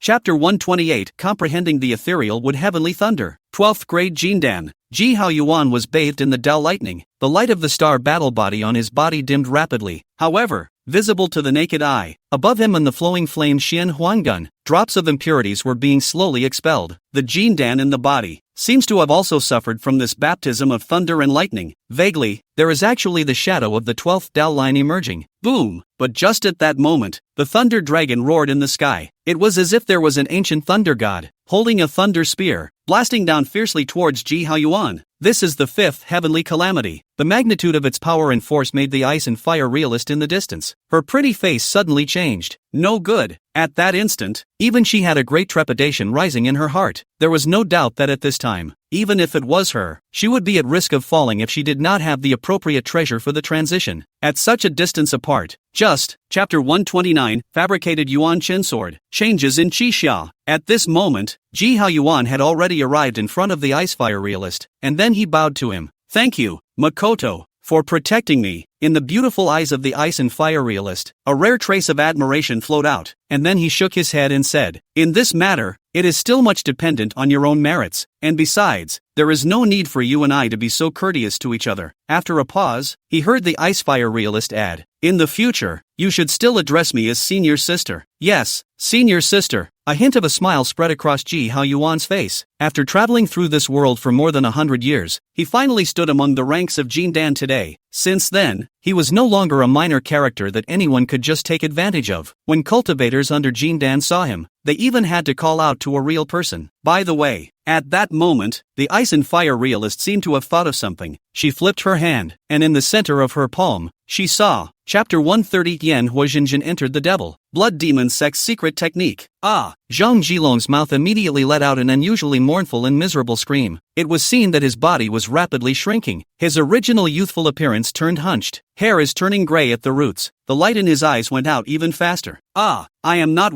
unwilling, master you. Whoa! Without waiting for his words to completely fall, his entire person was already rapidly weathering and dissipating, completely disappearing from this world. Ha ha ha ha. Good disciple, the chi and blood in your body is really different from the others. It didn't waste the resources that Master I have spent so much on you. The Inferno Flame realist smiled evilly. It was seen that most of the white hair on his head had already been transformed into black. The appearance of the whole person also has been changed into the appearance of a man in his prime, and then no longer before the old style. Chapter 131 Great Array Might. Immortal Blood Devil, for more requests for monthly tickets. Seeing this, Ji Haoyuan's expression was calm, nor did he see how he moved. It was seen that behind him, a thick yellow halo suddenly filled the air. Immediately afterward, a huge palm that looked like a prime reached out. With one hand, he grabbed the large blood-colored net that was falling towards him, and then he tore it with force. Giggle. It was as if the cloth had been torn. The blood-colored net that was filled with an endless bloody aura, which could not be helped by how many Foundation establishment cultivators chopped at it, was actually torn apart by that huge palm. Buzz. Then the giant palm gently shook. The shattered blood-colored net evaporated into nothingness in an instant. What? Upon seeing this scene, Yan Huozhinwen's pair of eyes immediately stared at Ji Haoyuan in death. You actually broke through the Jindan. Hearing this, Ji Haoyuan did not answer, but he saw his index and middle fingers standing side by side like swords, and he pointed them at Yan Huozhinjin. Chapter 132 The Art of Substituting for Death. Thunder in the palm kills Yan Huozhinjin. Seeing this, the ice and fire realist's expression did not relax in the slightest. On the contrary, as the mana in her body continued to deplete, her face, vaguely, had revealed a trace of pallor. The continuous use of 3 powerful spells, coupled with the need to spend a large amount of mana to suppress the agitation of the chi and blood in her body, had already caused her mana to be consumed by a large portion of her mana. Unconsciously, if it is not replenished, it may be dangerous. And that was still because she had a mid-Jindan cultivation and was a sword cultivator. Both the fighting and other means were quite extraordinary and sharp. If an ordinary early Jindan cultivator came over, perhaps now, there is already the danger of drinking hate. Good. Worthy of being my good senior sister.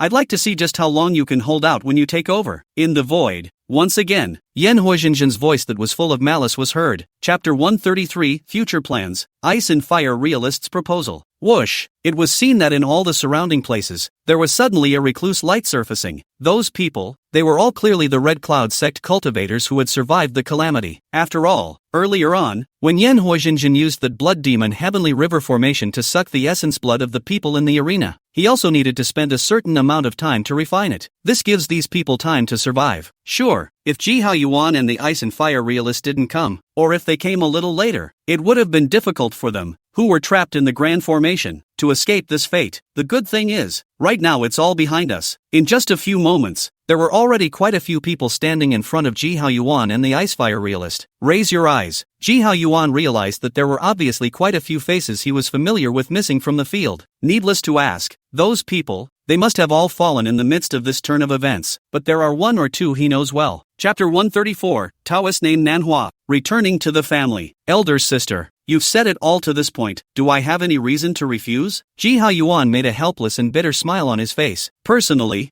I don't have a problem with this. However, in the end, I will not forcefully interfere with anyone who is willing to join the sect or who is willing to travel with me to the heavenly piercing valley. Everything, it all depends on their own choice. Well, did you, in the end, decide to relocate your clan to the sky-piercing valley? The Icefire reality's beautiful eyes twitched, then thought for a moment. Also good. Before you do that, though, you might want to try to spread the word and gather more people to join you in the name of taking out the openings. Since they had all decided to head to sky-piercing valley, there was no need to hide anything. In this way, the large number of people will also be more favorable to your family. After all, you went to the Valley of Heavenly Wear. Chapter 135, Fabric. Jade Flame Lamp, traveling to sky-piercing valley, as envisioned by Ji Haoyuan himself. Chinyang Mountain, as well as Cloud Cave Mountain, which was the second-order medium-grade spirit vein of the Han family at the time, could all be used as one of their Ji family's alibis. If in the future, there were any particularly outstanding children in these two places, or children with a certain type of extraordinary talent for cultivating the immortal 100 arts, they could be sent to the Heavenly Wear Valley for better cultivation. During that time, if there were those who wanted to worship in the Redcloud sect and open a branch lineage within the Redcloud sect for their Ji family, Ji Haoyuan would not refuse. It was just that, after worshipping the clan, the side of the family's main vein would basically not provide any too many resources. Most of the time, you need to rely on yourself. Sure, if the performance is outstanding, or if there are any great achievements, then it is another story. All in all, no matter where you end up and what choices you make, you still have to rely on yourself for everything. In Ji Haoyuan, let Ji Yinfan and Ji Yinshan, they will be. Chapter 136, Conspiracy. Sudden attack. Might of Spirit Flame. The central part of the Hongduan Mountains. This was the boundary where the Jindan sect, the Changhe sect, was located. At this moment, two figures stood under a shade tree. One of them, with black hair and eyes, was a rather evil-looking youth. If Ji Haoyuan was here, then he would have recognized this person at a glance. It was the Jindan of the Underworld sect, the spectral shadow realist, and next to him, there stood a middle-aged man wearing a long robe with a few long whiskers under his forehead. This person was the Changhe sect's Jindan realist, Wan Changkong. By definition, the spectral shadow realist belonged to the Devil's Way, while the Long River sect was a righteous sect. The two could never get together. No matter what, even when they get together, it's never this harmonious. But today, they are gathered together, and look at them with each other. Seems to be quite harmonious, and even have a few points of tacit understanding. And it's all because of one person. Chapter 137, Strong Strength, Double Decimation. However, it is clear that it is not over. He saw Ji Haoyuan, who was holding the jade flame lamp, quickly pinch a magic seal with his other hand, and then gently point towards the lamp.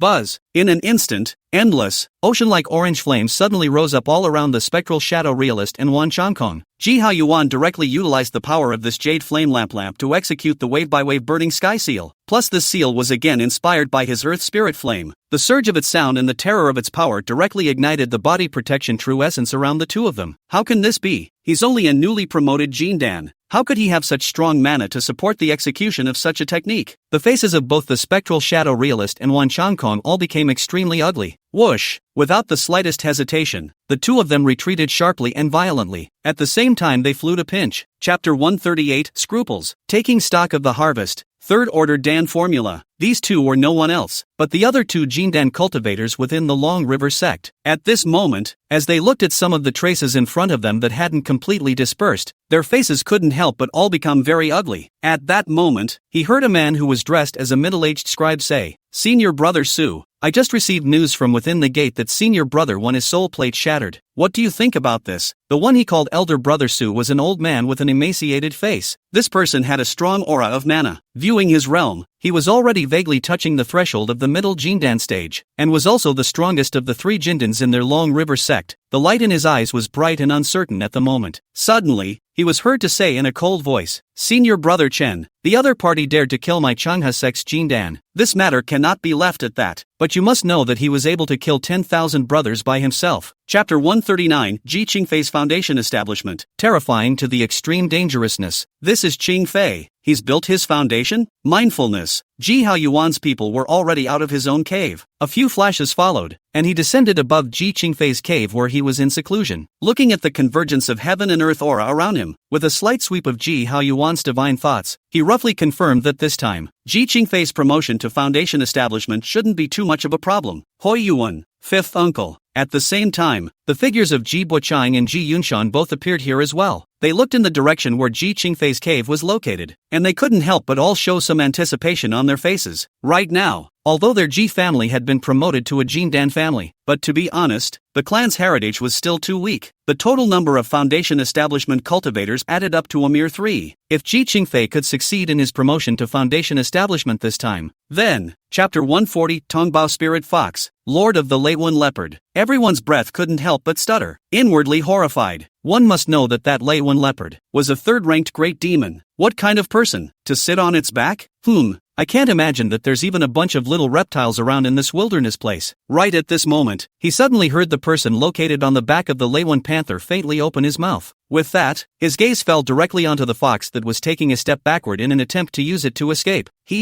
Little fellow, letting me chase after you for so long. What? Is this your intention to continue running away? Mind you, my patience is limited. If you don't know any better, I'm going to be really rude to you. With those words, the mouth of the Lei One leopard underneath him suddenly let out a roar. In an instant, a ball of thunder that tumbled with arcs of thunder violently shot towards that fox. Squeak! Chapter 141, The Origin of the Cold Man. Beheading Lei One Bao. As the words fell, in Ji Haoyuan's hand, a jade-colored lamp immediately appeared. Orange flames jumped on it. Ji Haoyuan blew gently on it. Boom! In an instant, the orange flames suddenly swelled, and then transformed into 2 orange-red flame auger dragons. Roaring, they pounced towards the thundercloud leopard, as well as the cold man on its back. How dare you! The cold man once again slapped the thundercloud leopard underneath him. It was heard to roar in anger. Crack! In an instant, a thick streak of lightning fiercely converged on Lei Wenbao's body. These lightning bolts suddenly transformed into an incomparably huge power grid, and enveloped the 2 flaming auger dragons that were attacking. Boom! The flames collided with the lightning, and in an instant, a huge flame of light rose up, blazing. Giggle! At this time, a sharp and swift to the extreme of the sword awnings, instantly to Lei Wenbao near thee. Chapter 142, Demon Transformation Secret Code. Fierce battle, decapitation. Knock knock, knock knock, knock knock. The hot blood dripped into the abdomen, and the cold man's body immediately emitted a heartbeat as dull as a drum. Immediately, he saw that above his body's surface, a strange pattern suddenly snaked out. On top of each line, it seemed to imply a certain mysterious power, which actually made the cold man's breath become incomparably terrifying in an instant. The most appalling thing was that as time continued, the entirety of the cold man, in fact, began to swell. With a final clatter, his entire person directly transformed into a demonic tiger with a body length of 100 meters. Hula hula! Immediately, the wind blew furiously around them. Within a radius of 100 miles, it seemed to have been turned into an ocean of wind. Countless rocks, trees, and even the ground, all had clear cracks appearing. As the saying goes, clouds follow dragons, wind follows tigers. What the cold man was performing at this time was precisely their 100-beast sect. Chapter 143, Active Recognition. Spirit Fox Treasure Hunting. There, a white fox with some scorched black stains on its fur was probing at Ji Haoyuan. As a result, he just happened to meet Ji Haoyuan's gaze. Squeak! The white fox seemed to be frightened, and its 2 front paws immediately covered its eyes. However, between the cracks of its claws, its 2 black eyes were still peeking at Ji Haoyuan.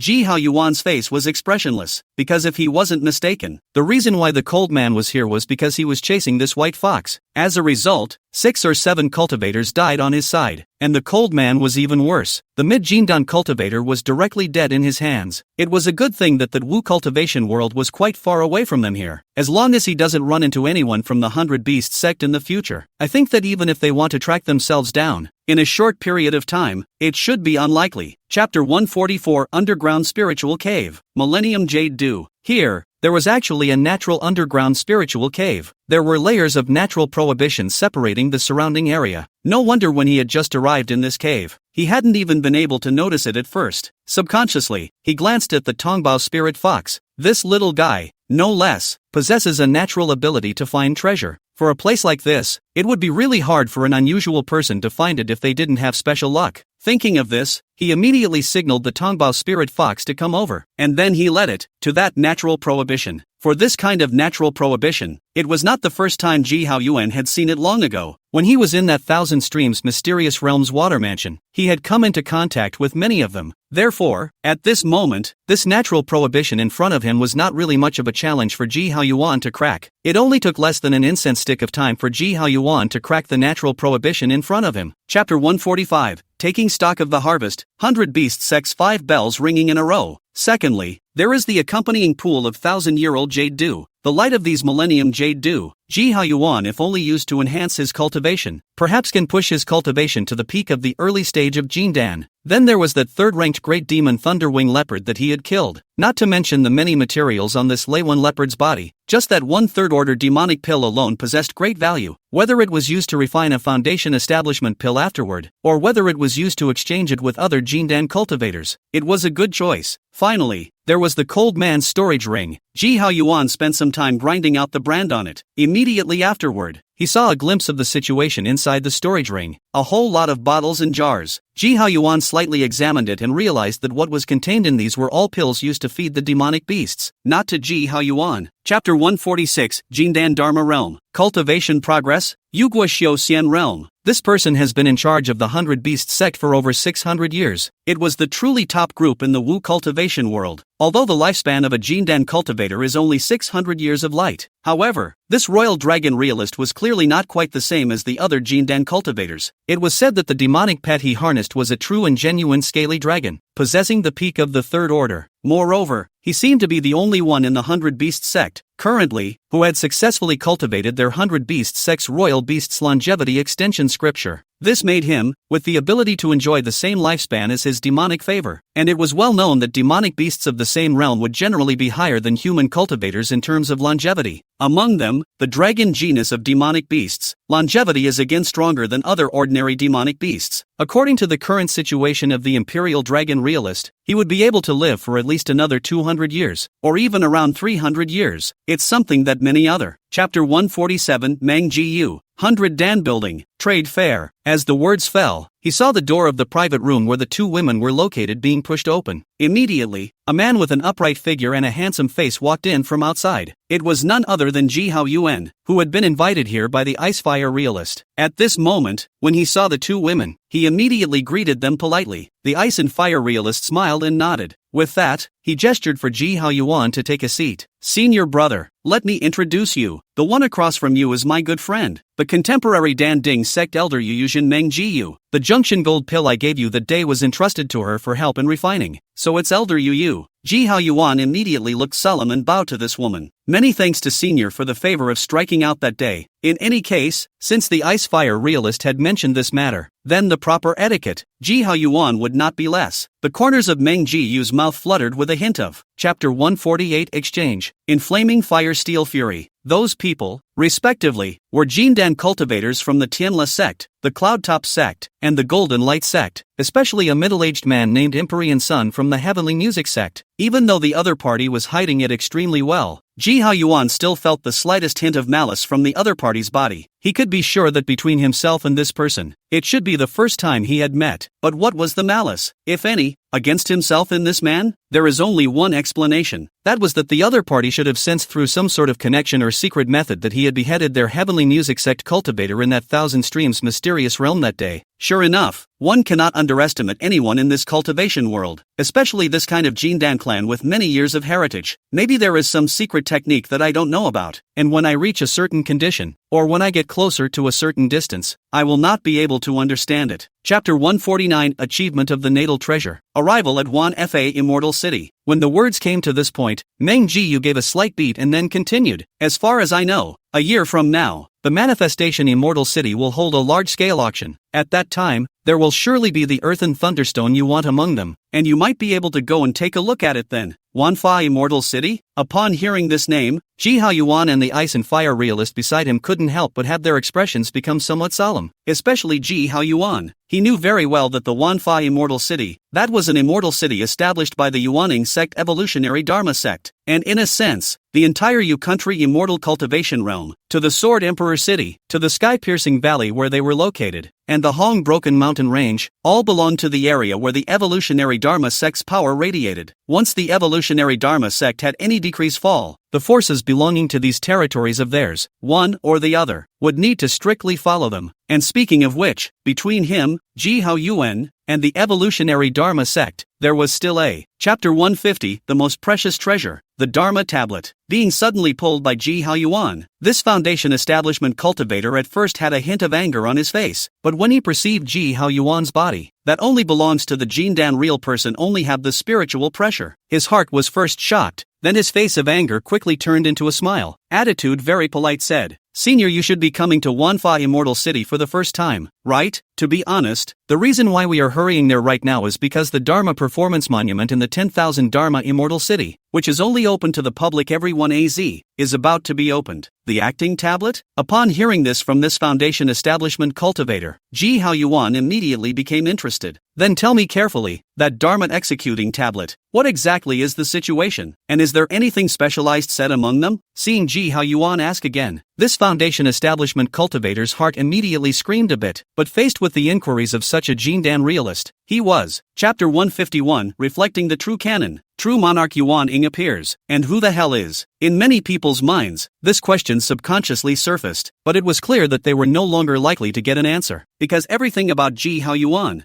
from his looks, to his cultivation, to his aura, all of them were concealed by the evolutionary law tablet. In other words, the acting Dharma tablet had already protected all the information about him, so much so that the initial impression of Ji Haoyuan in the minds of many of the people present became blurred. No matter how hard they tried to recall, they simply couldn't recall the slightest. This, then, is the singularity of this treasure. As long as you are in a certain range, you will be misled by certain information without realizing it. In the meantime, a lofty and majestic mountain peak. This place is misted with middle-aged aura. A band of light that looked like a colorful haze surrounded the area. Change or replace. Chapter 152, True Lord's Invitation. City Lord's Residence. True Lord Xian Yuan's words immediately caused everyone present to feel a chill in their hearts. At that moment, they bowed in unison and replied, "Yes, True Lord, we've taken note of it." Good. True Lord Xian Yuan nodded. Afterward, he was with realist Lei Xia, disappearing into Fayun Peak. Same time, 10,000 Laws Immortal City, where the Evolutionary Law Monument was located. The previous group of people who had been selected by the Dharma performing monument and thus performed the Dharma here for enlightenment had all long left by now. Even so, there was already a new batch of selected cultivators that had arrived here. However, from the beginning to the end, Ji Haoyuan, who was almost face to face with the Dharma executing stele, was always seated in front of the Dharma executing stele. However, neither the previous batch of cultivators here nor the new batch of cultivators that came here were able to detect Ji Haoyuan's presence. Only Ji Haoyuan himself could clearly feel the shock brought to him by the evolutionary Dharma tablet in front of him. Chapter 153, True Lord Gives Treasure. Reappointment as Guest Secretary. Fulfillment of last wish. To Ji Haoyuan, it wouldn't be too much of a loss to give the proceeds of his current Dharma performance to the Dharma performance sect. After all, the most crucial follow-up content in question was still in his own heart and had not been mirrored through the acting Dharma tablet. Even if the side of the evolutionary Dharma sect really had the ability to investigate, it was absolutely impossible to do so. Moreover, back then, he had indeed benefited from the evolutionary Dharma sect's Yunshang realist. In addition, if he could take advantage of this matter to establish a certain relationship with the evolutionary Dharma sect, it would definitely be something that would do more good than harm to him. Lastly, and most importantly, this matter was mentioned by True Lord Xian Yuan himself. If it was not necessary, Ji Haoyuan did not want to refute the other party's face on this. At this moment, when True Lord Xian Yuan heard Ji Haoyuan's words, he said to Ji Haoyuan after only a brief moment of thought, "Since young friend Ji said so, then I, the evolutionary Dharma sect, cannot treat you poorly since." Talk. Chapter 154, Meeting Ceremony. Going to the mountain gate of the evolutionary Dharma sect. Ji Haoyuan's words were not out of politeness or deliberate modesty, because those things left to him by the Cloud Supreme Master that day, of course, had helped him a great deal, especially that one thick Earth Sutra.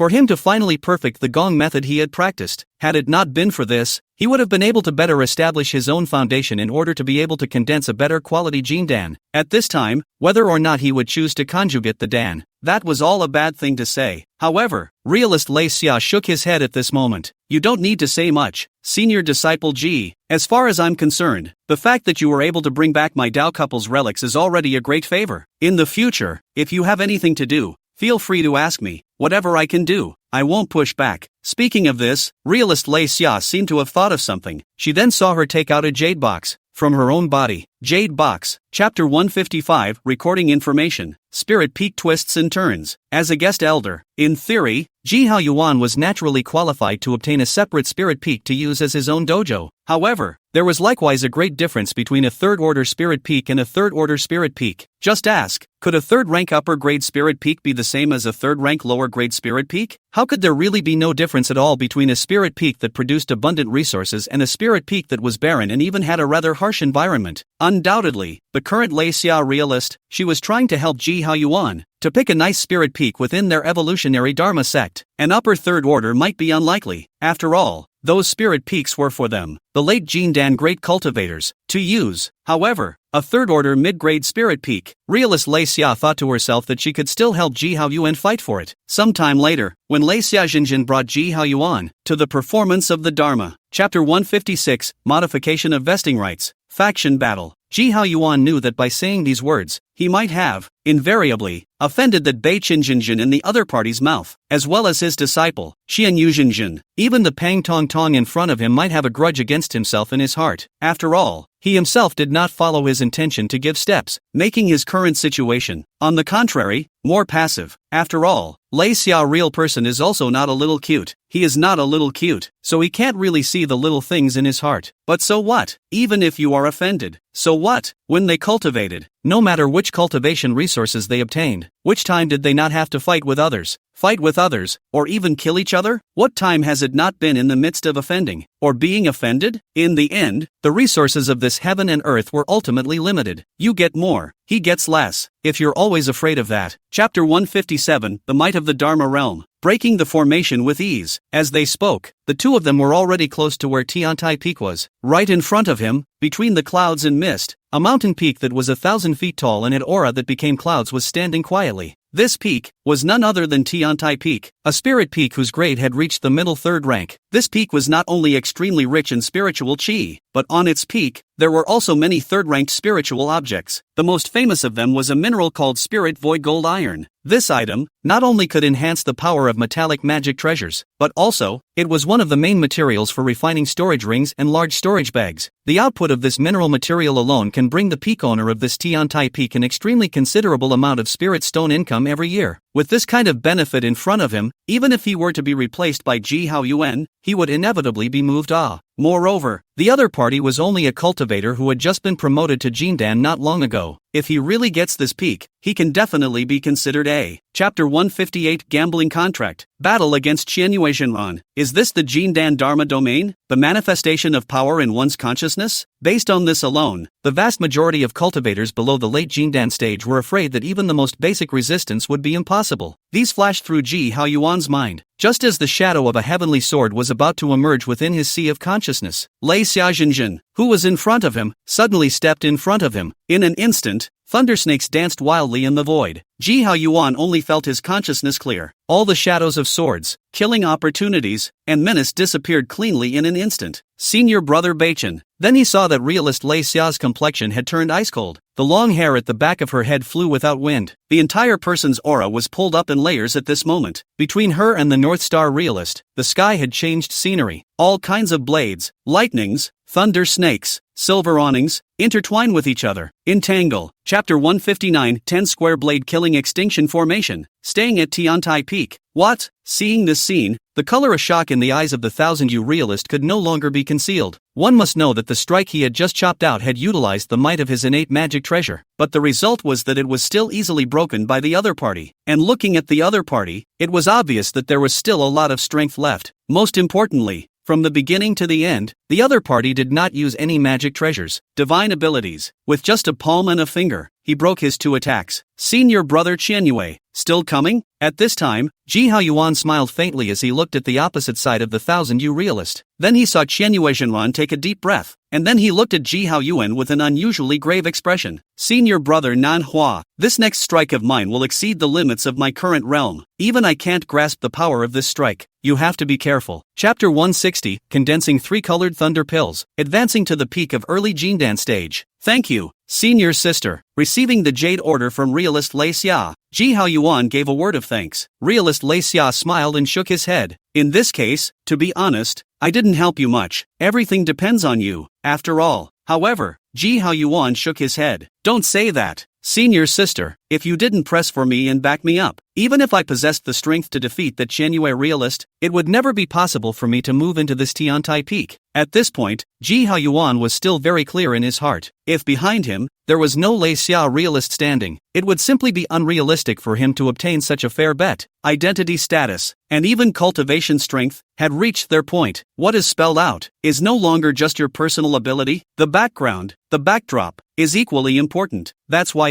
Chapter 161, Divination backfired. Heavenly chance covered up. Seeing realist Xuanji, in the 100 Beasts sect, realist Imperial Dragon, who had always been a man of one word, could not help but have a polite smile appear on his face. He similarly arched his hand to the Xuanji realist, before he stated the reason for his visit. Fellow Daoist Xuanji, this time I came here because I want to ask you to help me divine something. With that, he told the matter of the death of his own elder, realist Lei Bao, to the realist Xuanji in front of him. Immediately after the Xuanji realist heard this, his brows were slightly furrowed. He looked at Royal Dragon and said, Royal Dragon, you should know that although my 1000 Chance sect is good at divination, but because of this, the more we should be in awe of this path. If it is not necessary, we will never be easy to do divination for others. After all, sometimes when one performs divination for another person, one is actually tainted with a portion of another person's karma. If it's just a small thing, then maybe it's okay. But this matter, as described by the Realm of the Dragon, is clearly Chapter 162, Sheng Tian Secret Realm, Ice Fiend Fire Lotus. In the transmission, the Ice Flame realist told Ji Haoyuan that not long ago, she had captured a token that would allow her to travel to the secret realm of the ancient battlefield. With this token, she could bring a total of 2 people together and enter that ancient battlefield mystic realm. And the purpose of her sending this transmission to Ji Haoyuan was to ask Ji Haoyuan if he wanted to join her and enter that ancient battlefield mystic realm. As for more specific information, it's not good to say much on the transmission. He only told Ji Haoyuan that if he was willing to travel with her to that ancient battlefield secret realm, he could go to Danding Immortal City within a month. At that time, she would be there waiting for him. This made Ji Haoyuan immediately realize that the person that his own senior sister had invited additionally was most likely the same Yu realist, Meng Ji Yu, that he had met that day. In response, Ji Haoyuan had nothing to hesitate about. In the past, the Ice and Fire realist took care of him a lot. Now that she has made herself a rare invitation. Chapter 163, Desert of the Absolute Sea, Mountain and Sea Alliance, 5 Elements Devil Sect, True Word Dharma Realm, requesting for monthly tickets. From Danding Immortal City to the Shangtian Mysterious Realm, at the speed of a Jindan cultivator, it would take about a month of flying. There can't be any stops on the way yet. Therefore, it was especially important to utilize a third-order flying magic treasure to catch up. After all, before entering that Shangtian Mysterious Realm, it would be best to keep one's mana. If one could, at its peak, the flying boat sped along. After traversing the entire cultivation world of view, he passed through several large mountain ranges. There was even no shortage of demonic beasts territory. During this period of time, he had even encountered a few third-order great demons intercepting him. However, under the dual swords of the Ice and Fire realist, those few third-order great demons immediately chose to escape when they saw that the situation was bad. In response, Ji Haoyuan and the others did not go after them. After all, compared to the district's few third-ranked great demons, it was still more important to head to the Shangtian Mysterious Realm. Finally, in the case of Ji Hoyan and Chapter 164 opening early, entering the Tattered City. Hearing the words of that middle-aged man from the True Word sect, the 3 of them,